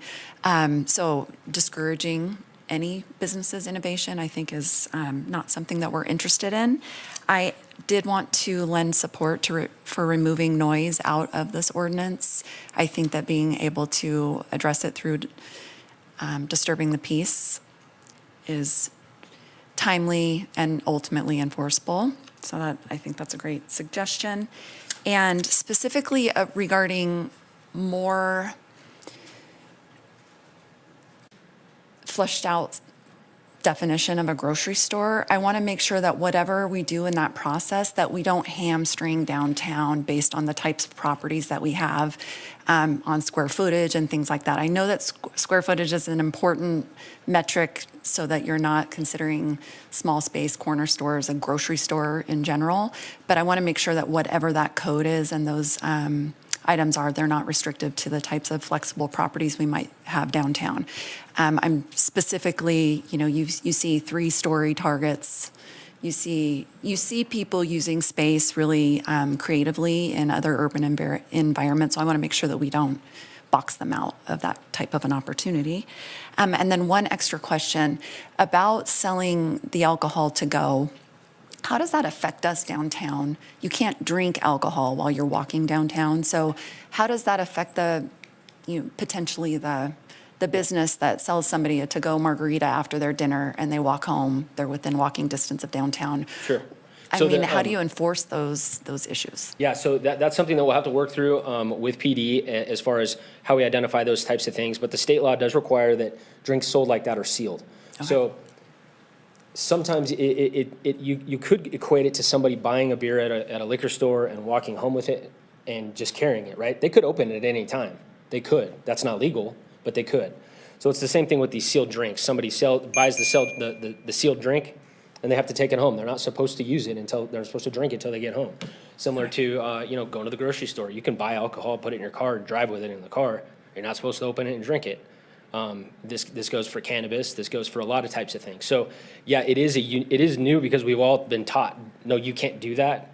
It's just being done in a different way. And that's how the state proposes through the sealed method. And we'd have to work with PD to say, are you comfortable with this? On how our regulations and the state's regulations are going to govern this. And if they're not, then that's a big flag. So we'll have to work through that piece too. Okay, thank you. Okay. Madam Mayor, I had one more issue, and I wanted to talk to Mr. Ferrato about the disciplinary actions, procedures, and penalties section. And so I had taken a look at it, and I wanted to talk about two things. One was, when I have traveled to some other states, I notice an increase in states that are currently doing IDs for sale of alcohol. So everybody entering an establishment has to have an ID, or everyone buying alcohol, I think, furnishes an ID. I think it's similar to what we do with cigarettes, right? I don't smoke, but I do see people who go to the place to get the cigarettes, and then they are having their ID scanned. Doesn't that solve some of the issues that we're having in different parts of town about overconsumption or who's buying what? I mean, why isn't that part of the solution? Lance Ferrato, for the record, it could be part of the solution. ID requirements are, obviously it's required that you have an ID. Now, there are some jurisdictions, like you're saying, that require maybe like some sort of machine that checks your ID, some sort of verifier. I think that's been brought up many times in our stakeholder meetings, and I've heard the positives and the negatives of it. I'm happy to research it more and get with PD and see what they really think. Some of the feedback that I get is that some of those things work very well, and some of the feedback is that all the fake IDs work anyway. So what are we really wasting the time on?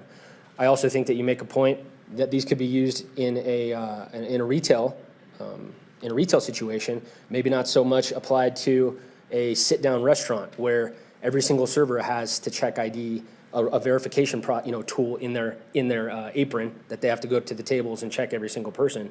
That might be a little more cumbersome, but it's something that we have talked about, and I'm happy to bring it up with the stakeholders and the city attorney's office and PD and see where everybody lands on it. Yeah, I mean, I think what we're trying to do is ensure that people who are not legally allowed to purchase alcohol do not, right? Right. And so I've long since gotten to the point where I am happy when I get carded, right? That doesn't happen to me anymore. So, and I'm just trying to figure out if that's part of the enforcement mechanism that we're not utilizing. I thought maybe it could be done on the back of an existing system, right? We have a system in place in the state about cigarettes. And so there must be some verification process to ensure that we don't have underage people who are drinking primarily. The other thing is I noticed that in the penalties section, the penalties are not that severe, right? And so I don't know, and maybe this would be something you'd have to work with Chief Solferino on to understand what is the problem that we're trying to address. I think it's always good not to be searching for solutions for problems we don't have. But if we have a problem with the sale of alcohol to minors, then that seems to be one of the areas where we might be able to increase the penalties for it. I think you get so many certain strikes, and then we get to revoke your license. What we're trying to make sure is we don't have bad actors, and that we have the tools in the toolbox to remove bad actors from the pool. So I would like to make sure that that's part of what you look at, is how we deter bad actors. Absolutely. That's it for me, Madam Mayor. Can you please give me my? Well, I'm happy to. I think the motion was a more general motion. I move to direct staff to incorporate comments from today's discussion, continue to gather stakeholder feedback, amend the draft as needed, and return with an ordinance introduction. Okay, thank you. I have a motion? Second. I have a second. All those in favor say aye. Aye. All those opposed? Motion carries. Thanks so much. Good job, Lance. I know this has been long, It's not over yet. but it's not over yet. Yeah. And then I should tell everyone, Lance was a regulator at the gaming control board. Right. At the gaming control board, so he is the perfect person to get this job done. But right. thank you so much. You're welcome. Excellent work. Thanks. Okay. Madam Mayor. Yes. May we please return to the pulled consent items before we go back to Ladero? We have staff waiting, and I'd like them to get back Absolutely. to their work, if that's possible. No problem. So we would start with item B12. We've pulled items, just for the record, were 12, 18, and 21. Okay, Madam Mayor, I pulled item B12, and it's just to discuss the coming dog park in Damani Ranch. I don't have any questions for you guys. I just wanted to say some comments. This park has been going through it for, since its inception. It's the park that my kids were raised in. It's the first park that was built in Damani Ranch. And it's had irrigation issues over the years. The equipment at the park has been trashed repeatedly by the really wild children in the neighborhood. We do have this expansive grassy area that sometimes it's alive, sometimes it's dead, but really it's a wonderful park to take your dogs, but you can't do it safely. And it intersects with this really incredible walking trail around the wetlands, which you never know who's going to be coming up on a bike with an animal. Maybe they're leashed, maybe they aren't. Maybe there's seniors on that path that don't want to engage with a dog that's running full speed for a ball. So this dog park is well overdue at this park, and I'm so excited about it. I just wanted to point out some amazing features. There's going to be a shade structure, there's going to be a water feature, there's going to be shaded benches, and hopefully we're learning from some of the mistakes from the Cyan. There wasn't enough shade in the Cyan Park, dog park, and there wasn't any water. So I'm hoping that we've learned from that. But I just want to thank you for not only the residential construction taxes being put towards this park in Damani Ranch. It's really encouraging. We're new. We're a new area in town. Roughly, it's 25 years-ish that Damani Ranch has been a neighborhood. So most of our stuff has been new all along, but when we do run into challenges, it's hard to be an advocate because we are the newest and there's other places in town that need love too. So this is going to be really special for the neighborhood. Thank you very much. And I wanted to just say on the record with Mrs. Gesch's comments that I will be reaching out to her directly to learn more about the parcel that she's concerned with and see if we can bring that to a solution of some kind for her. So thank you. Okay. Do we need a motion on that? Yes. Councilwoman? Motion to accept. All right, I have a motion, I have a second. All those in favor say aye. Aye. All those opposed? Motion carries unanimously. Okay, moving right along.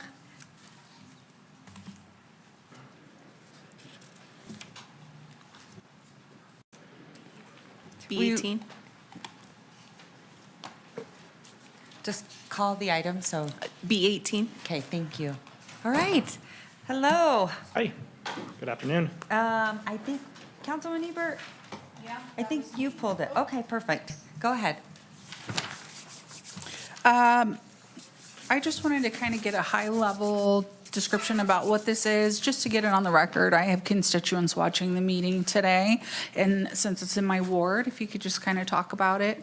Doesn't need to be a big production, but just kind of an overview of what this lift station is in the ward. Yep, certainly. My name is Eric Miller, Associate Civil Engineer with Utility Services for the record. So this design agreement with Loomis and Associates is for the Buck Lift Station upgrade project. We are running out of capacity at the current lift station, needing to upsize it and fix some issues there. So a part of this with Loomis, they're going to do some preliminary analysis, eventually leading into design, and then we'll put it out to bid next year for construction to happen once kind of all the parts come in. Fiscal year 28 timeframe is what we're shooting for. This Buck Lift Station is one of the 29 sewer lift stations that the city owns and operates, and we've been diligently getting through the ones that need it, and Buck is now on the list of needing to get done. Okay, so it's not a new lift station. It's maintaining or upgrading the existing one, correct? Correct. And does this have any impact or increase the capacity of the flow shave available? Or, the capacity that we have in general? The Buck lift station does not flow to Riz Wharf. It actually flows to another lift station that it will eventually pump towards Tum Wharf. Okay. All right, so no impact at all regarding capacity. It's just kind of a swap out of equipment. We will be increasing the capacity of the lift station, but in terms of flow shaving or Riz Wharf treatment plant, we're not affecting that at all. Okay. It won't decrease the amount of flow shave if we're moving more This, sludge? this lift station has nothing to do with sludge line, this lift station, it has gravity that will flow to it, and then it will send it, this sewer flow will never get treated at the Reno water reclamation facility. Okay. All right. Well, thank you. And you said it's out in Buck? It's it's on Buck Drive to the east of Buck and Lemon.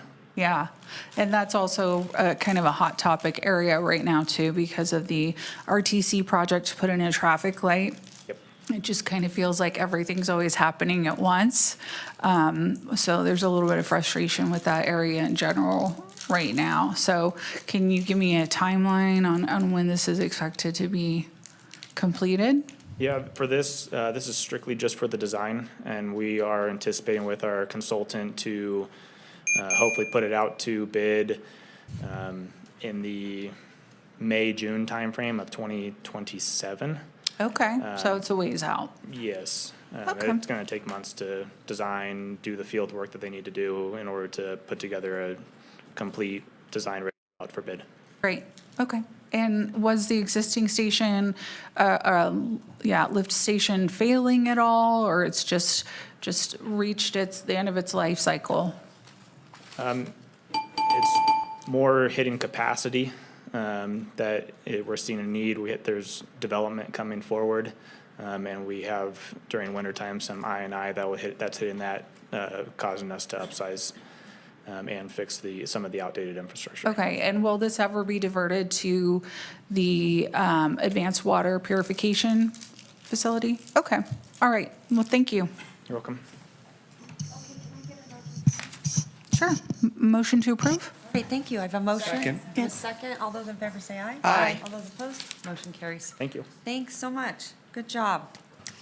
B21. Okay, item B21, I believe that's back at you, Councilwoman Yeah. Ebert. Kind of the same situation here. I have NAB members that live pretty much right next to where this is proposed to go in. So just some information about this project and where we're at in the process as well. Absolutely. Nick Brothers, Senior Civil Engineer and Utility Services. So the item before you is a purchase of easement for our water pipeline associated with the APWF project across two properties at Echo Court, and that will transition from the public right-of-way to the airport property. This easement is necessary for conveyance of the water to American Flat. Overall, we're beginning construction, and we have outreach to neighbors coming up, door knocking, and information going out to the neighbors there. And I'll be presenting at the NAB next month. So Great. hopefully I can answer questions for your folks there. Wonderful. And will there be postcards going out or just door knocking and posting a yellow sign? We have door hangers for folks and handouts as we hopefully get a chance to talk to everyone neighboring the property at Lear. Yeah. Okay. Will this area be used for storage of chemicals and all, like bleach or anything else that might be used for the treatment of the water in the future? The permanent easement for this item will just be the buried pipeline. Okay. And then the information regarding the Lear parcel will be provided to any of the neighbors as they have questions. They can certainly reach out to me, or we'll address them next month at the NAB. Okay, and just for informational purposes, because I know that there's a lot of people in my community that believe that we will be taking water out of Swan Lake to put into this project, and I just want to clarify for everyone that that's not the case, that we are not taking water from Swan Lake, correct? We will be diverting water from the treatment plant to put into the advanced water purification plant, but we will not be pulling water from Swan Lake. Is that correct? That's correct. Thank you. All right, thanks for all that. Councilwoman? I'd like to make a motion to approve. Second. I have a motion, I have a second. All those in favor say aye. Aye. All those opposed? Motion carries unanimously. Okay. Thank you. Next item. D1 through D4, I believe. All right. No. Yes. I did miss one thing I wanted to discuss. I don't know if we could possibly reconsider B27. I'll second the motion to reconsider B27. Okay. I have a motion, I have a second. All those in favor say aye. Aye. All those opposed? Motion carries. So I'll ask you to hold that item till the end, please. We'll have to get that staff member up here if you don't mind. And it'll be brief. I just have like 2 questions. Sure, no, not a problem. Okay. Oh, wait a minute. Here comes Ms. Roth Yay, Susan! to the rescue. Susan Ballroth, Deputy City Attorney. This is a resolution authorizing the purchases at the, okay, yes. Yeah, the maintenance and operations, or the director of maintenance and operations to execute purchase orders or required contracts for the purchase of materials and equipment for street and traffic signal maintenance and repairs pursuant to Chapter 332 of the Nevada Revised Statutes for fiscal year 26, 27. I just wanted to know, or get on the record, what is the cap for that? Is there a threshold where it needs to come to council, or will this just give them the authority for any amount? This is a resolution that's done every year, and by law for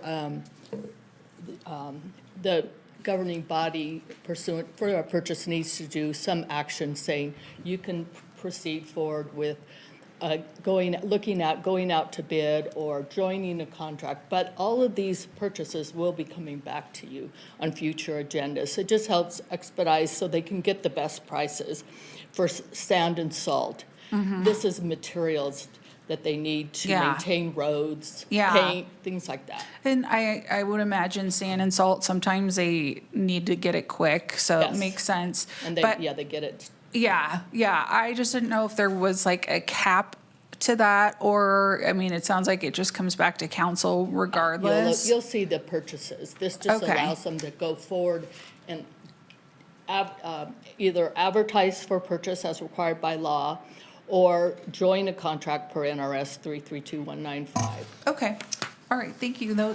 Yeah, it's something that comes back every year. Yeah, thank you for that. Can you please give me a motion? Yeah, motion to approve? Second. Okay, I have a motion and a second. All those in favor say aye. Aye. All those opposed? Motion carries unanimously. And Susan, you walked in the room like you owned it. I love it. I love it. Good.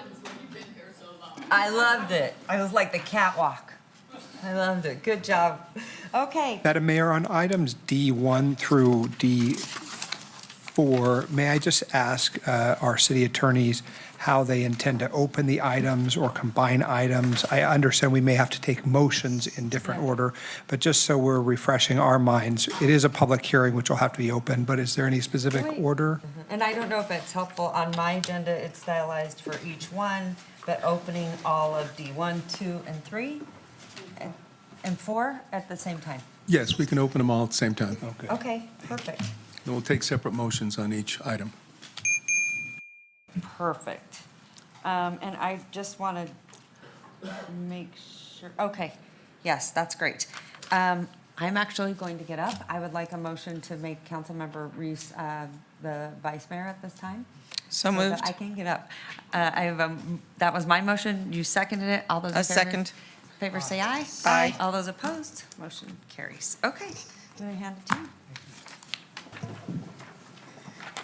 Do any council members have any disclosures on this item?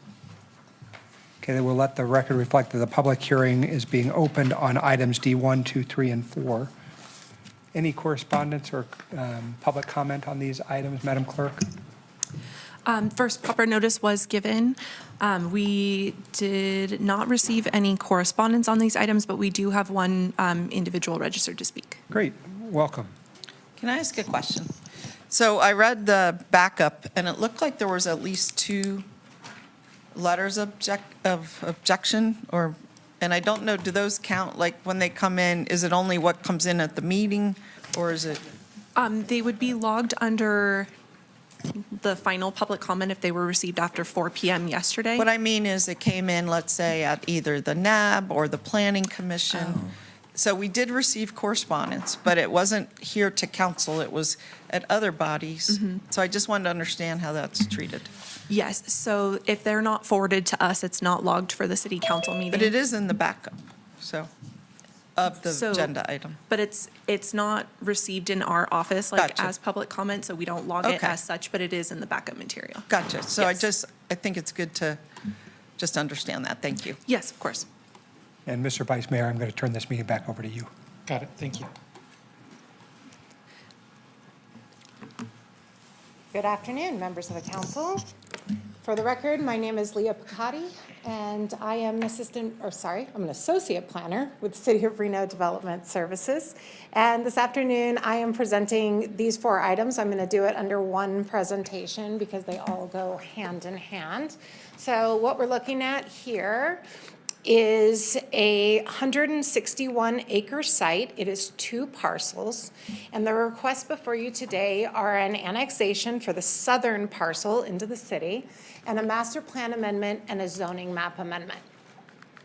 So request number 1 is this annexation for this 116-acre parcel. You can see it on the screen there, outlined in red. That blue dot is the current city boundary, so you can see it is adjacent to the city to the north and to the east.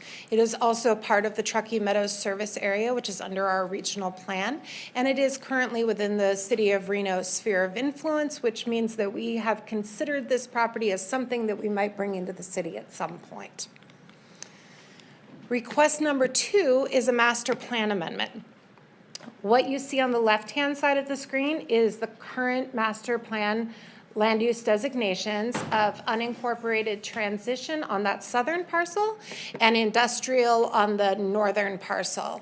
And what you see on the right-hand screen is what is proposed, and it is to maintain that industrial zoning on the northern portion of the northern parcel, do parks, greenways, and open space over about 87 acres of that southern parcel up against what is US 395. And then suburban mixed use right there along the middle, that's that pink color you see, which is what is currently on the other side of the road there right now, and also to the south.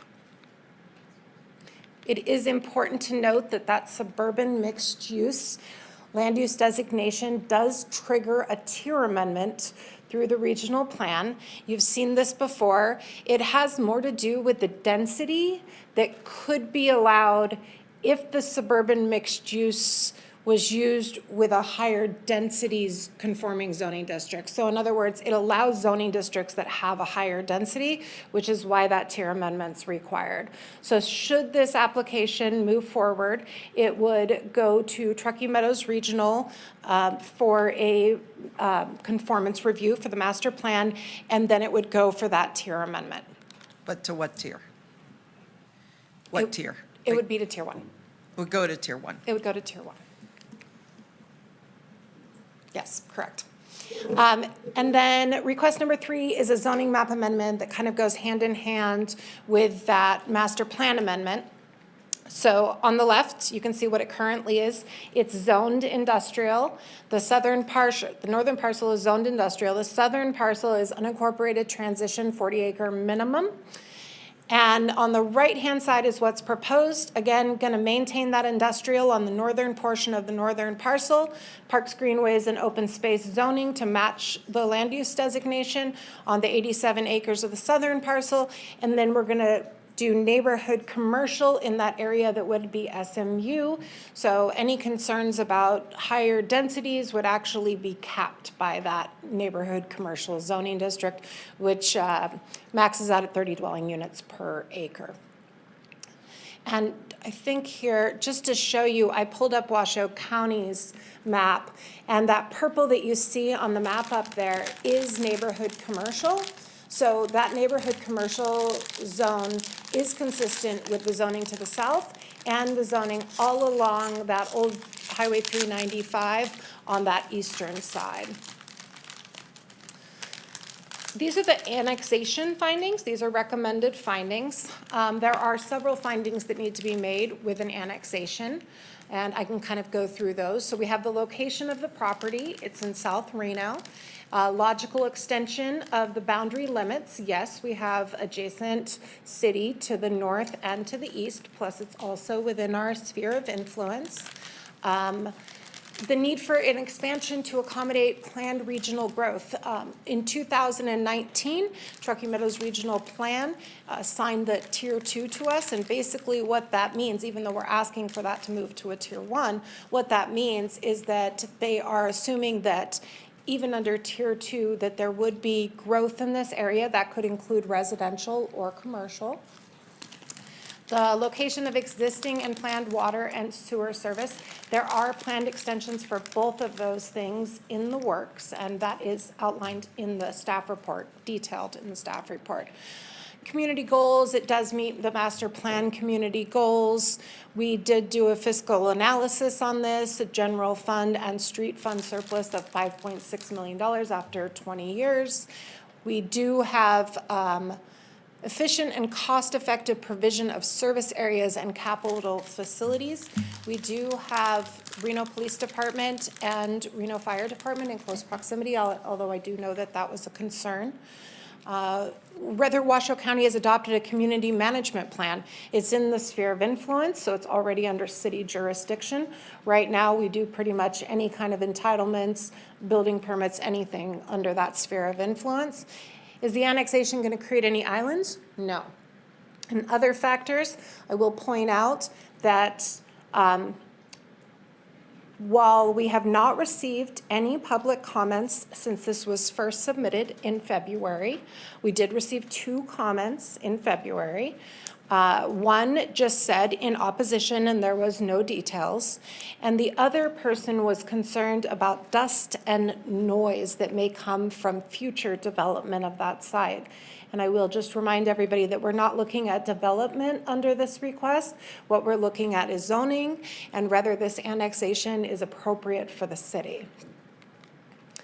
So master plan amendment findings, you guys have all seen this before. The suburban mixed use offers a diverse mix of commercial and residential uses. The size, density, and mix of those uses always vary depending upon access, location, and those surrounding uses. Compatible, yes, that SMU and that NC are already in existence to the south and to the east of this property. And we do have available public services that existing infrastructure will eventually move down into that area. Zoning map of amendment findings, it does conform to state law and it conforms with the master plan. We did go to the Planning Commission on July 1st. We got a unanimous recommendation of approval. Nobody came to talk. And the applicant also held their master plan community meeting. Nobody showed up. And we have positive recommendations from NAB as well. With that, the recommended motions, which there are 4 of them, are on the board. And the applicant also has a presentation.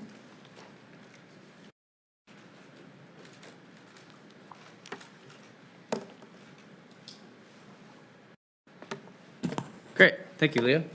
Derek Kirkland, Wood Rogers, for the record, representing the applicant, Ladera Properties. So good afternoon, Mr. Vice Mayor, members of the council. And with me today is James Pickett, who is a local, obviously South Reno area, has owned the property for a while. And so with that, I will try not to duplicate. I think we heard a little bit about what our request is, and so I'm going to talk a little bit about the why. So As Leah had mentioned, one of the reasons where this property is located, and the property owner owns both the parcel to the north, which is already in the city of Reno, and the southern parcel, which is in the sphere of influence. So part of our reasoning really comes down to timing with the sewer interceptor that's coming down here is already in the works. Hopefully we'll be going to construction soon. And obviously there's a time for us to get the master plan, the zoning put in place prior to that, so we can start planning a future project. And with both parcels, one owned in the city, one not in the city, it's easier to plan projects going forward with both in the same jurisdiction, and timing with those utilities. I skip ahead here. When we first started this process, we actually met with some of the neighbors out here before we even submitted an application to the city, met with them, talked to them about some of their concerns. A lot of those concerns were related to protecting the hillside. So the lower area of the site, and you can see kind of the green along Virginia Street there, is pretty close to level with Virginia Street, similar to that existing storage shed kind of to the south there, storage facility. And then as you kind of move on from the white dashed line there, which is basically the white dashed line represents the proposed NC area. So as we move further to the west, we get into steeper slopes. There are some really great views and some developable areas up there, but we felt like preserving all of that open space would kind of protect that hillside and make sure that we're not ripping roads through there to get up to that flatter area, which the neighbors definitely appreciated, and concentrating that development much lower, similar to kind of, as Lee had mentioned, adjacent to the existing commercial all around this area as well, and mainly keeping the area of industrial to the north, which is already zoned industrial. So we're actually lessening the industrial area, and we're only asking for about 25% of the site to go to NC. Over 50% of the site would be preserved as open space, and so through our meetings with the neighbors, definitely felt like that was a good plan to bring forward, something that made sense and would comply with our surrounding area. Skip forward here.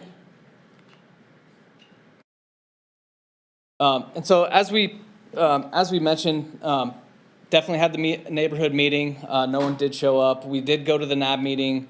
At the NAB meeting, there was a lot of good comments. We were able to address that, and a lot of people that thought our plan really made a lot of sense with all the open space we're proposing.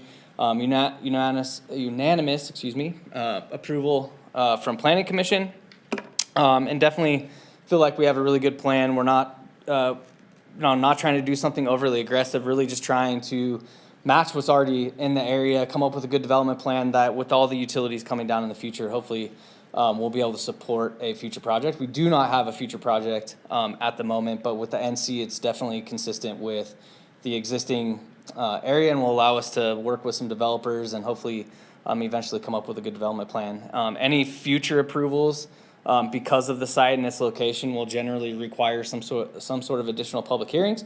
And so when we get a project and we do come forward with it, we will have to come back.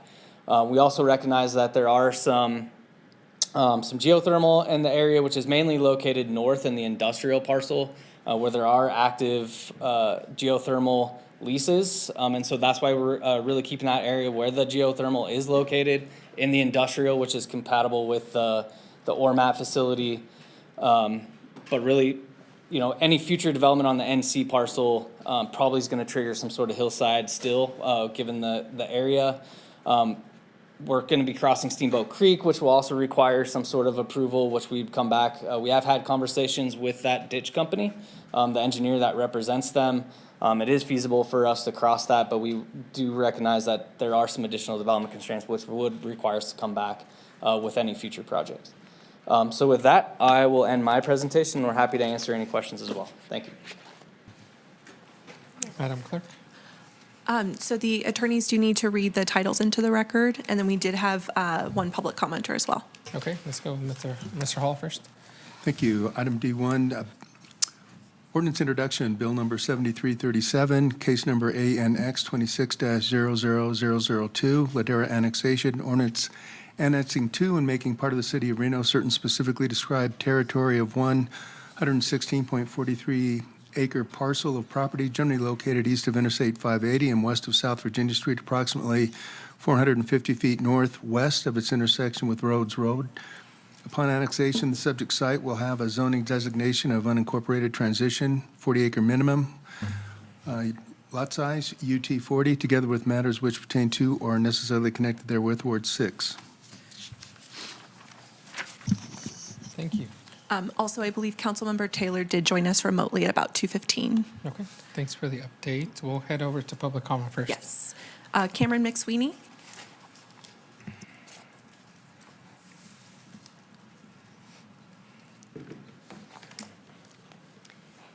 Good afternoon. Please enter my comments into the record. My name is Cameron McSweeney, a Reno resident of 45 years and the president of the Pleasant Steamboat Valleys Landowners Association. I am here to speak in opposition of this development. Pleasant Valley and Washoe Valley are considered rural preservation neighborhoods and therefore should not be faced with more annexation by the city of Reno. We have already dealt with the Davis fire that created immense hardships at that same intersection because people could not evacuate. That exact intersection was backed up for miles with people who could not get out of the area due to the Davis fire. We do not need more building in this area that is going to further congest emergency situations, as we saw in the Davis fire. Furthermore, there is no existing fire infrastructure. NRS literally states you cannot approve subdivisions without existing infrastructure. Our current infrastructure cannot handle this development, along with the other proposed developments such as Sierra Reflections. Fire Chief Edwards also stated on the record there is no money for funding for another fire station. So that is a big problem. Not only do we have more congestion, 2 emergency routes, and one, if there's another fire, could be completely cut off, leaving only 1 emergency route and not enough fire infrastructure. Furthermore, this entire plan does not conform to the Washoe 2040 Envision plan. It also violates multiple NRS statutes of that 2040 Envision plan about not only the open space, which yes, they did bring up and say that they were going to preserve, but damaging the hillsides and the area. The city of Reno needs to fill in existing areas and build in existing areas before going prematurely into undeveloped areas per NRS 2780274 Section 3. NRS 2780284 specifically states that the subdivision of land or capital improvements must conform to the master plan of the local government. It also goes into Section 3 to state that to ensure green infrastructure is preserved. If these developments keep being approved, we are going to have our wells run dry. We have already seen this in Lemon Valley. Hundreds of people's wells have gone dry in Lemon Valley, specifically due to the allowed subdivisions. There's already been wells up on Mount Rose Highway gone dry due to those approved subdivisions. What is going to happen when you approve this and our wells start going dry? We also cannot afford more schools. We have no money in your budget. Washoe County has no money in the budget for schools. Why are we approving more housing developments for hundreds and hundreds of more kids when our schools can't accommodate them? Thank you so Doesn't much. matter that Washoe County says they will. They can't. Thank you. Thanks. There's no additional public comment. Okay, with that, I'll bring it back to the body and see if there are any comments or questions. Yeah, Councilmember Dewar. Yeah, I had a few questions. I had a chance to do a self-tour of the site, around the site, where the parts you can see. And at first, I wanted to start by saying that I really appreciated this concept of establishing the PGOS in the more difficult developed sections. But you've gone a little further, which I really appreciate, which that you included some areas that are flat, green at the top, green on your map, And that really speaks to being thoughtful about the development, because what I often see is a similar situation where there's developable below, developable above, very steep between, and people are trying to put in roads on the very steep areas to get to the flatter areas, and it is not good. So I really, really appreciate that. I do have a few questions, and I don't know if I'll get through all of them in the first round, but my first question is just if we could put up the map again. I wasn't clear where, when we say it's contiguous, I wanted to make sure I understood. If you could put up our staff's presentation. Okay. And go to the part where we're on the annexation, where, this one. So what I'm unclear about is what are the dots? Like, where do these parcels attach? That is this, the dots, the blue dots are the city boundary. Right, but is it overlaying, is the red on top of blue dots? Yeah, where you see the red and the blue dots over the top of each other, Yeah. that's those are the Okay, adjacent good. boundaries. I just wanted to make sure, because the maps I had in my book were not as clear as this one right here. Okay, so now we've established that, and I also appreciated you reordering these as I requested at my briefing, because it makes a lot more sense to start with the annexation question before we get into development questions. So what is planned for the neighborhood commercial? Like, that could include a subdivision as well as like retail? Like, Yeah. what fits in there? That's all I So wanted. I apologize, because I should have put a slide in here that shows what is allowed in neighborhood commercial. But just to go through some things is, yes, they could do a subdivision, which is not proposed today, I want to be clear. Right. And it does allow for several different types of residential uses, but not detached single-family. So they cannot do a detached single-family subdivision in this You location. cannot. You could do attached, like You can do multifamily. attached in neighborhood commercial, but you can't do detached. That's interesting. Okay, so we could allow some kinds of multifamily, things Okay. like that.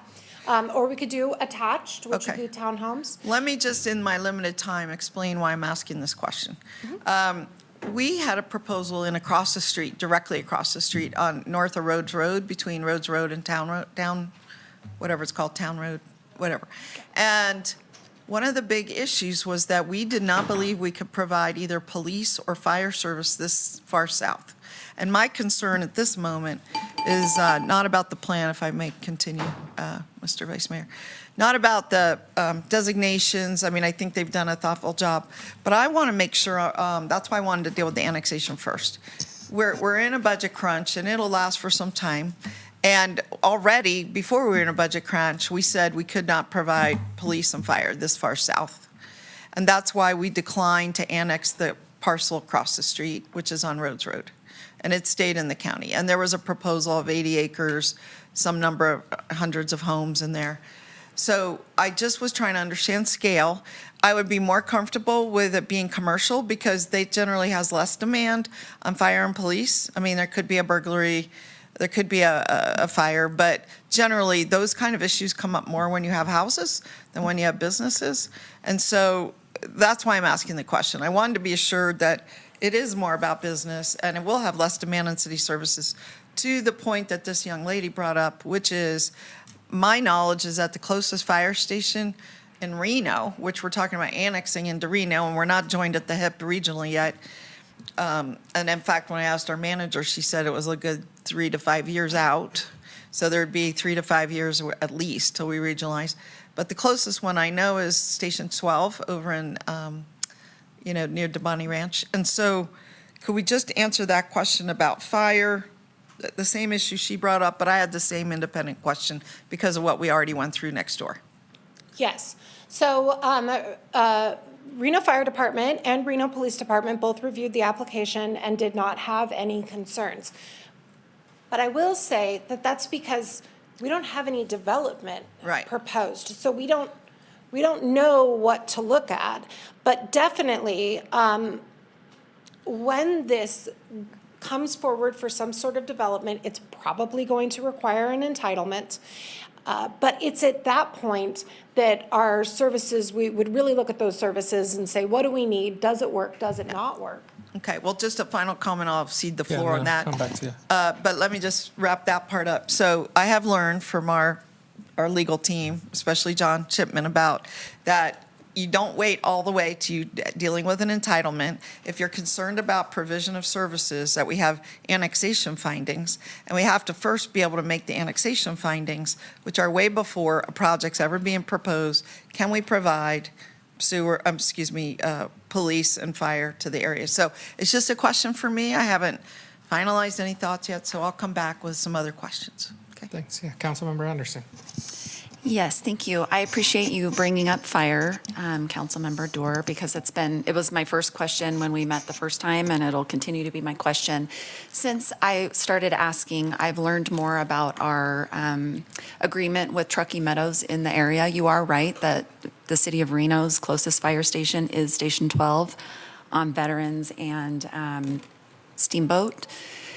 We are about to have, some things that are coming to Ward 6 and that will help support this annexation is we are adding apparatus at Station 12. So we are going to have 2 engines at Station 12 to serve that whole region. And the location of Station 12 here, as it relates to the border of this annexation, I'm comfortable with if we have two units working Ward 6, and talked to fire about that, and they seem to agree. One of the biggest challenges, I think, for fire in that area is going to be more to the north. We need to really address a station in Ward 3, the Ward 3, Ward 6 boundary-ish. And what that's going to do is it's going to relieve pressure to the north from Station 12, from Station 12, so that those 2 engines can stay in the region. So with those solutions in place, I'm comfortable with this, especially since we don't have a development project yet, but we have more opportunities to bring it up.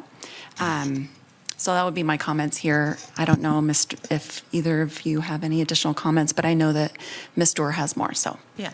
Well, on that note, just to wrap that point up, did you calculate how far? Usually they tell us it's a 5-minute response or a 2-minute response, or did you calculate a response?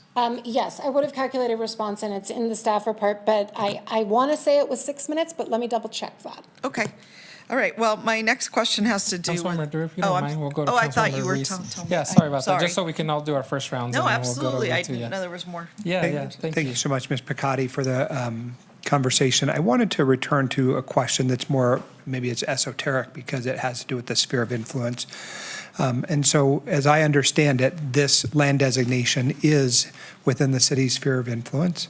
Correct. And we don't have a program of annexation because we've decided that it is an unnecessary component, right? Cities do grow, and we've identified that through the designation that it is in our sphere of influence, right? Correct.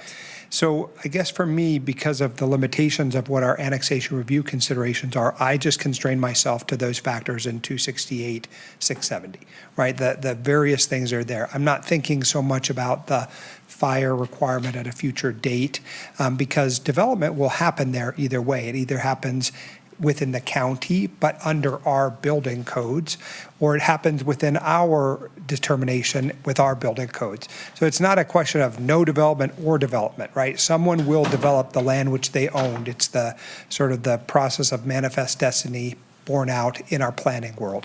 And so I wanted to ask you identified in the map, and here it is, the location of the property, and the requirement there is that it just be contiguous to parts of the city, right? Correct. Another requirement is that it does not create an island, right? We don't have some part of it within there create an island.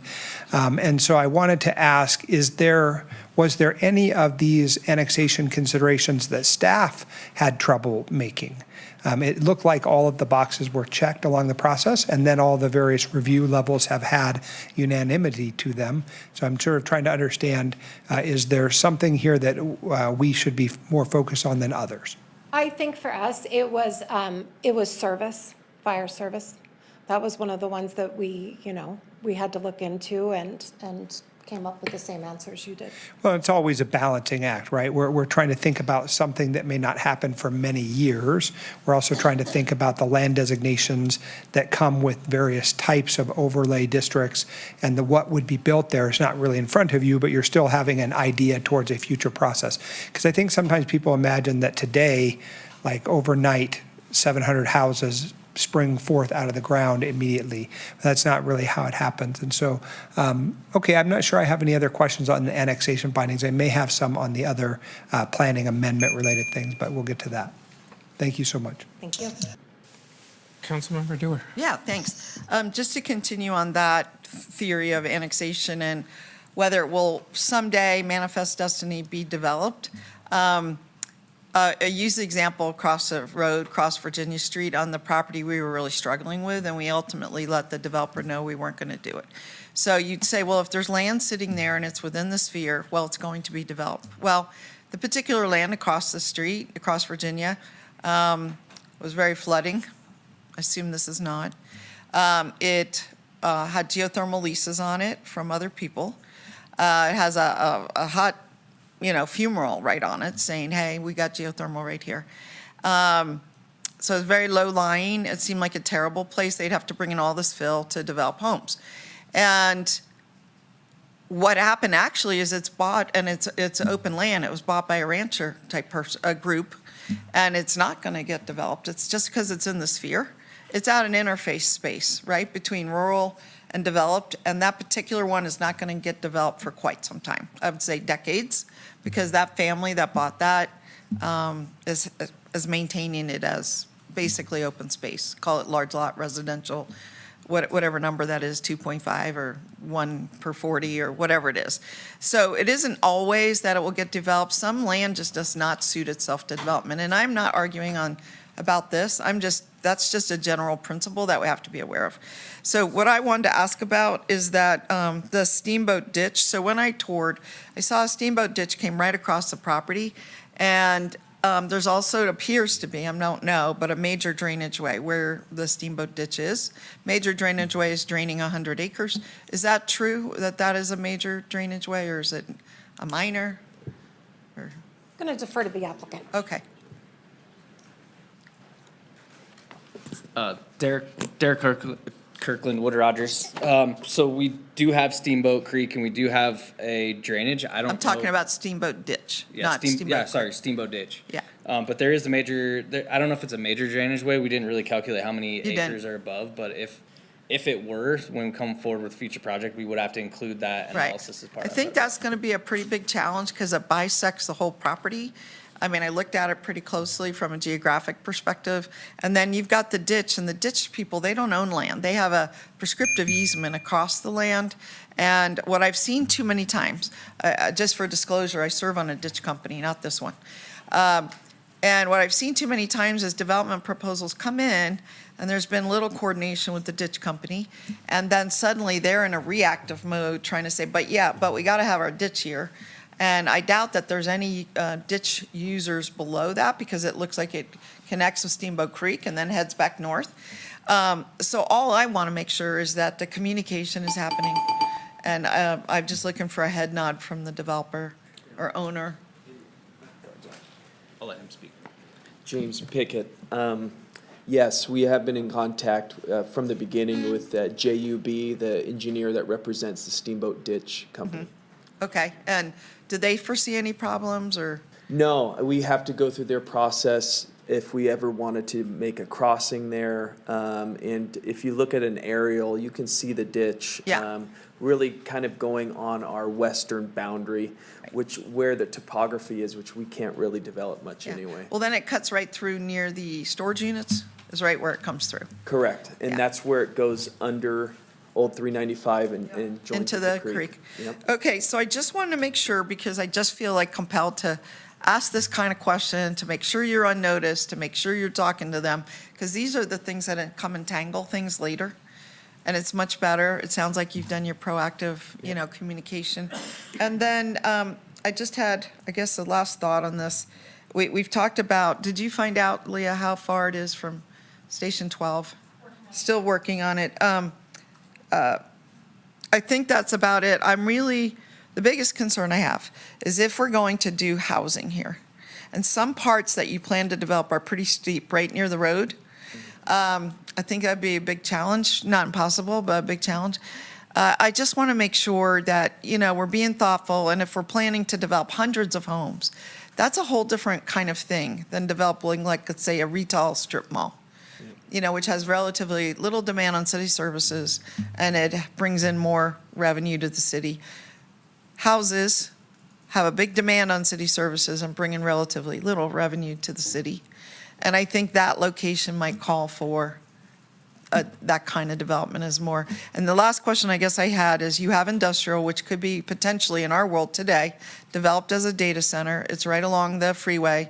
Have you thought about that at all? I know we have a moratorium, but at some point that moratorium will be lifted. Yeah, we're not changing any zoning to industrial. That's not what we're proposing. No, but you already have industrial. Yeah, and that zoning, that existing industrial zoning is compatible with its neighboring use. That's also geothermal? industrial. That ORMAT. Yeah, an runs. ORMAT. Yeah.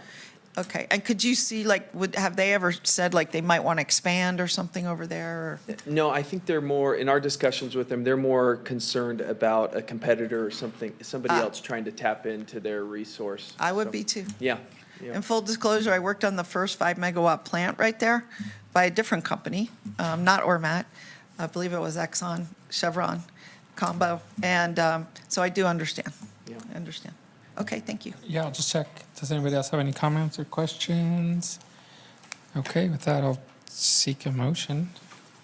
I'm assuming we're going to take each one. I think it's the last slide, at least the recommended motion. Slide 10 in this presentation. Yeah, thanks. I just have, Mr. Chair, I have one comment. We were given a really helpful handout about, it's called City of Reno Project Finding Matrix, which is new to me, newer, anyway, what? Well, I mean, it's newer, but what I observed, it did not seem to have the annexation findings. It had all the other findings. I went to look for the annexation findings. I could not find them in this document. And so I just wanted to make a comment that it would be helpful going forward to include them all, not just some. And did you end up with a fire thing? I did. It's 8 minutes. 8 minutes from existing fire station. Yes. So it is, Leah Picotti for the record, it is 8 minutes from Station 12 to the southern tip of that that's helpful. southern parcel. Okay. So that's where we're at. Thank you. Okay, with that, I'll go to the ward rep and see if we have a motion. Okay, in the matter of case number ANX 26-00002, I move to refer bill number, 7337. thank you, for a second reading and adoption. Second. We have a motion and a second. All those in favor say aye. Mr. Aye. I want to, I have comments. before Comments? Yeah. I want to make sure that I get on the record that I have reviewed the applicable findings for annexation review considerations under NRS 268.670 and can make the findings consistent with items. 1, the location of the property we consider for annexation. It is adjacent to the city of Reno and exists currently today in the sphere of influence. 2nd, it's a logical extension of the boundaries of city limits. I find that that is consistent with our master plan.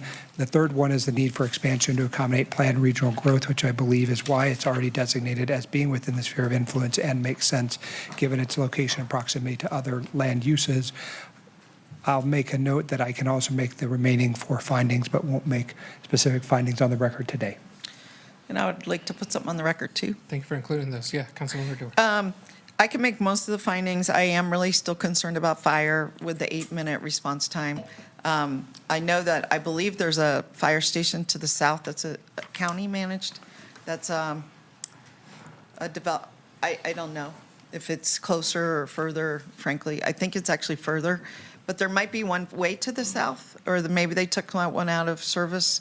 Anyway, I'm still concerned about fire, but I'm going to override my objection and support this because I do understand when you have 2 properties and they're in 2 different jurisdictions, how difficult that is to develop. And I'm not saying there's anything good or bad about the development, but I was just trying to raise some issues that I think you're going to have to deal with when you come back in, with whether it's a hillside development, a closeness to something, whatever is triggered.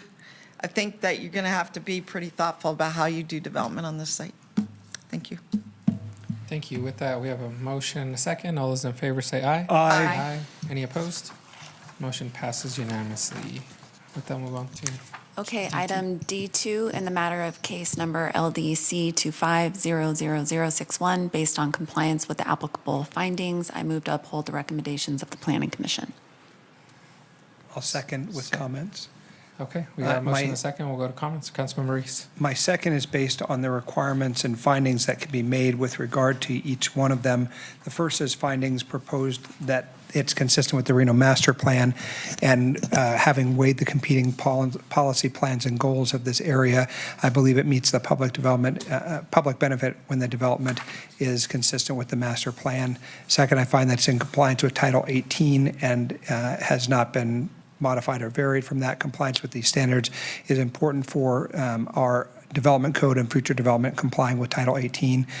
Certainly, future mitigation of traffic impacts will be identified at a future development. We'll identify the project anticipated traffic, as Ms. Picotti indicated in the presentation. I believe it is consistent with the rational phasing plan, and future development will be required to develop the sewer, water, roads, and open space infrastructure necessary to be consistent with these findings. Thank you. With that, we have another Comment? comment. Yeah, Councilmember Dewar. Yeah, the comment I have here, I sort of started alluding to it. This is the overlay master plan, but it also includes the zoning map amendment. And my biggest concern is that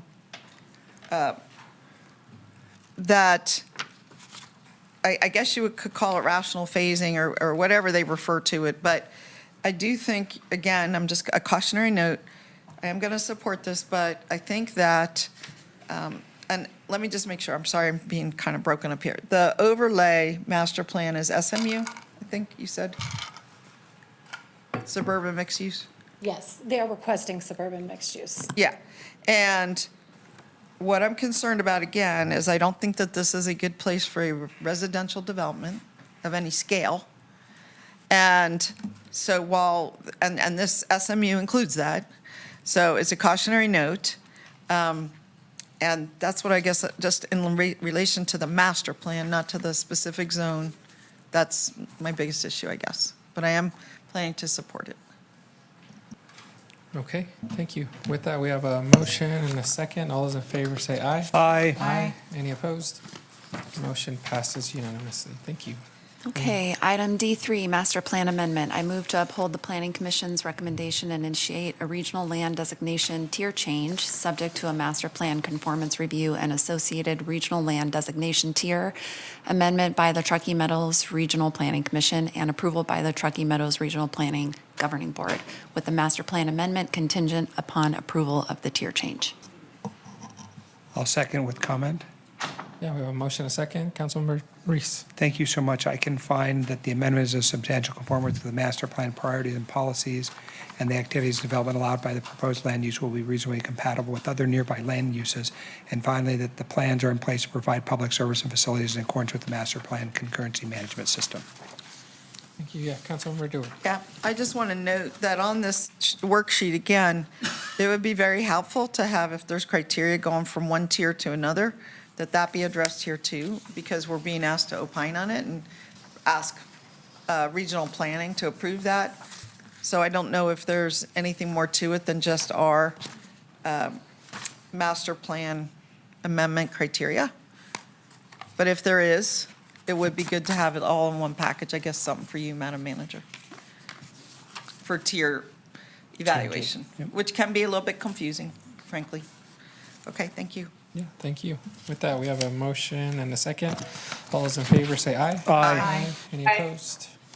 Motion passes unanimously. Thank you. Okay, item D4, zoning map amendment. I move to uphold the recommendation of the Planning Commission for bill number. I need to read this one Okay. before we Oh, vote. you do, sorry. So I'll go ahead and. Okay.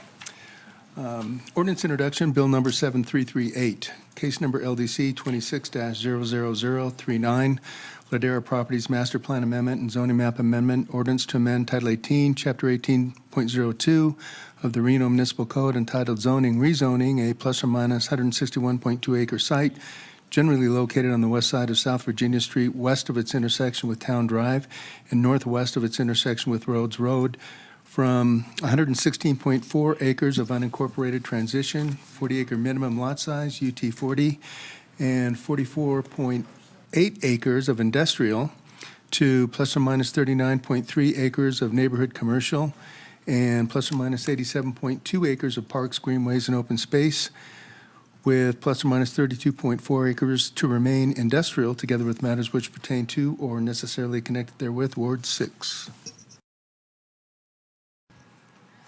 Thank you, Mr. Hall. Or adopt? To refer. And second. Okay. Second with comments. Yeah, Councilmember Reese. Thank you so much. I find that the amendments are consistent with Reimagine Reno goals for responsible growth, efficient service provision, and preservation of employment, land, housing diversity, and protection of natural resources, along with my belief that the amendment is a substantial conformance with the master plan, and therefore can make the findings necessary to provide a second. Are there any comments? Yeah. Any other ones? I Yeah, have Councilmember Dorr. One comment. Generally, I got to commend the developer on meeting item, let me find it. It was here. I guess it's item B, to promote the conservation of open space and protection of other natural and scenic resources from unreasonable impairment, so kudos on that.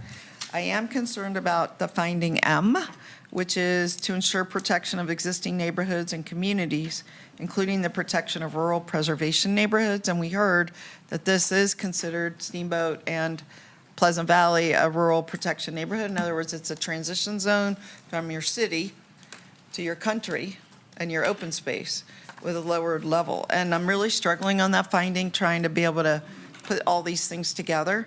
And I don't think I'm going to be able to.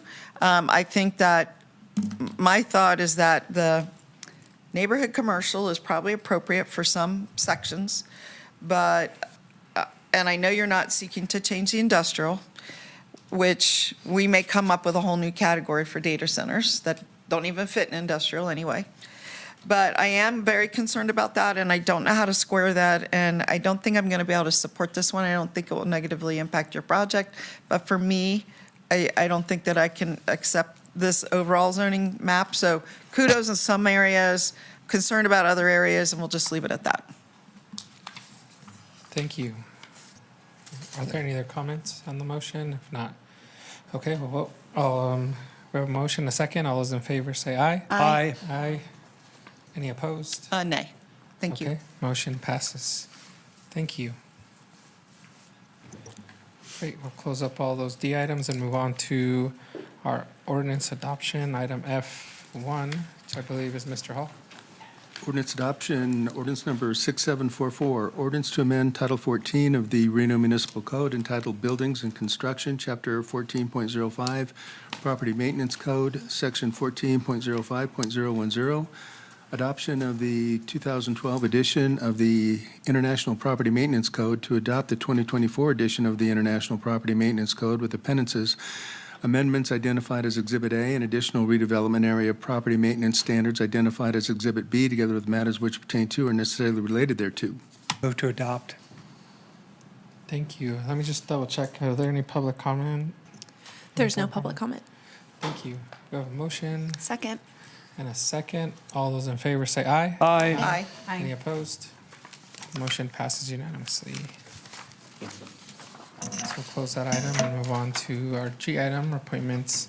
First one is G1, appointment, discussion and potential appointment of up to 3 individuals on the Arts and Culture Advisory Board. Councilmember Anderson. Yes, the board met, and I would like to appoint Miranda Carter, Mr. Adam Cates, and Jacqueline Clay, please. Second. We have a motion and a second. All those in favor say aye. Aye. Aye. Any opposed? We did actually have one public comment on this one, Thank you. Yeah, but it was just, it was one letter of neutral or concern. okay. With that, we have a motion and a second. All those in favor say aye. Aye. Any opposed? Motion passes. Thank you, Madam Clerk. With that, we'll go to the Ward 2 Neighborhood Advisory Board appointments. Councilmember Dewar. Yeah, thank you. I would like to appoint Olivia Gil Guevara and Vanessa Vapel to 2 of the open positions. And then just a comment, I don't know if Tyler is here. and this is also for Councilmember Anderson. I did interview Patricia Crawford, and she seems like a real good gal and good, but she lives in Ward 6, and not just anywhere near Ward 2, like way at Wedge Parkway, kind of Ward 6. So I encouraged her to revise her application and for you to consider her, if you have any openings in the future. Okay, what's that? Her name is Patricia Crawford. I interviewed her twice. She seems definitely interested, reasonable, lives down there. And, but I didn't think it would be a good fit for, with the change of Ward 2 boundaries are so far north that it's pretty far from Wedge Parkway. And she, until recently, worked at St. James Villages, which is even further south, so. Okay, so that's my motion is Olivia Gil Guevara and Vanessa Vapel. Second. Okay, we have a motion and a second. All those in favor say aye. Aye. Aye. Any opposed? Motion passes unanimously. Thank you. With that, we'll move on to any city council comments. Are there any comments from the dais? One thing I Councilmember just wanted to bring up is that the South Peak apartment complex was in the news again for their trash after we had been communicating. It was handled immediately. I've gone through the complex both days. It's being handled, but it did get backed up over the weekend, and they hopped right on it. So, Ms. Dorr, I just wanted you to know that I'm monitoring it. Oh, I count on you. Okay. For that. And let me just say, I'll just add this sort of a opinion, if, I guess, my turn to speak. Yeah. You wonder how all the other complexes in South Reno, so many, manage to handle their trash. And yet this one continually has problems, but not just this one. There's others by Vintage, like the one in Vintage at the Crossings has often had trash problems. It has an internal trash system more than an external one that they have. So I guess, I have given them some suggestions, whether it's increased staffing, dealing with the weekend, getting backup contracts, whatever in place. But what stands out in my mind is so many others do so well. And yet some just continue to have challenges. And so it seems like they should almost just make a systemic change, something to offer to them, like whether it's personnel, change your system, put in a gate. They have been worried about rogue dumpers dumping on their property, put in a gate, put in cameras. I've offered all of these ideas to them, but nothing's changed. And so just some ideas. So thank you. Do you have additional comments, Councilmember Dorr? It seemed like there was one, but I think I'm good. I can come back to you if you have anything. Councilmember Ebert? Reese? Councilmember Taylor, do you have any council comments?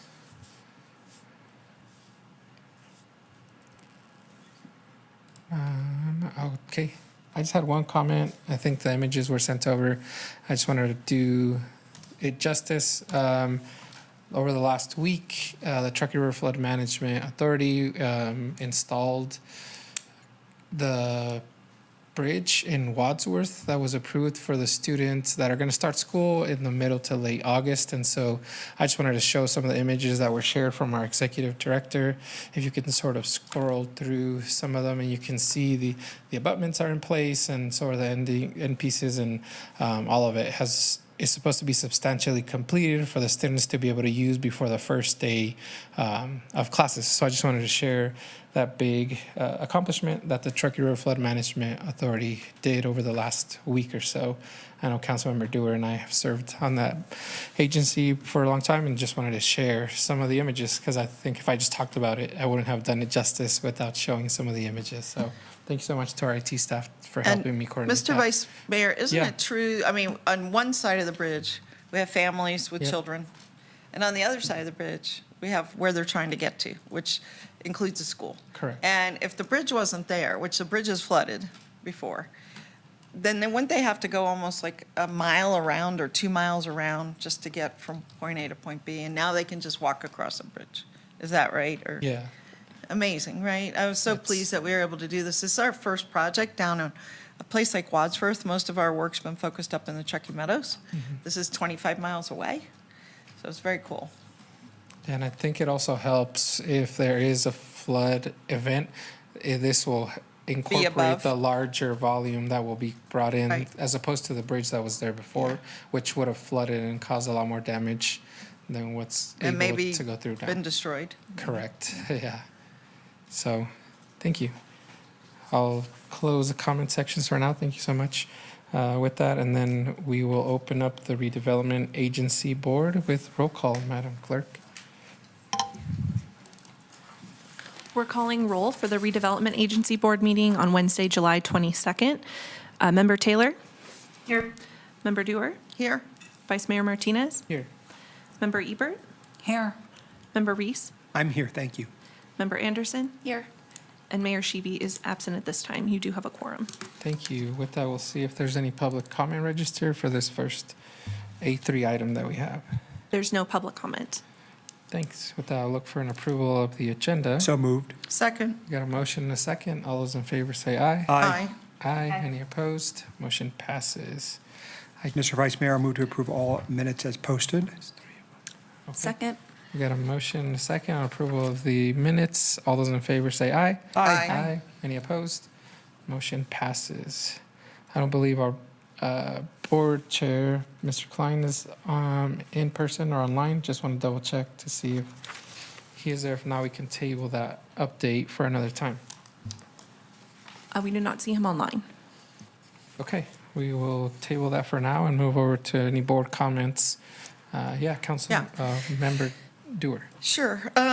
This came up, I was getting a briefing recently from our staff on RDA, and one of the issues that came up was that our staff explained that they interpreted something they heard on a previous RDA agenda where we were discussing process, and they sort of took that very literally, and they felt that even if we had, let's say, approved a contract here for RDA, they've already reviewed it at the RAB.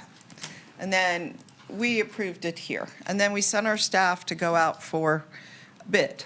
And then the staff got the bid. That contract would then go back to the RAB. I'm not sure what they can do. They can't vote to approve it. They can recommendation. But I have a lot of confidence in our staff that once we've gone through all this process, the RAB, the council, the bid, that it should just come back here so that we could expedite. What it has done is add an extra step or stop at yet another board to re-review it and adds weeks to the process. And I was actually hoping the mayor would be here as well, but she concurred. I spoke to her about it. So I just wanted to clarify that those kind of contracts, I don't think have to go back to the RAB. It's not a policy decision. It's not a recommendation. It has more to do with just, is our bid good or not? So that's, I was looking for some clarification. Here's the mayor, actually. And this was based on something she said, and it seemed like what she said might have been a little bit misinterpreted in terms of process. So, Madam Mayor, what I'm asking is, once the RAB has reviewed a project, it's come to council serving as the redevelopment board. We've approved it. We've sent it out to bid with our staff. Our staff have reviewed it. They've sent out to bid. They got the bids. Now they're recommending a bid to the city council to approve. But right now, the staff have it going back to the RAB one more time. And again, they can't effectively, the bid is the bid. They can't change the bid, the low bid. It's adding weeks to a process that I think, we're here to kind of streamline the process, not add more process. So if you could clarify what. Yeah, I do want to be clear, and I'm really grateful for the board and the work that they do.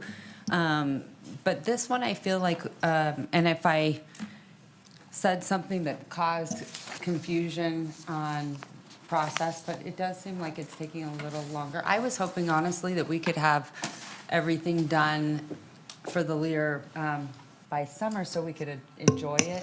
I don't want it to go back to the RAB because unless there's something that I think is really, that maybe the board, maybe we vote on it, that it goes back to them, but I think it is an unnecessary step if it's already something that we've seen. So Councilmember Dewar did not say the words "the Lear." I did not So she mean was the just Lear. talking in general. I think she's talking in general. I was frustrated earlier with sort of the Lear, and I know all these things I know we're trying to, follow this and follow that, and the Lear has been controversial, and so I just want to make sure that we're moving in the right direction. If I gave direction that wasn't clear about where we're trying to get with all the projects, I just think once we've seen them, they've seen them, why does it go back?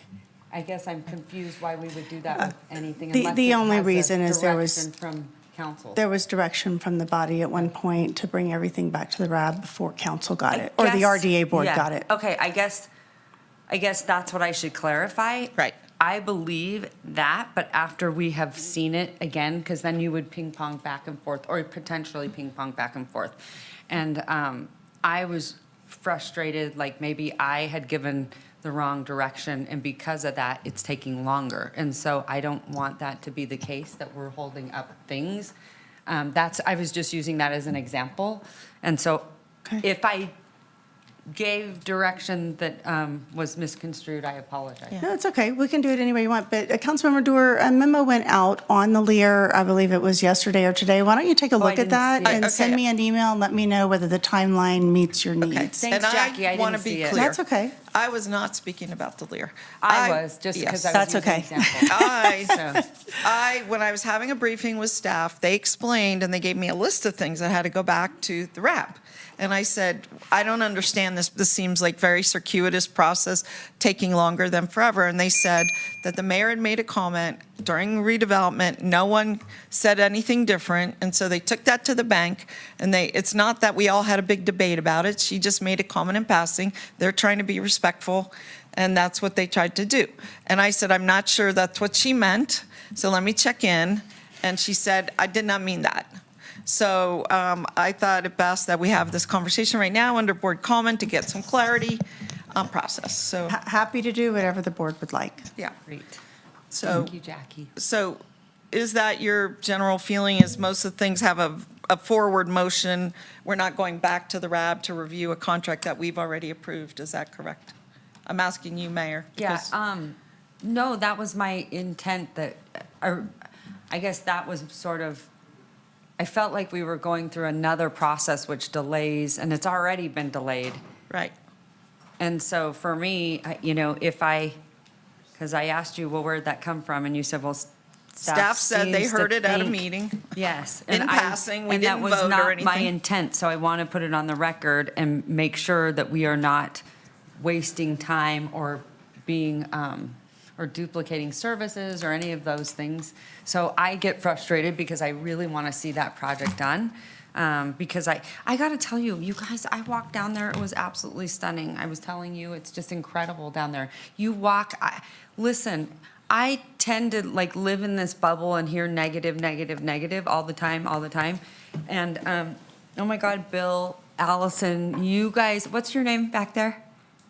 Greg, you guys, you got to go and walk it. It was so good for my mental health, but I was just, all these kids out there playing in the water and people playing basketball, but the beauty and the nature of the river, I couldn't have been more proud that we've made them, the sidewalks much bigger and people can actually get through. And it was just amazing. It was amazing. The one thing is then whenever I'm walking by and I see the Lear, and it's hurting my heart. And so I get frustrated, I get very passionate, but I want to make sure that I'm not giving direction that I think is hurting us and not helping us.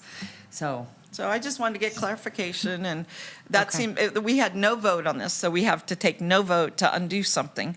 We just needed to be clear, I think, and if there is something that needs to go back to the RAB, maybe that should be identified. And I could think of something.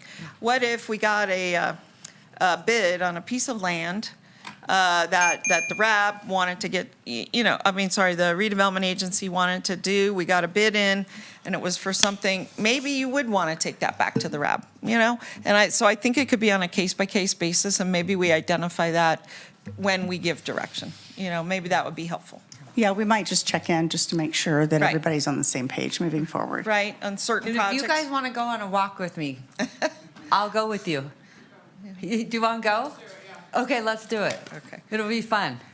And then you can hear me yap.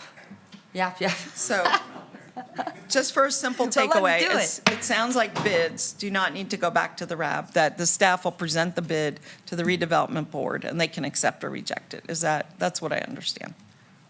Is that what you understand, Jackie and Mayor? Is that what you understand? If you're comfortable with that, yes.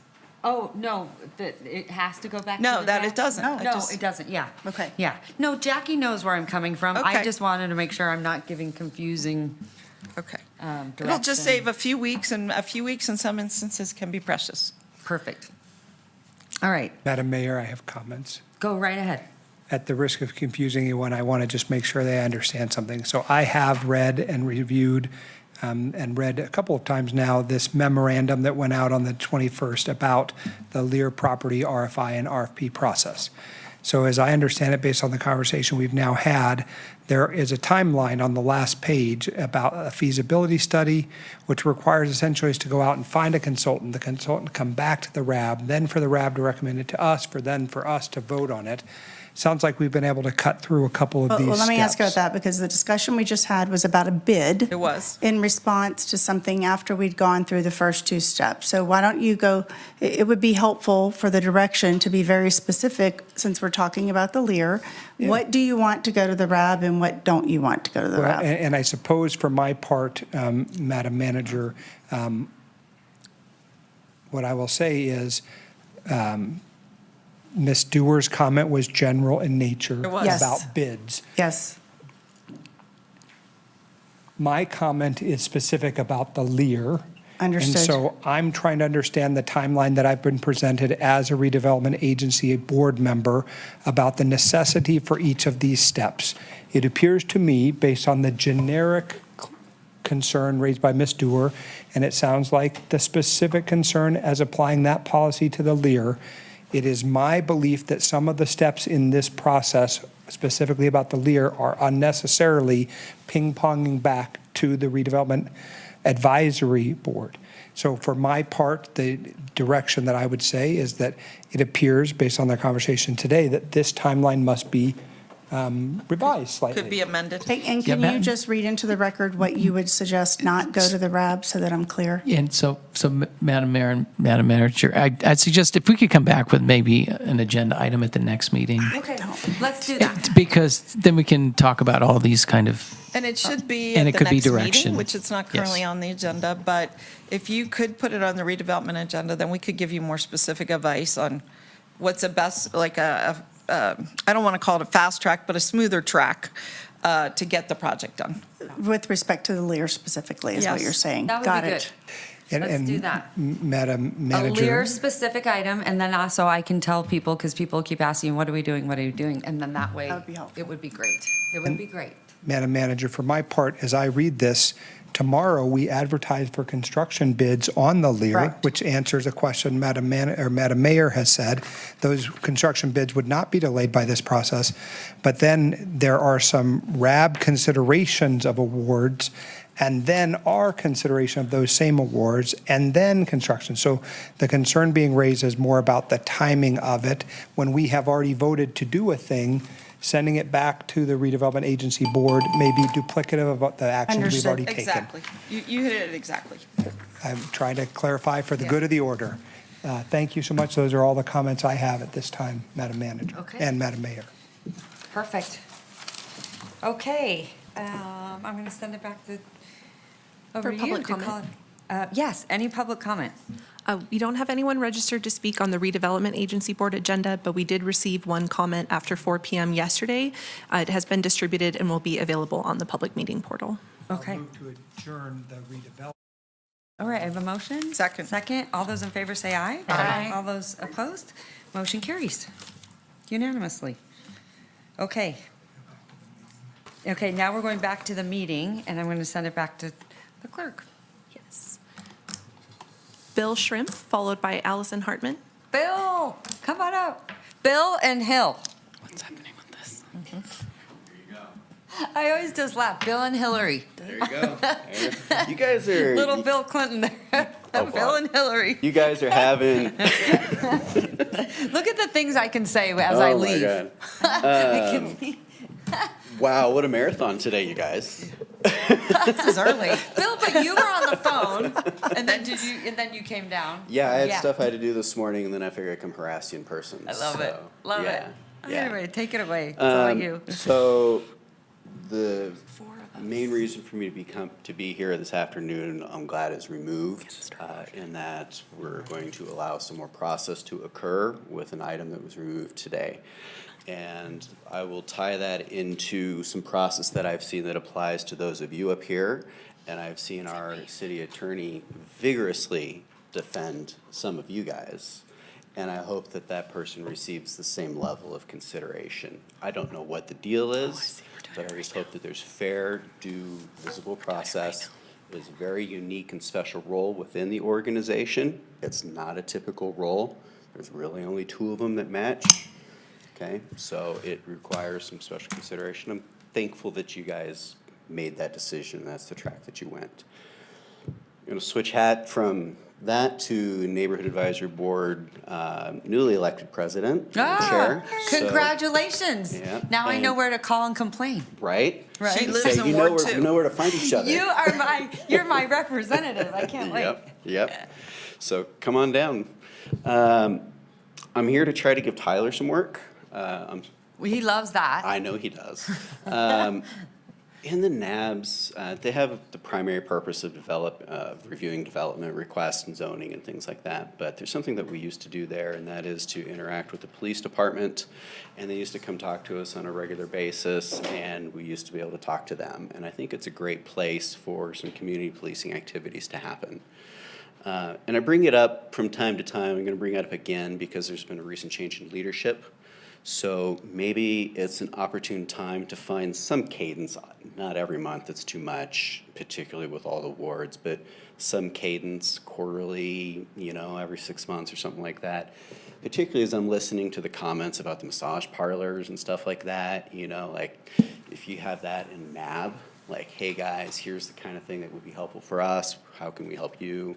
That's really a great opportunity for something like that. So that's That is a great idea. Yeah. You're going to see someone coming to you soon. Thank you. I really You're appreciate welcome. that. Thank you very much.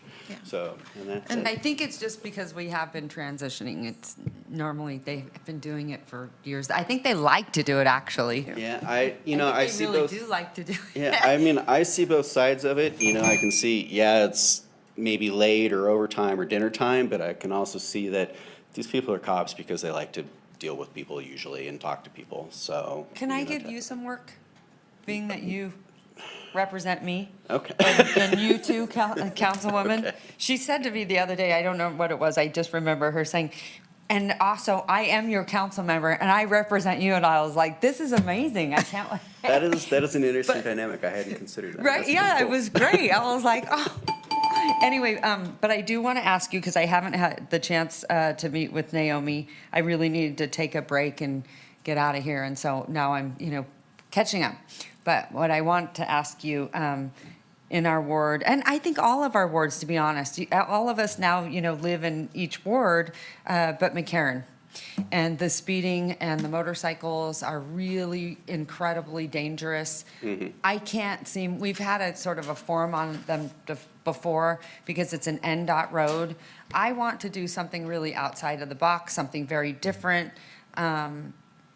Something, I don't know what it is, but maybe tasking your ward NAB to come up with something. Great idea. Really different, because we've got it, we've been addressing it, but, it's hard to find, okay, when are they, what's happening? There's a lot, and they use these apps to do meetups, we've seen it with the sideshows, those kinds of things. So if we could just get, I'm happy to help as somebody who does ride on that road on a motorcycle. You do? Quite frequently. Not the way you're talking about, Bill. though, because I like to live. I actually had a friend die on that road about 15 years ago. So happy to help. Tragic, I unnecessary. look forward to seeing it on the agenda and. Okay, well, I want you something to bring it give out. us the recommendation. Yeah, and Okay. bring it back to you. All right. Thank you for the Happy to. task. I think that is a great thing to put on the agenda, and especially the out-of-the-box things that maybe aren't unnatural for the police to think of. Maybe it's big overhead signs like they have on some freeways. Maybe it's, drive safe, don't die, whatever it is. Just like we've had to deal with the horses on the roads, maybe this is dealing I with just know different we could vehicles come on up the with roads. something Yeah. really clever No, that there's. is impactful. There's something that can definitely, I'm sure there's a creative way to help reduce the risk over there, because it is a problem, for sure, so. And then you're going to teach everyone about motorcycle safety. All right. Anyway, Well, thank you thanks very so much, much. you guys. Have a good Thanks, afternoon. Bill. Thank you. Allison Hartman. Allison. I'm not a favorite public speaker No, personally, so but trust me, I don't like it either. I get super nervous and it freaks me out. And Yeah, I tried to wait till the very end this time, so we'll see how it then goes. you play it over and over in your mind. You're like, why Yeah, I'm did like, I I should say have said that differently, I'm like, yeah. No, always, yeah. Right? So no, go but ahead. Honestly though, I just really came here and I just am so interested in what you guys do for work, and I just wanted to say thank you guys so much for your decision on the moratorium, and I guess just the action of the unknown to put a pause to something. I've been going around to a bunch of rural counties lately, talking to different commission members, different county members. Wow, how's that? Oh, it's fun. I definitely, Lyon County commissioners, I was like, I asked two of them in public, I was like, do you guys know what a hyperscale data center is and the purpose? And neither of them could answer in front of a bunch of people. And I was like, okay. And that's what, the other thing, I think what I'm finding right now going to rural areas and just kind of everywhere is that I don't think a politician or even anybody even in the industry is very uncomfortable or doesn't really understand fully what is happening with these data centers, with these substations, with these lithium batteries, with the geothermal, with every type of energy that it takes to get to where we are. There's so many unknowns, so I just really want to thank you guys for putting a pause. I mean, I think other city councils right now feel a lot of pressure from you guys, and I'm able to go to Yerington and be like, wow, look, there's 32 comments against this data center, 2-4, and our city council listened. Why isn't your guys'? So I'm doing some work right now in the rural, so and it's really the most empowering thing. So thank you guys for listening, and I hear my voice when you guys talk to, and just a bunch of other concerns. So I really do appreciate that. A lot. I'm always looking into things. I feel like since the last time I've been here, I've learned also so much more about this world that I knew nothing about, to be honest. I feel a little psychotic, but in the best way possible. You're fine. You're fine. That's good. It's just a new language almost to learn of these data centers and the types of data centers and what it connects to, and gigawatts, megawatts, kilovolts, all that good stuff. So I found a PUCN docket that is open for investigation. You guys might already be aware that kind of oversees what's happening with, electrical capacity. I know that's not within your jurisdiction. I just think it's important to bring up. Google, I think it was July 16th, has publicly, disclosed that NV Energy is solidified in 5.8 gigawatts to 2037. And so right now we have massive data centers out in Story County that have this energy potentially promised, but now they're maybe not able to get it from NV Energy until 2037. So their responses are definitely showing that they're pulling from the law. They're looking to possibly take action if they aren't able to get their way with these natural gas pipelines and all this stuff. So obviously this is not within your, jurisdiction, but still I think it's just important to be aware. There's also an additional 8.5 gigawatts under consideration right now on top of that 5.8. Oh shoot. No, you're fine. Just take your time. Yeah. Go ahead. Just for perspective, our peak capacity of Northern Nevada is about a little over 2 gigawatts. So we're talking, there's one data center out in Story County that is 2.5 gigawatts, and we are potentially having 5.8 gigawatts expanded. So just for perspective, 1 gigawatt is equal to 500,000 homes. Yep. Reno, we could probably say 1.5. I don't know. Is that being pretty fair? Maybe 2. I don't know. So we probably take most of it. Just the sheer scale, I think people are not understanding. Natural gas pipelines, only 40 to 50% of that energy is actually being captured and used. The rest of that turns into something else, heat. If we're not figuring out how to capture energy more efficiently, I don't really understand the purpose of this. Once again, not your jurisdiction. I just think it's important to talk about. The reclaimed water system, Cheyenne, Wyoming, has recently had to drain theirs because they found a deadly bacteria from the Meta facility. It's under construction right now. It's not even operating yet. They don't know what the bacteria is. There's not a lot of research on it with human exposure. So they drained the whole thing. Now residents in Cheyenne, Wyoming do not know where that water has gone. That water is used for government, grass and everything. So it's just that water is used for other stuff. So I really do ask us, thank you guys so much for putting that pause. Other bodies should be doing the same thing because we are at a place where NV Energy cannot keep up, the state cannot keep up, and honestly, you guys take a big brunt of that. So thank you guys for listening and just, thank you for hearing our voices, whether you agree with it or not. So. Oh, Allison, thank you. No, it means a lot. I think people need to understand too, it's oftentimes, the reason why I think we all really, especially me, I learn a lot in public comment. Yeah. Remember, we're just like you guys. We're citizens like you guys. And when you come, oftentimes, Bill has a lot of expertise in things that I would never have, and he can come in. I learned early on, that was the one thing about this job, quite honestly, like, you kind of go in thinking one way about something. Yeah.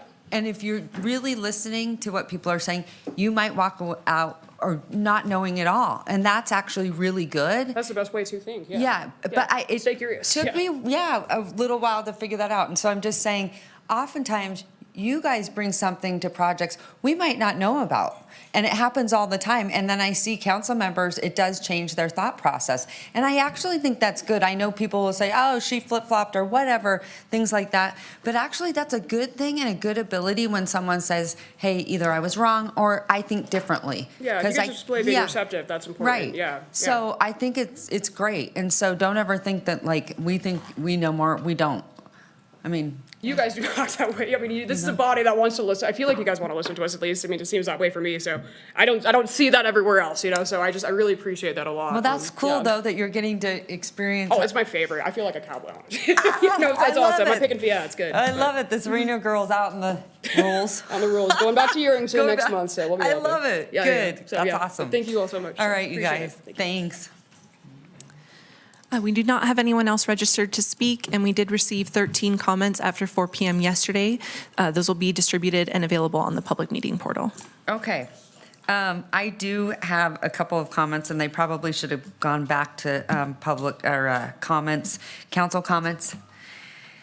And I also, and the reason I'm going to bring it up is Jackie knows I email her all the time. And so sometimes I was like, I think I emailed that. I don't know if I did, if I didn't, but I wanted to get it on the agenda. And the reason I do is I want to make sure that we can hear these items, obviously before November. And I would ask that we put an agenda item on for arts and culture to address funding, art projects, and process. I would also ask, and I believe I sent this one to you, Jackie, and you're great at always getting back to me, but the long-term deed restriction to preserve Sky Tavern. That is coming. It's already Yay, thank scheduled. you. I can't remember what date that's on, but that is. Okay, preservation of our of the most beautiful assets, outdoor assets that we have. I want them to remain like that for forever and ever, so a big ski conglomerate cannot come in and buy it, because they're all buying up all these mountains. I don't know if you know that. They're taking over all the mountains, so I want to make sure no one ever gets a hold of our mountain. And then a presentation, I would love to see a presentation on special activity permits. And part of that includes like when a business hosts a pop-up or we really like allowing a candle maker or they call them, what is that? When they're like cottage industries and usually they're jewelry makers or crafters. And I'm hearing that they are required to get a business license to go in there and sell at special events. And I know that also happened with at the Shriners. And so I wanted to get a presentation so I could understand. Special activities and special events and business No, licensing, or just special activity? Only special activity permits, not special events. Got it. But special activity permits, and just so I can understand it a little bit better. And that's about it. All that stuff. You got it. Madam Mayor? Yes. Would some of that cottage industry stuff fall under the art category, where they don't need a license? I mean, if it's something Yeah, that I they're could. creating, I'm just curious, what the distinction is there between the two, so. I think, and there's a lot of people that have to start super small. So, and like I said, they might produce 10. They might make 5 candles. They might make, I've just seen so many people that have like a side business, but they're not making any money, and the business will invite them in, so at least people can be exposed to their talent and their work. And I think it just, and some might even just do it one time and never do it again. And so we want to make it easier for people like that to create. So that's all I'm just saying is the special activities permit and then the pop-ups, because if I don't know. Anyway, I don't want to go on, but that would be great, Jackie. Okay, where are we at? We are. I'll make a motion to adjourn. Okay. I just wanted to try to see if I can keep you all here if it actually works, if I never adjourn. They're like, okay, I'm Eventually. mad at you. Okay, I have a motion to adjourn. Can I get a second from Councilwoman Ebert? I'll second. All those in favor say aye. All those opposed? Motion carries unanimously. Okay, thanks, everyone. And you guys, we're going to go on a walk. What day? What day is going to work?